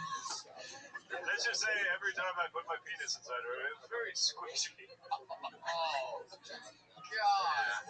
no, that's the thing. Is like it's the same thing with me. The stripping kind of sucks. The smelly vagina. I was looking for a way out. Why is it made of copper? Like, are they all copper? Copper kills sperm on contact. Yeah, it's kind of like germs, like where you have those things that open their doors so you don't get Oh, okay.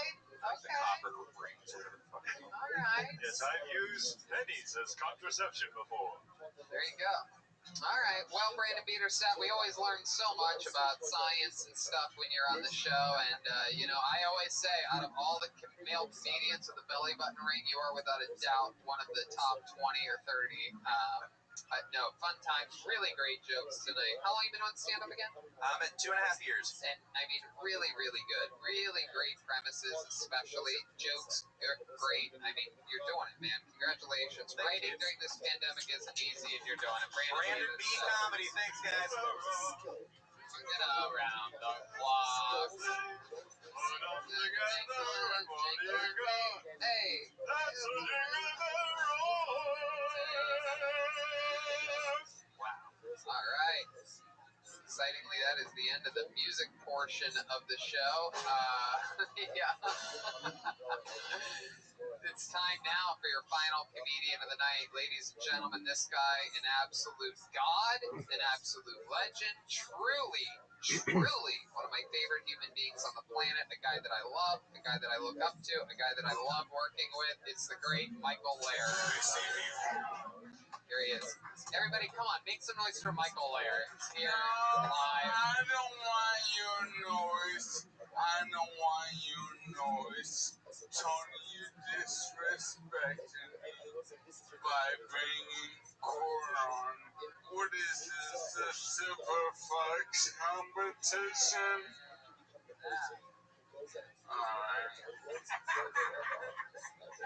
Alright, so it's been said that maybe I have an anger problem, and I wanted to look into it. And I looked into it, and it's not because of my disease, and it's not because of my personal or professional life. I discovered by looking inside myself that my anger comes from one source: bad customer service. And so, to deal with that, I decided I will no longer get mad. I will get even and pay in change. Man, you ready? Been handed scripts, and here we go. You guys ready to rock this the fuck?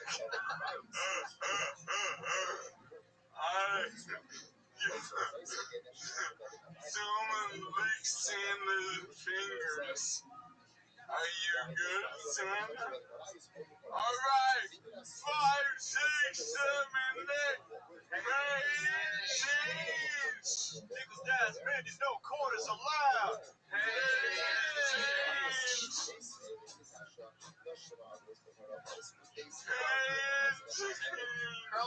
Rude to me, rude to you. Rude to me, rude to you. I hope you brought your calculator. You want my 2 cents? Here's 92 cents. I don't lie. Here comes the head.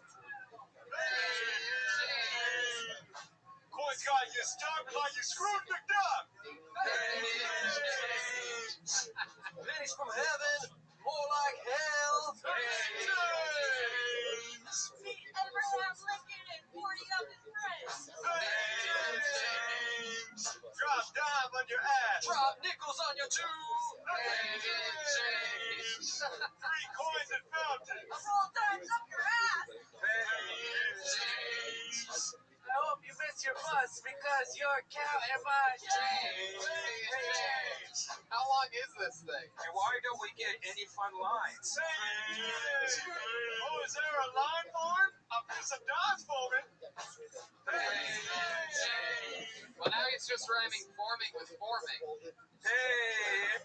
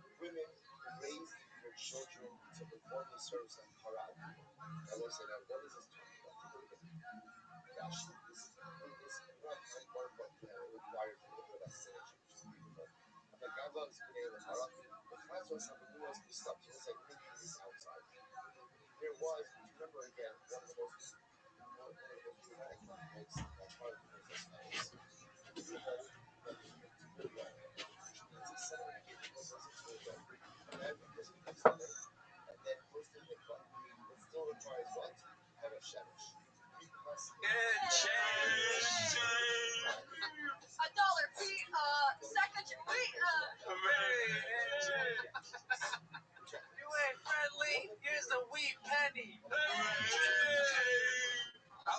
fucking nurse is better. Hey, Che. Que paso? 100 pesos. Hey, Che. Shouldn't that have been Joel's line? Hey, Che. Coins are minted in 1792. Now here's 1792 coins to you. Hey, Che. Even the one about Helen Keller was better than this. Hey, I hope you like the vice president because here's some pets. Che. Wow, in a script about change, there's a Pence reference before an Obama reference. Hey, Che. Copper is the color of your energy, and here's 311 pennies. It's written in the script that I don't like the script, but truly I hate this. Hey, call me Obama, cause I want change. There it is. Hey, Seriously, this is about 3 pages too long, Michael. Are you a cop because you got a piggy bank? Okay, Hey. all right. Hey, You're a 9/11 conspiracy documentary. There's Jay. Hey, Jay! Everyone puts their fists in the air. No, I think that's a stage direction. Well, I'm not doing it. Hey!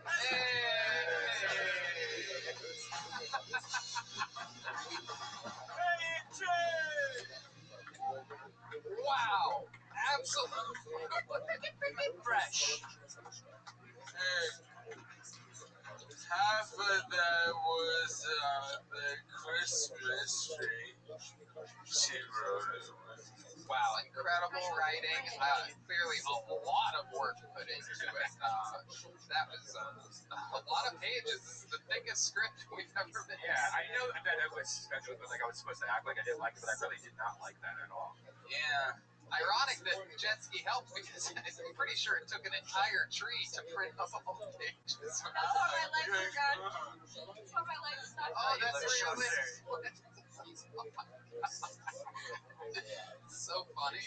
Oh man, Michael, incredible stuff. Thank you. Another very fun production that you put on. I love that you're taking advantage of the wide parameters that you are afforded in your position. I mean, it's in the playground. Yeah, You know, absolutely. I'm loving every minute. You goddamn right. What's up with Court? One look like Barbara Streisand's ex-husband, right? Which ex-husband? I don't know, Looking everyone. ex-husband.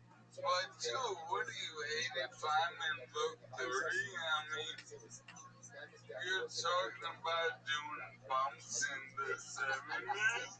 I mean, how fucking old? I remember you, like 74. We were gacking out somewhere in El Reno, Oklahoma, fucking having a good time. I thought I had enough gag and I took too much gag and now OD'd the gag. Gackety gack, can't go back. Gackety gag. Uh, so what else has been going on, Michael Laird? Well, I have some observations about tonight. Okay.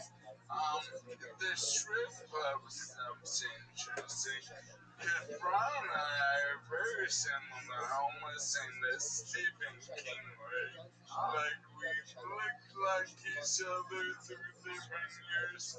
I've been to hundreds of strip clubs in over 30 states. And we're both the oldest, besides Cord, who made a deal with the devil or something. Like in 2008, going to strip clubs was different than '05, different than 2 years ago. So, and then you learn recently what the strip clubs are different, and you have your favorites around the country. I was really fixing that. Texas all the way. What are some of your favorites that you've been to off the top of your head? Sam's Brown, East LA, Okay. no doubt. East Chicago, Indiana, Industrial Strip. You You go in there and a very kind Indian gentleman. And let me preface this by saying I'm from Chicago. And before the financial collapse of 2008, you go to Chicago and it was like some daily, like hardcore shit. And a strip club would be $100 for an air dance and a $10 Budweiser. And you go 30 minutes to Indiana, and the nicest grandpa ever would greet you at the door, and you'd be like, oh, what we have here are freaks. It's like dry humping, I gotta tell you my favorite strip club story real quick. Me and Rogan were at this strip club in, I think, Atlanta, and this really hot stripper was talking to me. What, like 15 years ago? Yeah, it was like 10 years ago. Pink pony. And she was like massaging me, and I thought she liked me, one of those things. And then she went away, and this old woman that worked there, I think she was like the manager, was standing next to me, and she was wasted. She starts tapping me, and she's like playing with my hair or something. I thought it was the other stripper. And then so I just kind of like, she like leans her head in here. I thought she was going to kiss me, so I was like, all right, fine, I'll kiss that girl. I start making out with her. I hear Rogan and Eddie Bravo like crying, laughing, and they're taking photos of me. I'm like, what the fuck? They're killing it for me. And I open my eyes, and it was this old woman, probably like 82 years old, that I was making out with. And Joe has video of it somewhere. It's pretty cute. And then you found out she had old cum in her pussy, and it Yeah. started going down. You didn't smell the copper? Whoa! Tony, I had a race Whoa! story this week. A race? Did you Rabbi. say race story? Yeah. Are you ready to lose? Race Race And DOS party? relations are a big deal right now Yeah. in America. I'm glad that you're talking about That game sucks, though. Things are very tense. No, I just scored 2-5. I just got 2 5s again. And I scored 293. I was on 293 points, and the guy resigned. So you want to play against somebody who won't resign? Yeah. All right. Are you ready to I lose? had the highest score. I swear I was about to get a 400, and the guy resigned. Zoot, you weren't close to a 400. 293. That's not close to 400, dog. The whole left side of the board, I didn't have the upper bonus because I didn't do anything on the left side, but I was very close. You love this game, don't you? Yeah. I want to get 500 points. Dude, that's not possible. Yes, it is. No, it's not. How's it not possible? It's just How's it not. not possible? Yeah. It's just not. If you get the 5 in the bonus,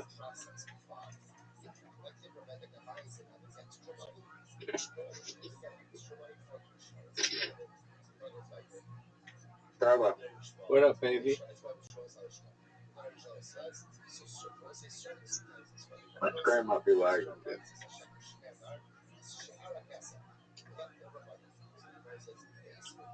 Did I roll a small straight?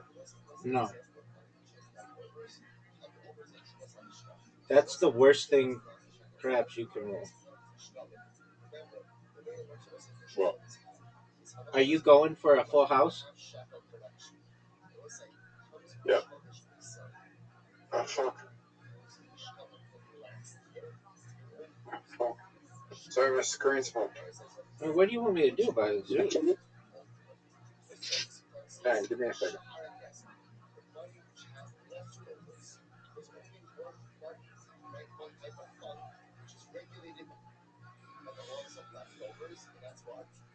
Okay, now I'm good. Alright, Zoot. I wasted a chance. No, you didn't. Yeah, I did.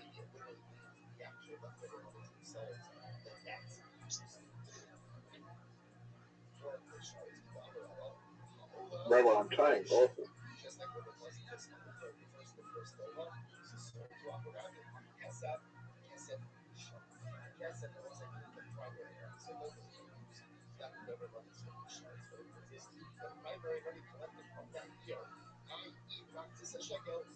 Rabbi, Yeah, big dog.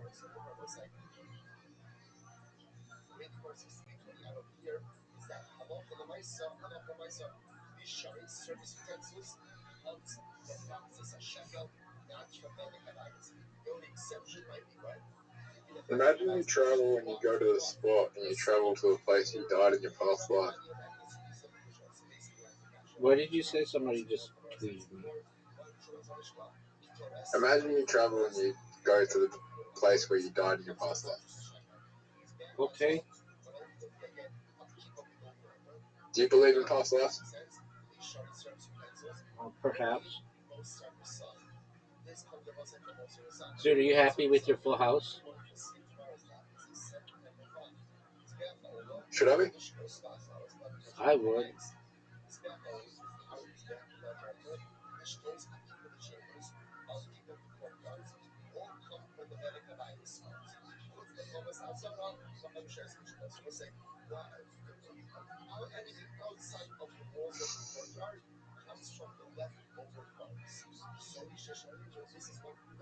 Fucking hell.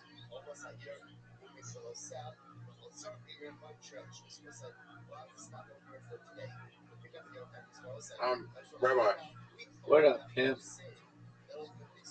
you know I got the highest triple free you can get.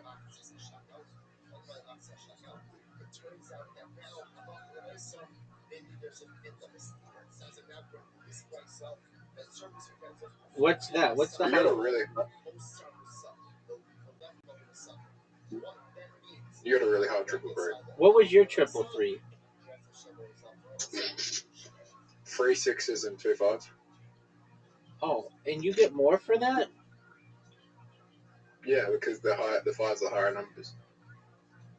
That's bullshit.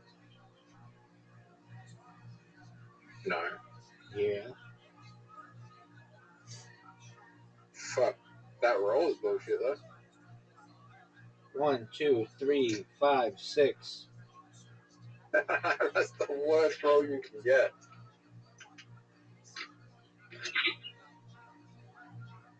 Did you know that I just rolled the worst roll you can get? Perhaps. What do I do here, Zoo?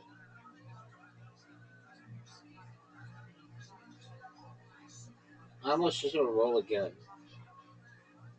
2, 3, 4, 5. I missed a turn. You didn't miss a turn. Yeah, I did. I didn't play anything. No, you didn't. Well, that could be true, but Am I on a small strip? yes, sir.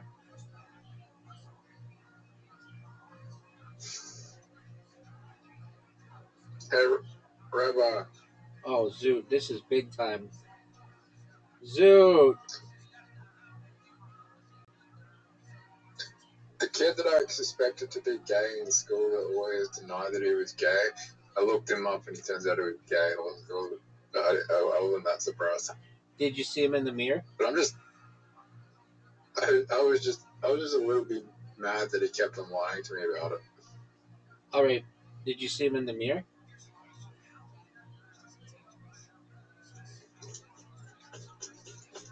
I'm not gay. Oh, okay. I mean, it's cool if you are. I would still be your friend. Oh, Zoot. Zoot, this is an ass kicking.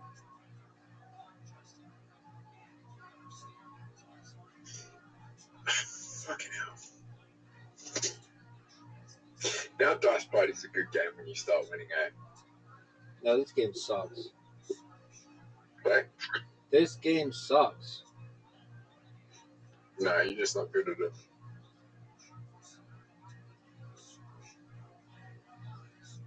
Oh, fuck.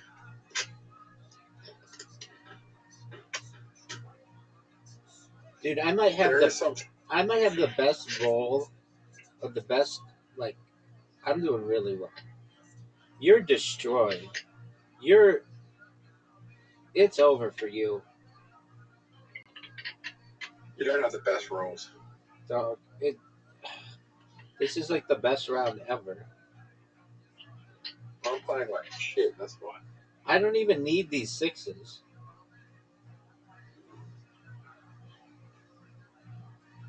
What are you playing? Chance? I'm gonna go for a big chance. Or 4 in a Yeah. row. You just got 20. You got the second biggest, highest chance you could get.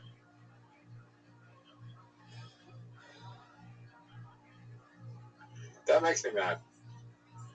Dude, I'm about to. You came in here bragging about how big a score you had, and I'm about to destroy your score.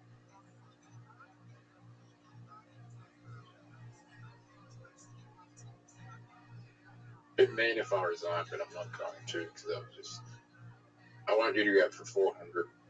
I won't get 400, but I got 320, son. You should get 400 if you roll a number 5. Yes, sir. 2, 3, 4. I need 5. Oh, that sucks.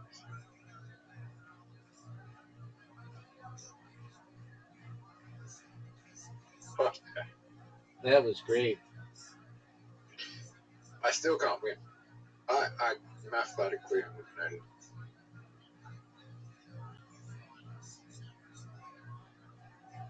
Rabbi wins. New high score, 328, son.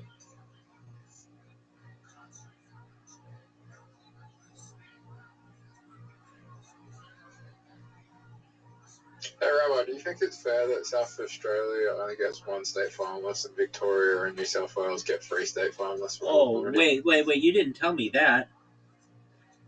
Yeah. Why is that? Sorry, national finalists, not state finalists. I get what you're I think saying. there's more people competing in those states.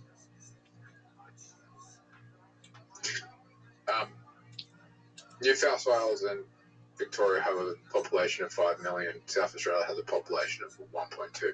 Adelaide has a population of 1.2 million. Yeah, if anything, Victoria and New South Wales should get 5. And Right, do you want to play a game? Dog, I'm better than you at that game.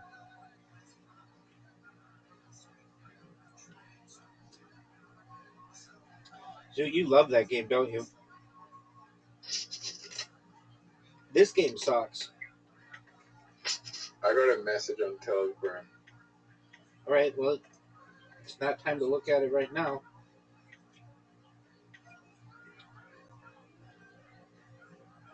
Zoot, you have 5 seconds to play something, 4 seconds to play something, 3 seconds to play something, 2 seconds to play something, 1 second to play something. Nope, we're done. What do you invite me to? Zoot, you have an invite to a dice party.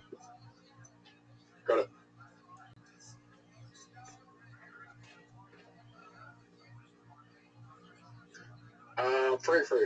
Free. Oh, shit. Oh, that's bullshit. Hey, Rabbi, What up, baby? if your kid got into a fight at school, what would you do? Were they defending themselves? Yep. I would recognize that it's part of growing up and tell them that they're allowed to defend themselves, but they should seek authority when they have the opportunity. So if my mom decided, she was going to move me to schools when I got into a fight, and it was the worst decision she could have made.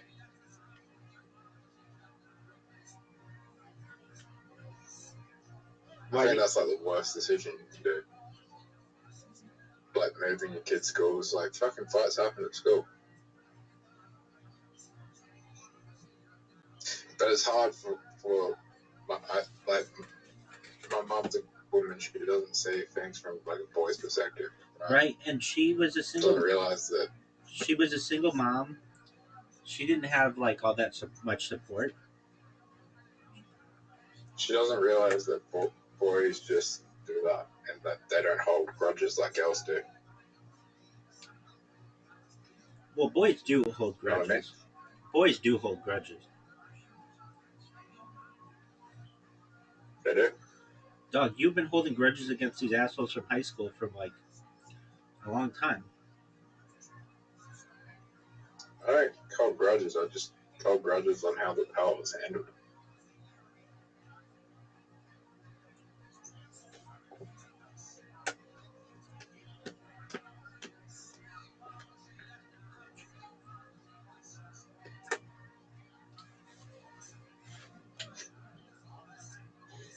If I could go back, I would have fucked them up harder.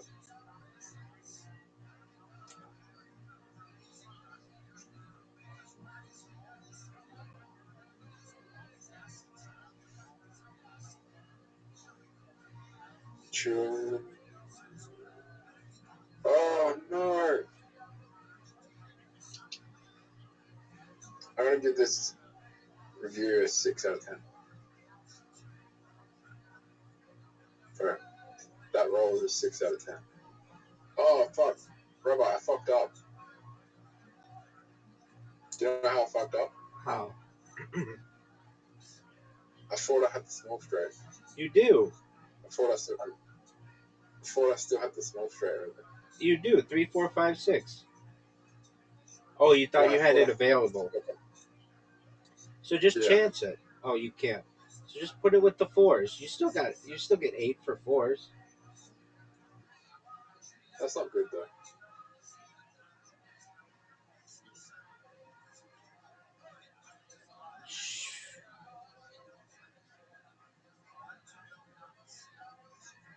You did it 4 times though. I got it 3 times.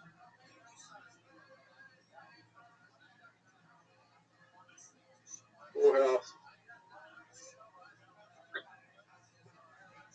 What's the best 4 times you can get? 6s. 6s and a 5.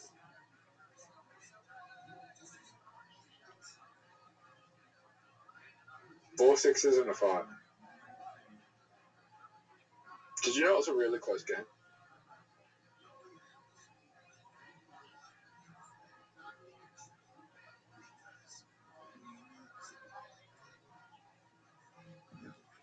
Rabbi, that was okay. 3 times. Fuck yeah. Do I just keep the 5 there, or do I go for the 6? The poorhouse again? No 6s.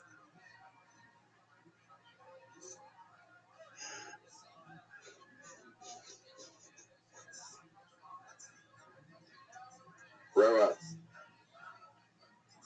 What up, pimp? Give me a 4. when you get Give me a 4.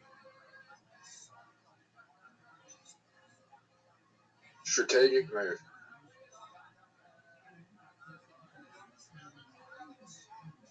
You got 2 points. You got 5s. You scored a 0? Yep. Fucking hell. You took the 0? Yes, sir. 6 6 6 6 6 6 6 6. Do you think the right side or the left side is more important? It's a good question.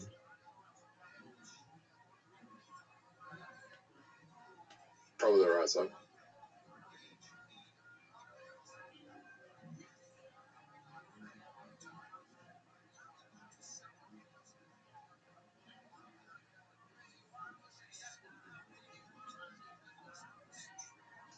I just got a small straight. No. Rabbi, what have I not played yet? Dog, you haven't played a large, a 5, a 5, and a 3. Or it's 5 6s and the 5 straights. 5 of a kind and the 5s. Rabbi, do you hate?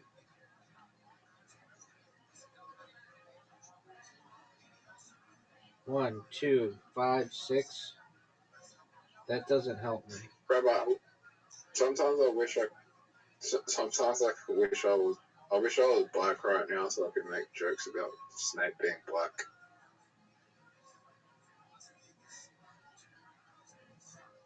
Without being racist. That doesn't make any sense, but cool.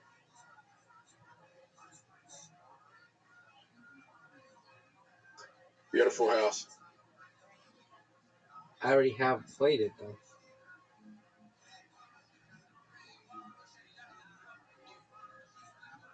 Fucking hell.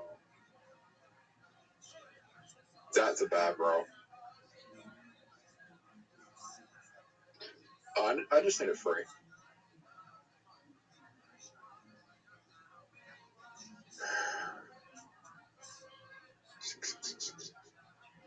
What would you do in this situation?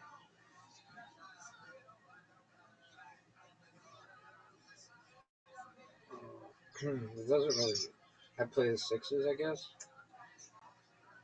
Come on, give me some fours. I missed the bonus. Give me a 4. Give me a Did you get the 4. bonus? I got the bonus. How much you get the bonus?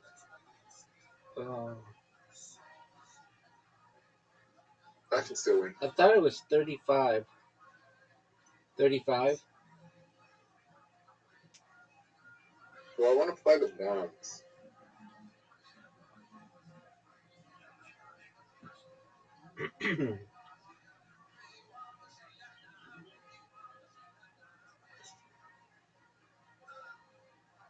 Do I want to go chase for the ones? How about you just choose something?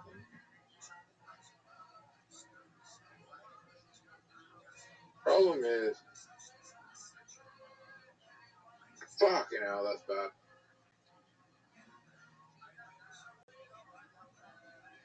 Do I play the 5 times here? Rabbi, what's the best option here? Just put something down, dude.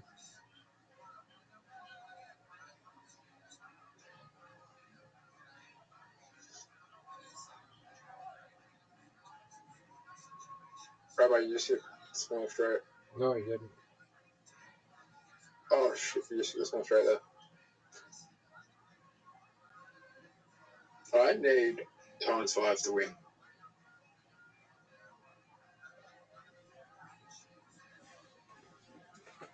The only way I can come back is get a times 5. You think it's over for you, Zoot?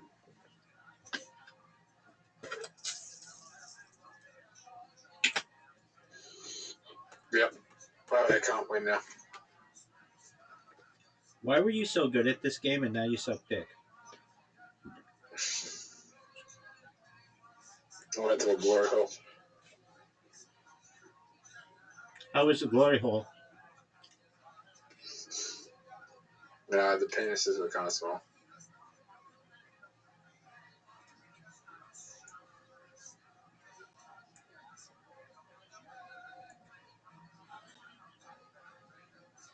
Zoot, it's over for you. There's no way you win this. It's impossible.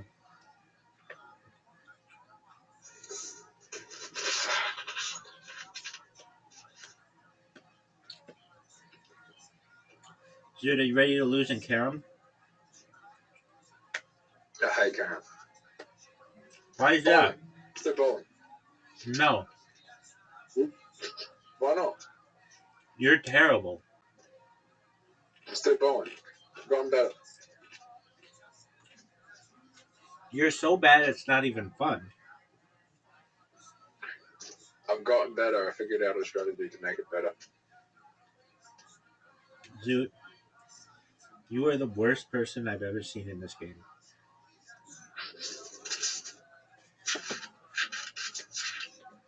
Okay. Is that true? Yeah, Then why did I just get a 7? that sucks. Fucking hell, that's a hard shot.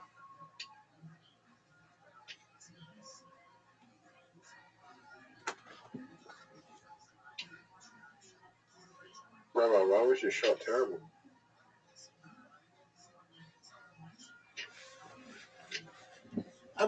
Rabbi, I wanted you to feel like you had a chance at beating me, but I'm just going to destroy you.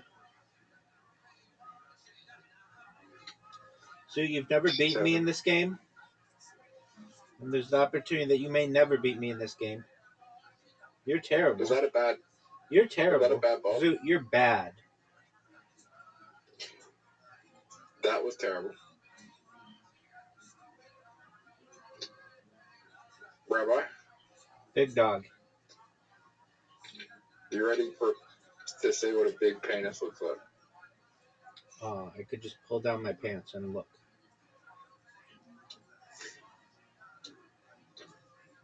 The whole world's seeing your penis.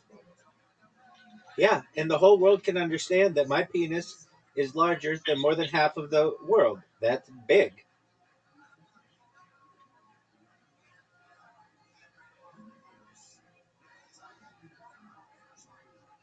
Zoot, you're just garbage at this.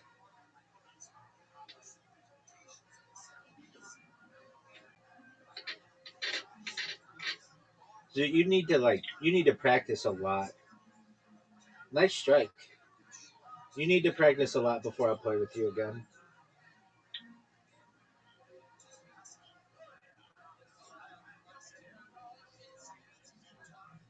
I need to practice a lot. Yeah, you will need to practice a lot before I'll play with you again.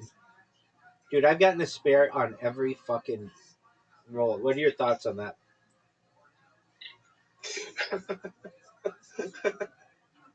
Fuck. Zoot, you're dog shit. What are your thoughts on that? Terrible. It's like you're not even gonna get 50. And you haven't even had your last strike, last round yet. Fuck, you could get into the hundreds. No, I can't.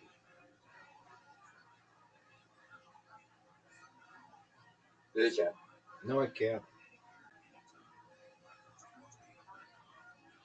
Zoot, you're dog. Zoot, you're What? dog shit. Why didn't you get a bonus on the last bet? That's not how the scoring works.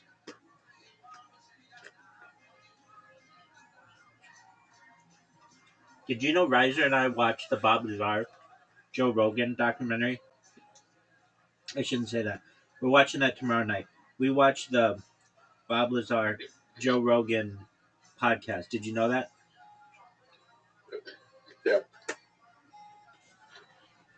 Do you think it's fair that only one person from SA gets to go to state finals? No. Oh, wait. Yeah. It is. It should be one person from South Australia and 5 people from Melbourne and 5 people from Sydney or whatever, their states.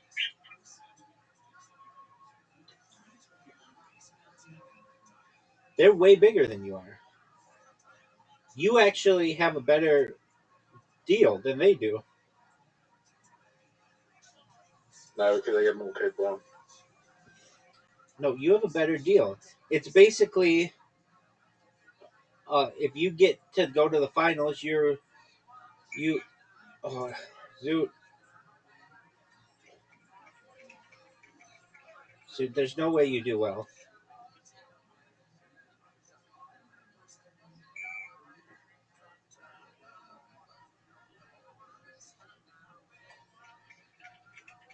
Chaz?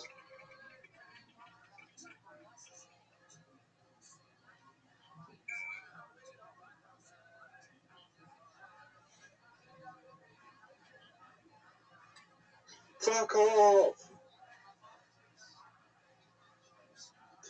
Hey, Rabbi. What up, pimp? Have you ever thought about taking up beer pong for a living? I already have. I already lived that life, my friend.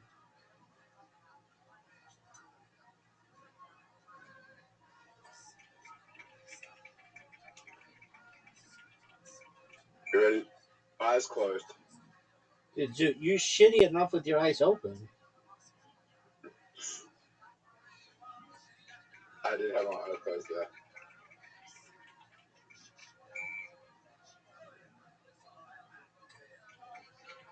I saw you do that shot with your eyes closed. I'm impressed. Thanks, baby.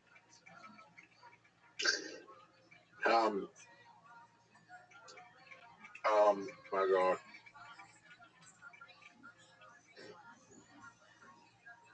Are you ready for the greatest shot of all time? Yep. What the hell just happened? Zoot, you're dog shit. Why doesn't it give you...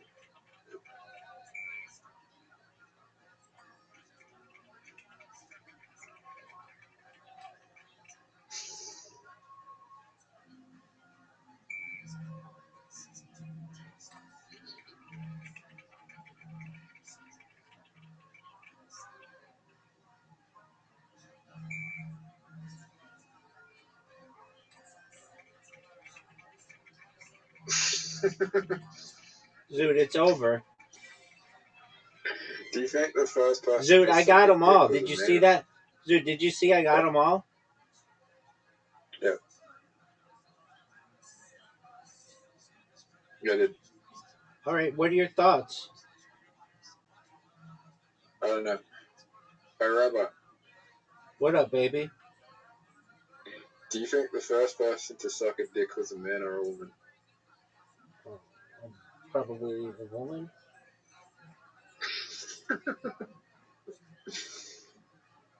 You gotta hope so.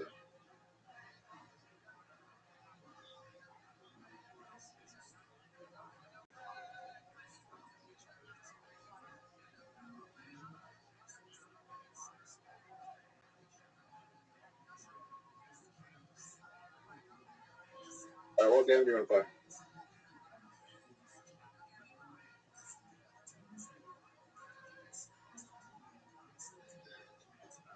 Rabbi, Zoot, I've beaten you in everything. Soccer.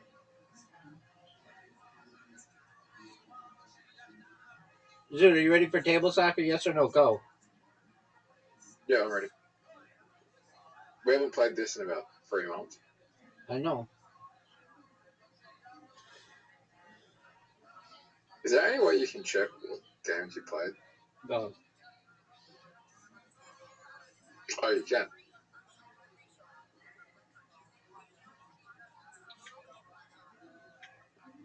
Zoot, you're up. Everybody's waiting on you. I'm going to take Australia. I've got Australia. I've got Australia. I've got Australia. I've got Australia. They should have New Zealand as well because your flags are so similar.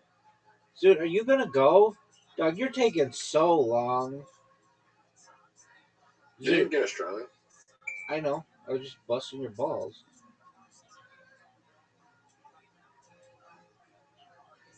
Rabbi, did you know that you have a really bad defense?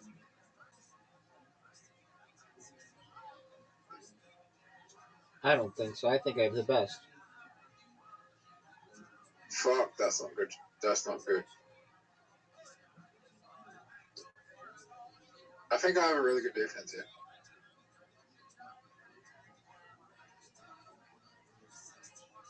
You're just gonna pass me the ball. Rabbi, Go, Zoot. you ready for the rank that shot out of 10? 0. By 0. STFU, dog. I think I have a better setup than you. Okay, well, just let's see it. Go. 3, 6. Kaboom. I actually am happy with that shot.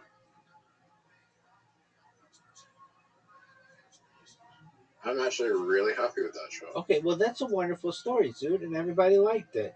How about you go?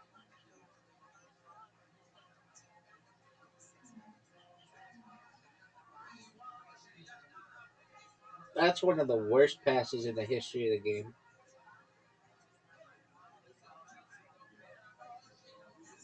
Terrible shot. Terrible. Terrible.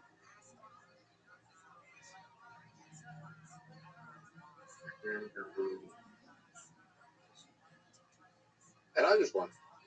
Are you sure? Fuck off. Why did you just say fuck off? You know that we can I was hear. talking. You know that we can hear you. You know that I can win. Zoot, why did you say fuck off?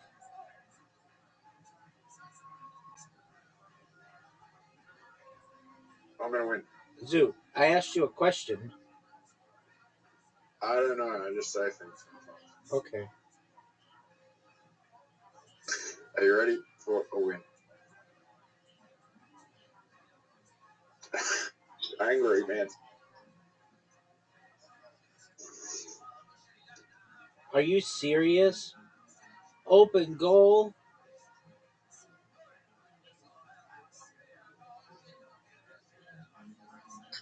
Bro, I just got a lot of trauma. Right? Just like thinking back to the trauma makes me tick a lot. Okay. And what have I told you? You need to seek psychological help. It's free.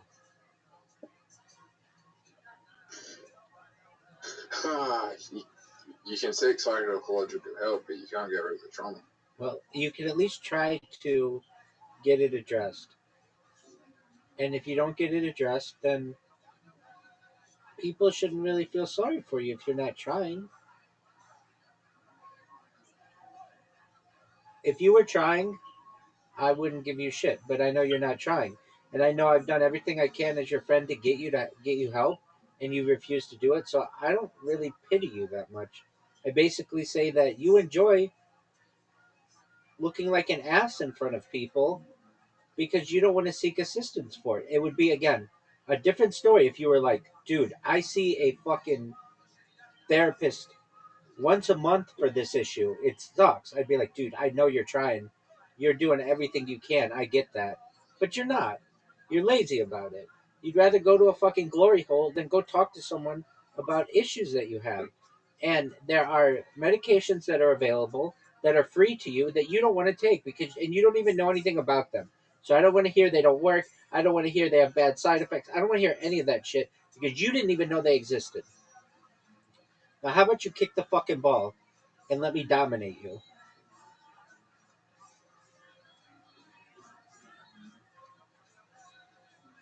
Are you proud of that shot? Yep.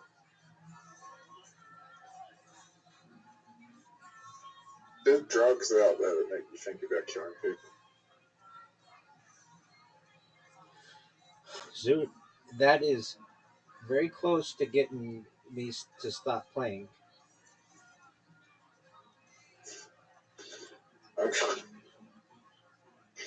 I'm gonna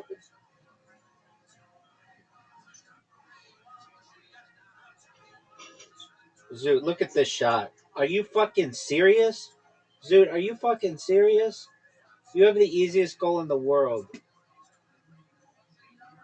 Easiest goal in the world.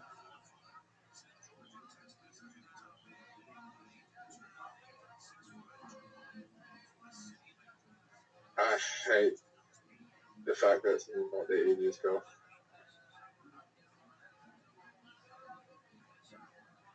Fuck. Fuck. You know what the worst part is? There's nothing Oh wrong no, with this it. is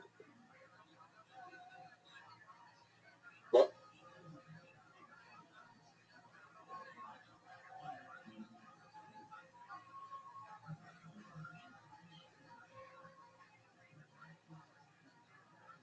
That's annoying. What's annoying? The emojis. I agree. I don't like it Why are you doing it? because it's annoying as piss. Zoot, why is your guy in the way? Oh, dude, what a box out. Zoot, did you see that box out? Sounds good at the shot I'm about to take. Your shot sucks, son. I just blocked you multiple times.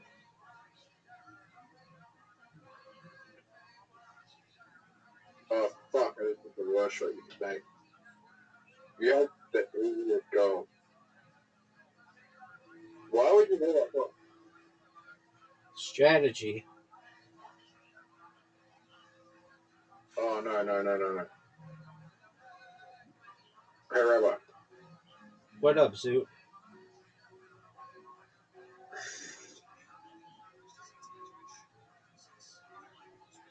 See, how certain are you that Cronin's will work?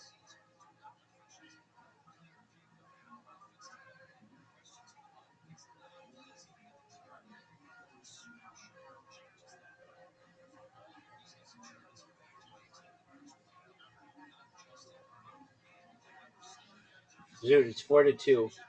What are your thoughts? Are you certain mine uploading technology will work? Eventually, if given enough time, yeah.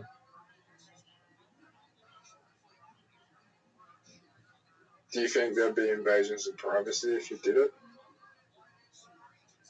Yeah? Do you think that's a good thing? Well, it's not something that I control.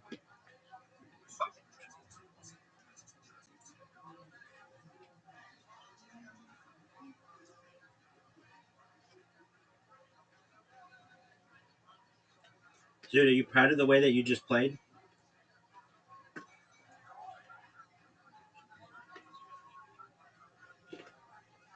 Yeah.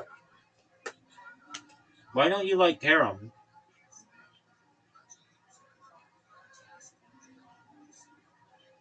I don't like Tiger.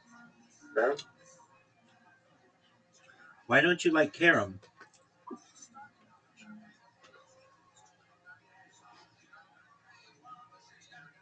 Fine. Karen's like,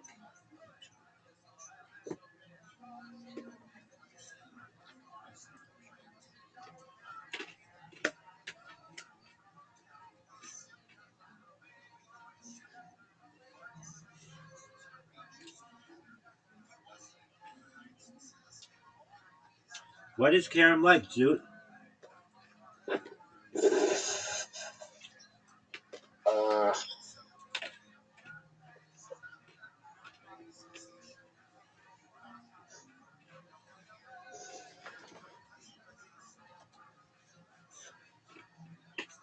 I've got no idea.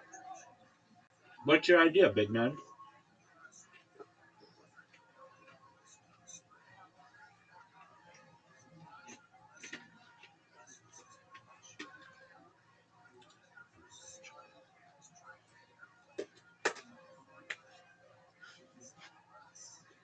Zoot, what is your idea?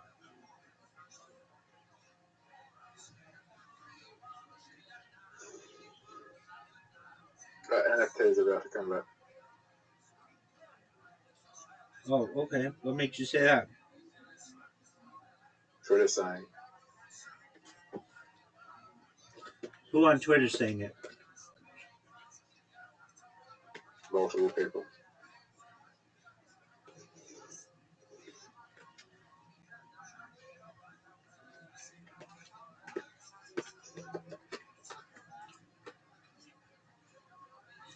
Is Bitcoin Obama one of them? Bitcoin Obama's chill. Are you in love with them? Yeah, I want to watch him do porn. Does he do porn? He tried. Did you watch it? Yep.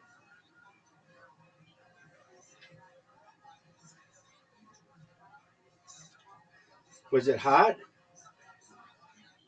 Yep. Okay. With whom did he have sex? A midget. Really? Yeah. Boy or girl? Boy. Oh, his friend? Yeah. Okay.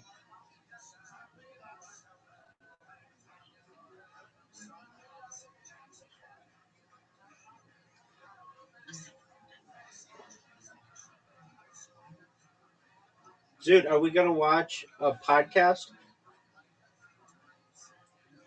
Before. Kill Tony?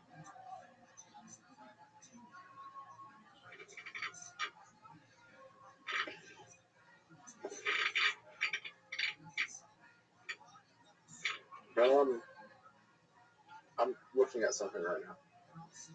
What are you watching? Looking at NFTs. What's your favorite one?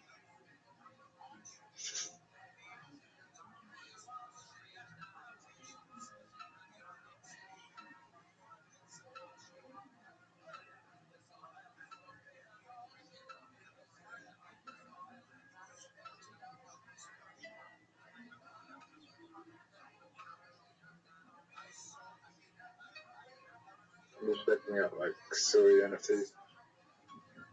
Are you sure? Yeah, I'm just looking at NFTs on different.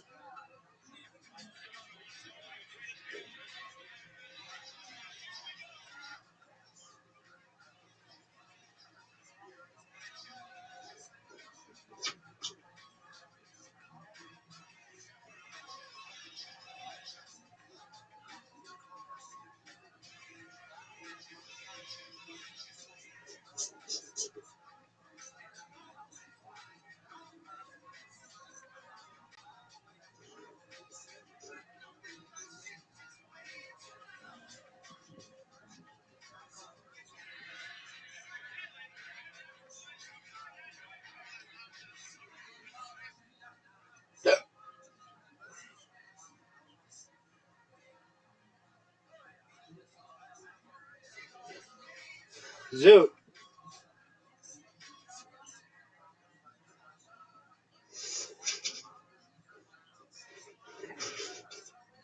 But I have a question for you. yeah, what's your question? My question is this.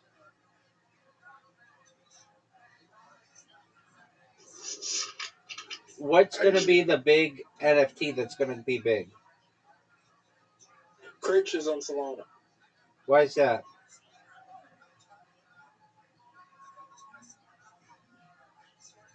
They're the first NFT collection on Solana.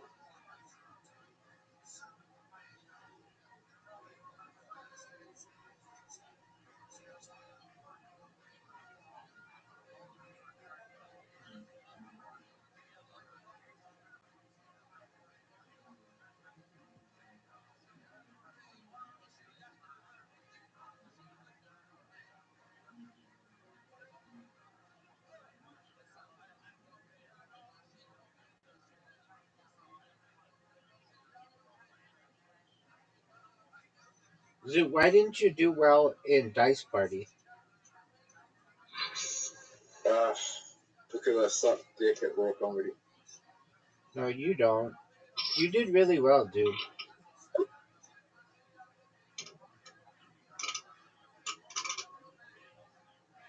Nah, it's not about finding the best comedian.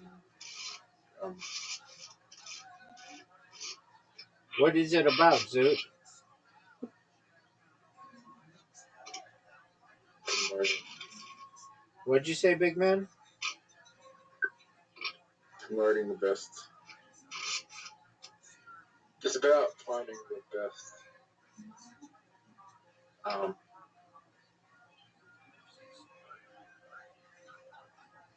best marketable person. What's the girl's name who won? Kelly Harrison. Does she have a chance to win?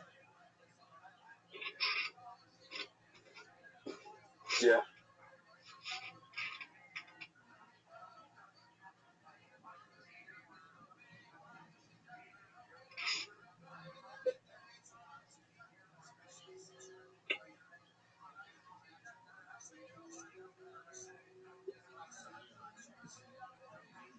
And if she wins, you could basically say that you got second in the entire country.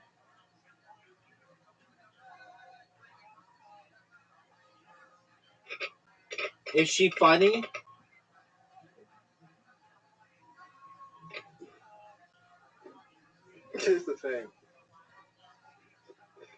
don't think she was the best performance of that night. I don't think she was the best performance of that night. And a lot of people would agree with me on this. The first time I saw her, the crowd did not like her at all.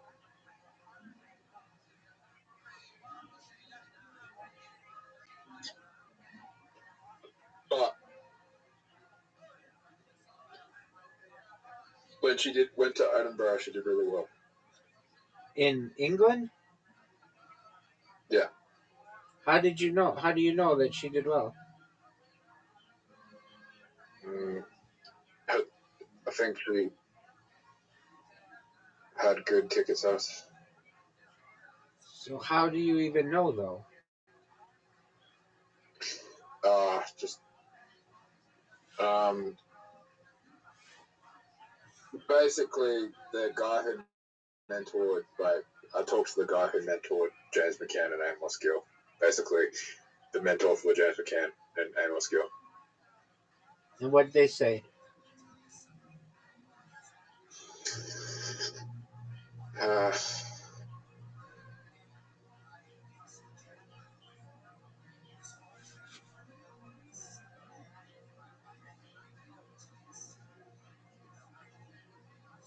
And what did they say?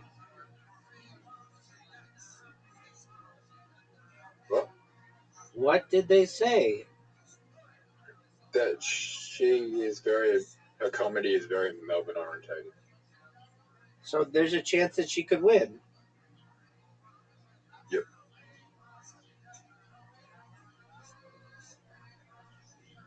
Do you think she's gonna win today? This like, give me odds. What are the odds that she wins the whole thing?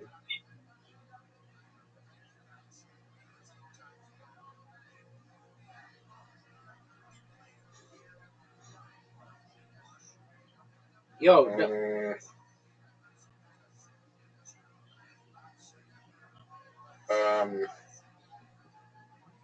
1, 2, 3, 4, 5, 6, 7, 8, 9, 10. 1, 2, 3, 4, 5, 6, 7, 8, 9, 10, 11, 12, 13. 13. 1 in 13. No one's won in South Australia in 13 years. Maybe a 10% chance. why so low?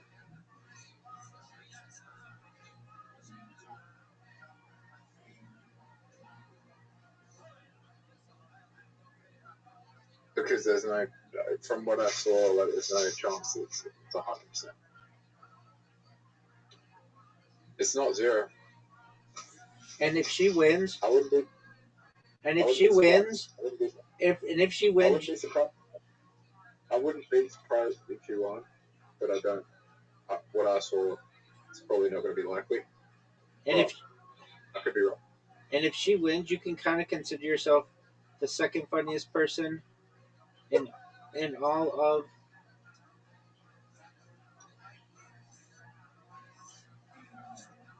in the whole all of Australia.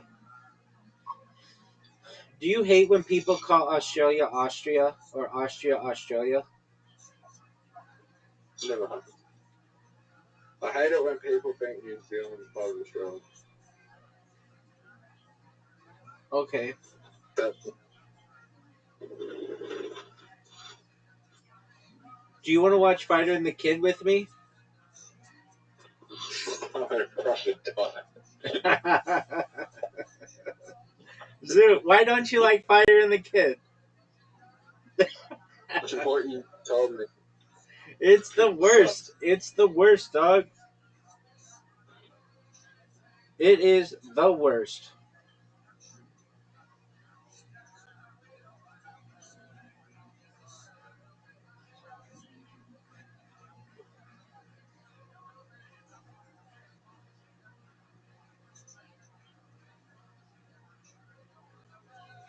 Do you want an update on Brendan Schaub and Brian Callen, aka the Fighter and the Kid? Are you ready for it? Is he in jail yet? No, I don't know if he's going to jail. These are accusations. he didn't do it. The only thing he's done is stuff that's like civil, maybe fraud, but like that's not like hurting anyone sexually or anything. The other guy, Brian Callen, if he didn't have good lawyers, he might be in jail right now. But he has good lawyers. Because he had money. Exactly. And the other guy, who Brendan Callen or Brian, who Brendan Schaub does a podcast with, that guy went after minors, and if he wasn't wealthy, he would have uh,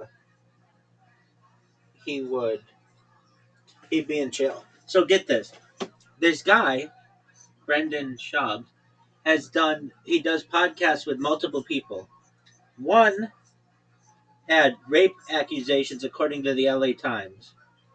The other allegedly asked underage girls for nudes. What are your thoughts? How old was he when he did that? Oh, he was like 35. Uh,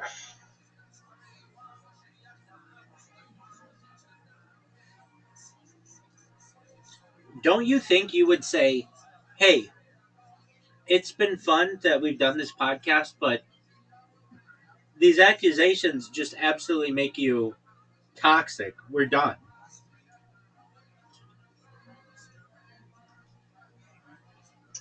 yeah. Exactly. I mean, yeah. Thing is, it's independent. It's independent media, but they're gonna lose sponsorships by being with them. So Yeah, I mean, I believe everybody deserves a second chance or whatever. That's cool, but um, do I really think that Brian Callen raped a chick? I think he was probably aggressive with some women and got in trouble for that. Do I think that the other guy asked chicks for nudes, underage girls for nudes? Yeah. Is that the that's worst? gonna be Is that the worst thing in the world?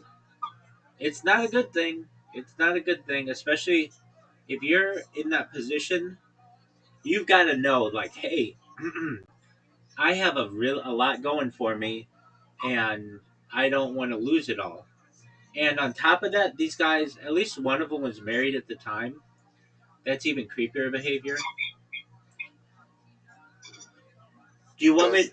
Do you want me to read everything that happened, I'm good. Doug? Why don't you enjoy this? You know that there's a Fighter and the Kid that airs tomorrow, don't you? Yeah. On what days does the Fighter and the Kid air? Zoot, go. I don't know. The Fighter and the Kid airs generally on Tuesdays and Thursdays every week. Are you aware of that now? Yeah. Okay. Well, On what days does the Schaub Show air? 12 o'clock. No, that's not a day. That's a time. And maybe it does air at 12 or whatever, but sometimes it's released. Now, it used to be put out on Mondays, but then it went to twice a week, and now it also comes out on like Tuesday and Friday. Okay. Now, with that being said, and what day does the Golden Hour come out? The Golden Hour is taped generally on Mondays, but it comes out on Fridays. So it's always like they're talking about old news every week. They're talking about shit that like they'll be like, man, I wonder who'll win the Super Bowl this weekend or whatever, and that might be different. Like they'll be like, I wonder who's going to win the NBA title, and then when it airs, the NBA title was played like 3 days ago. Does that make sense to you, Zoot? Yep. Hang on. Zoot, I'm looking. Zoot, what other questions do you have about Fighter and the Kid? That's my question for you.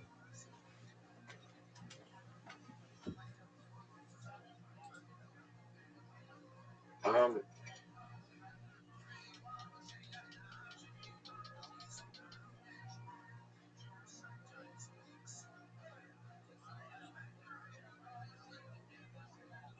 I don't have any questions about firing the kids, and I hope if there are really allegations of these people, that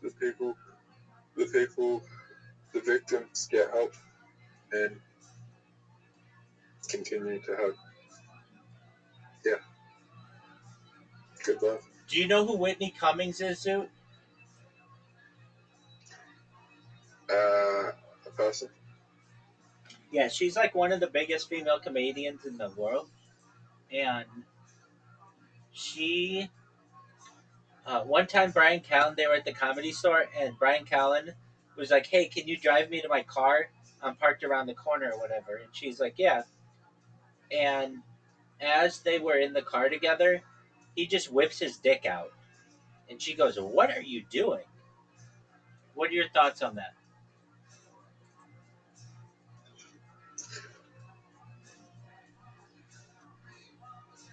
I don't know.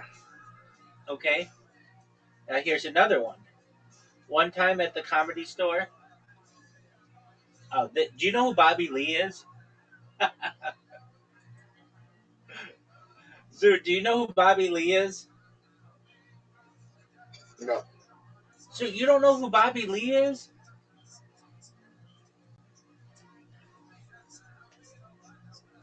He's putting out a special.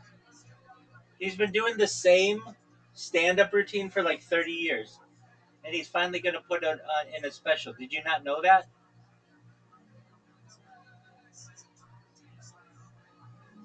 All right, so Zoot, I'm gonna teach you everything you need to know about Bobby Lee. This is ridiculous. Remember that time I sent you that big long list of Reddit posts and I said to watch it? Yep. All right, so many of them had to do with this situation. So Bobby Lee had a girlfriend slash fiance slash girl he called his wife. Her name is Kalila. All right, do you understand that?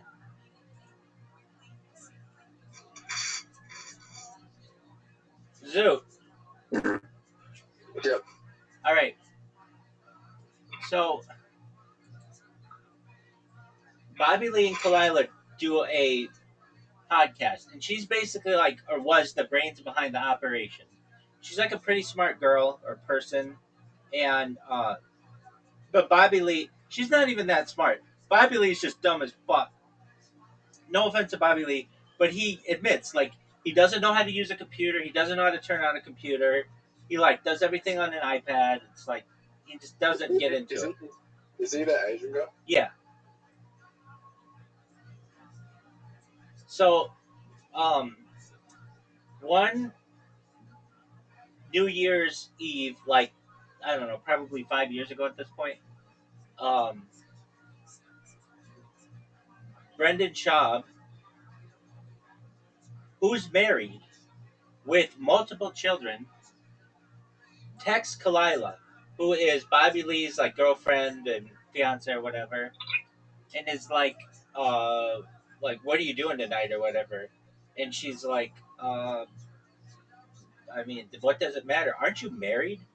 And he's like, yeah, but it's just like for show or whatever. Like, we don't really love each other or whatever. Like, okay. So then, this is so funny. And you don't care at all. And I don't care. I want the world to know about this story. I'm not the only person who cares about this story. There are 150 homeless cats, as they call themselves, and we call ourselves, in the Fighter and the Kid subreddit, who care deeply about this lore. So, Brendan Schaub, um, basically, there was a subreddit. You know what a subreddit is, right?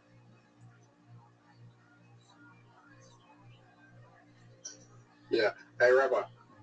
Zoo, I'm telling a story. Yeah, I do. Okay.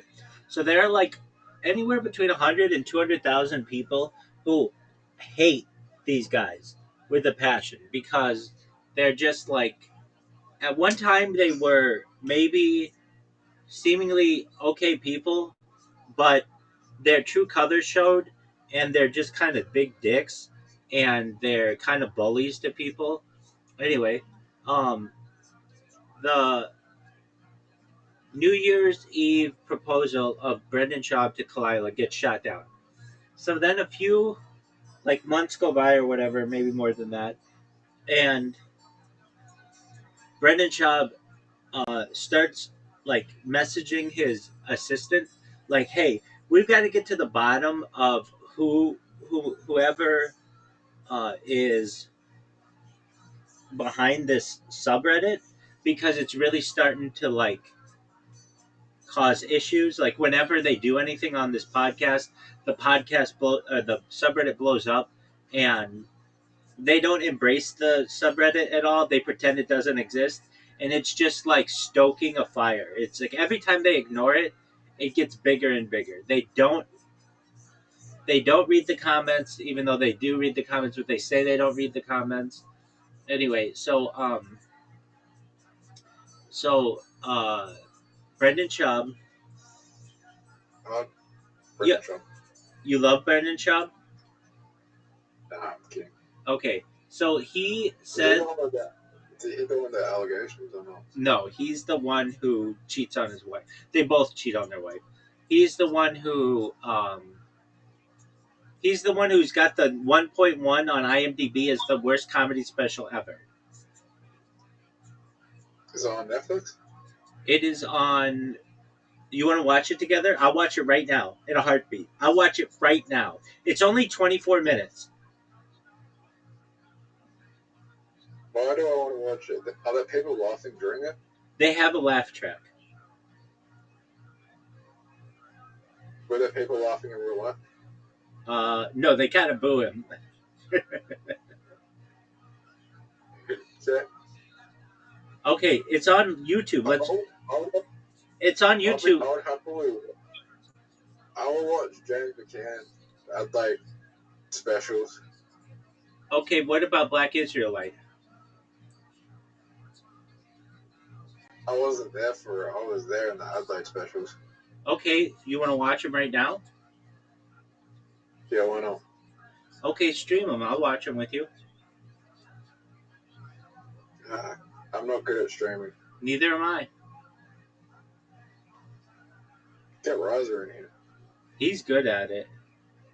I don't like to stream because I like using my phone for other shit. Yeah, what? James McCann. I'd happily watch James McCann. Okay, so let's watch it. Rabbi. What up, pimp?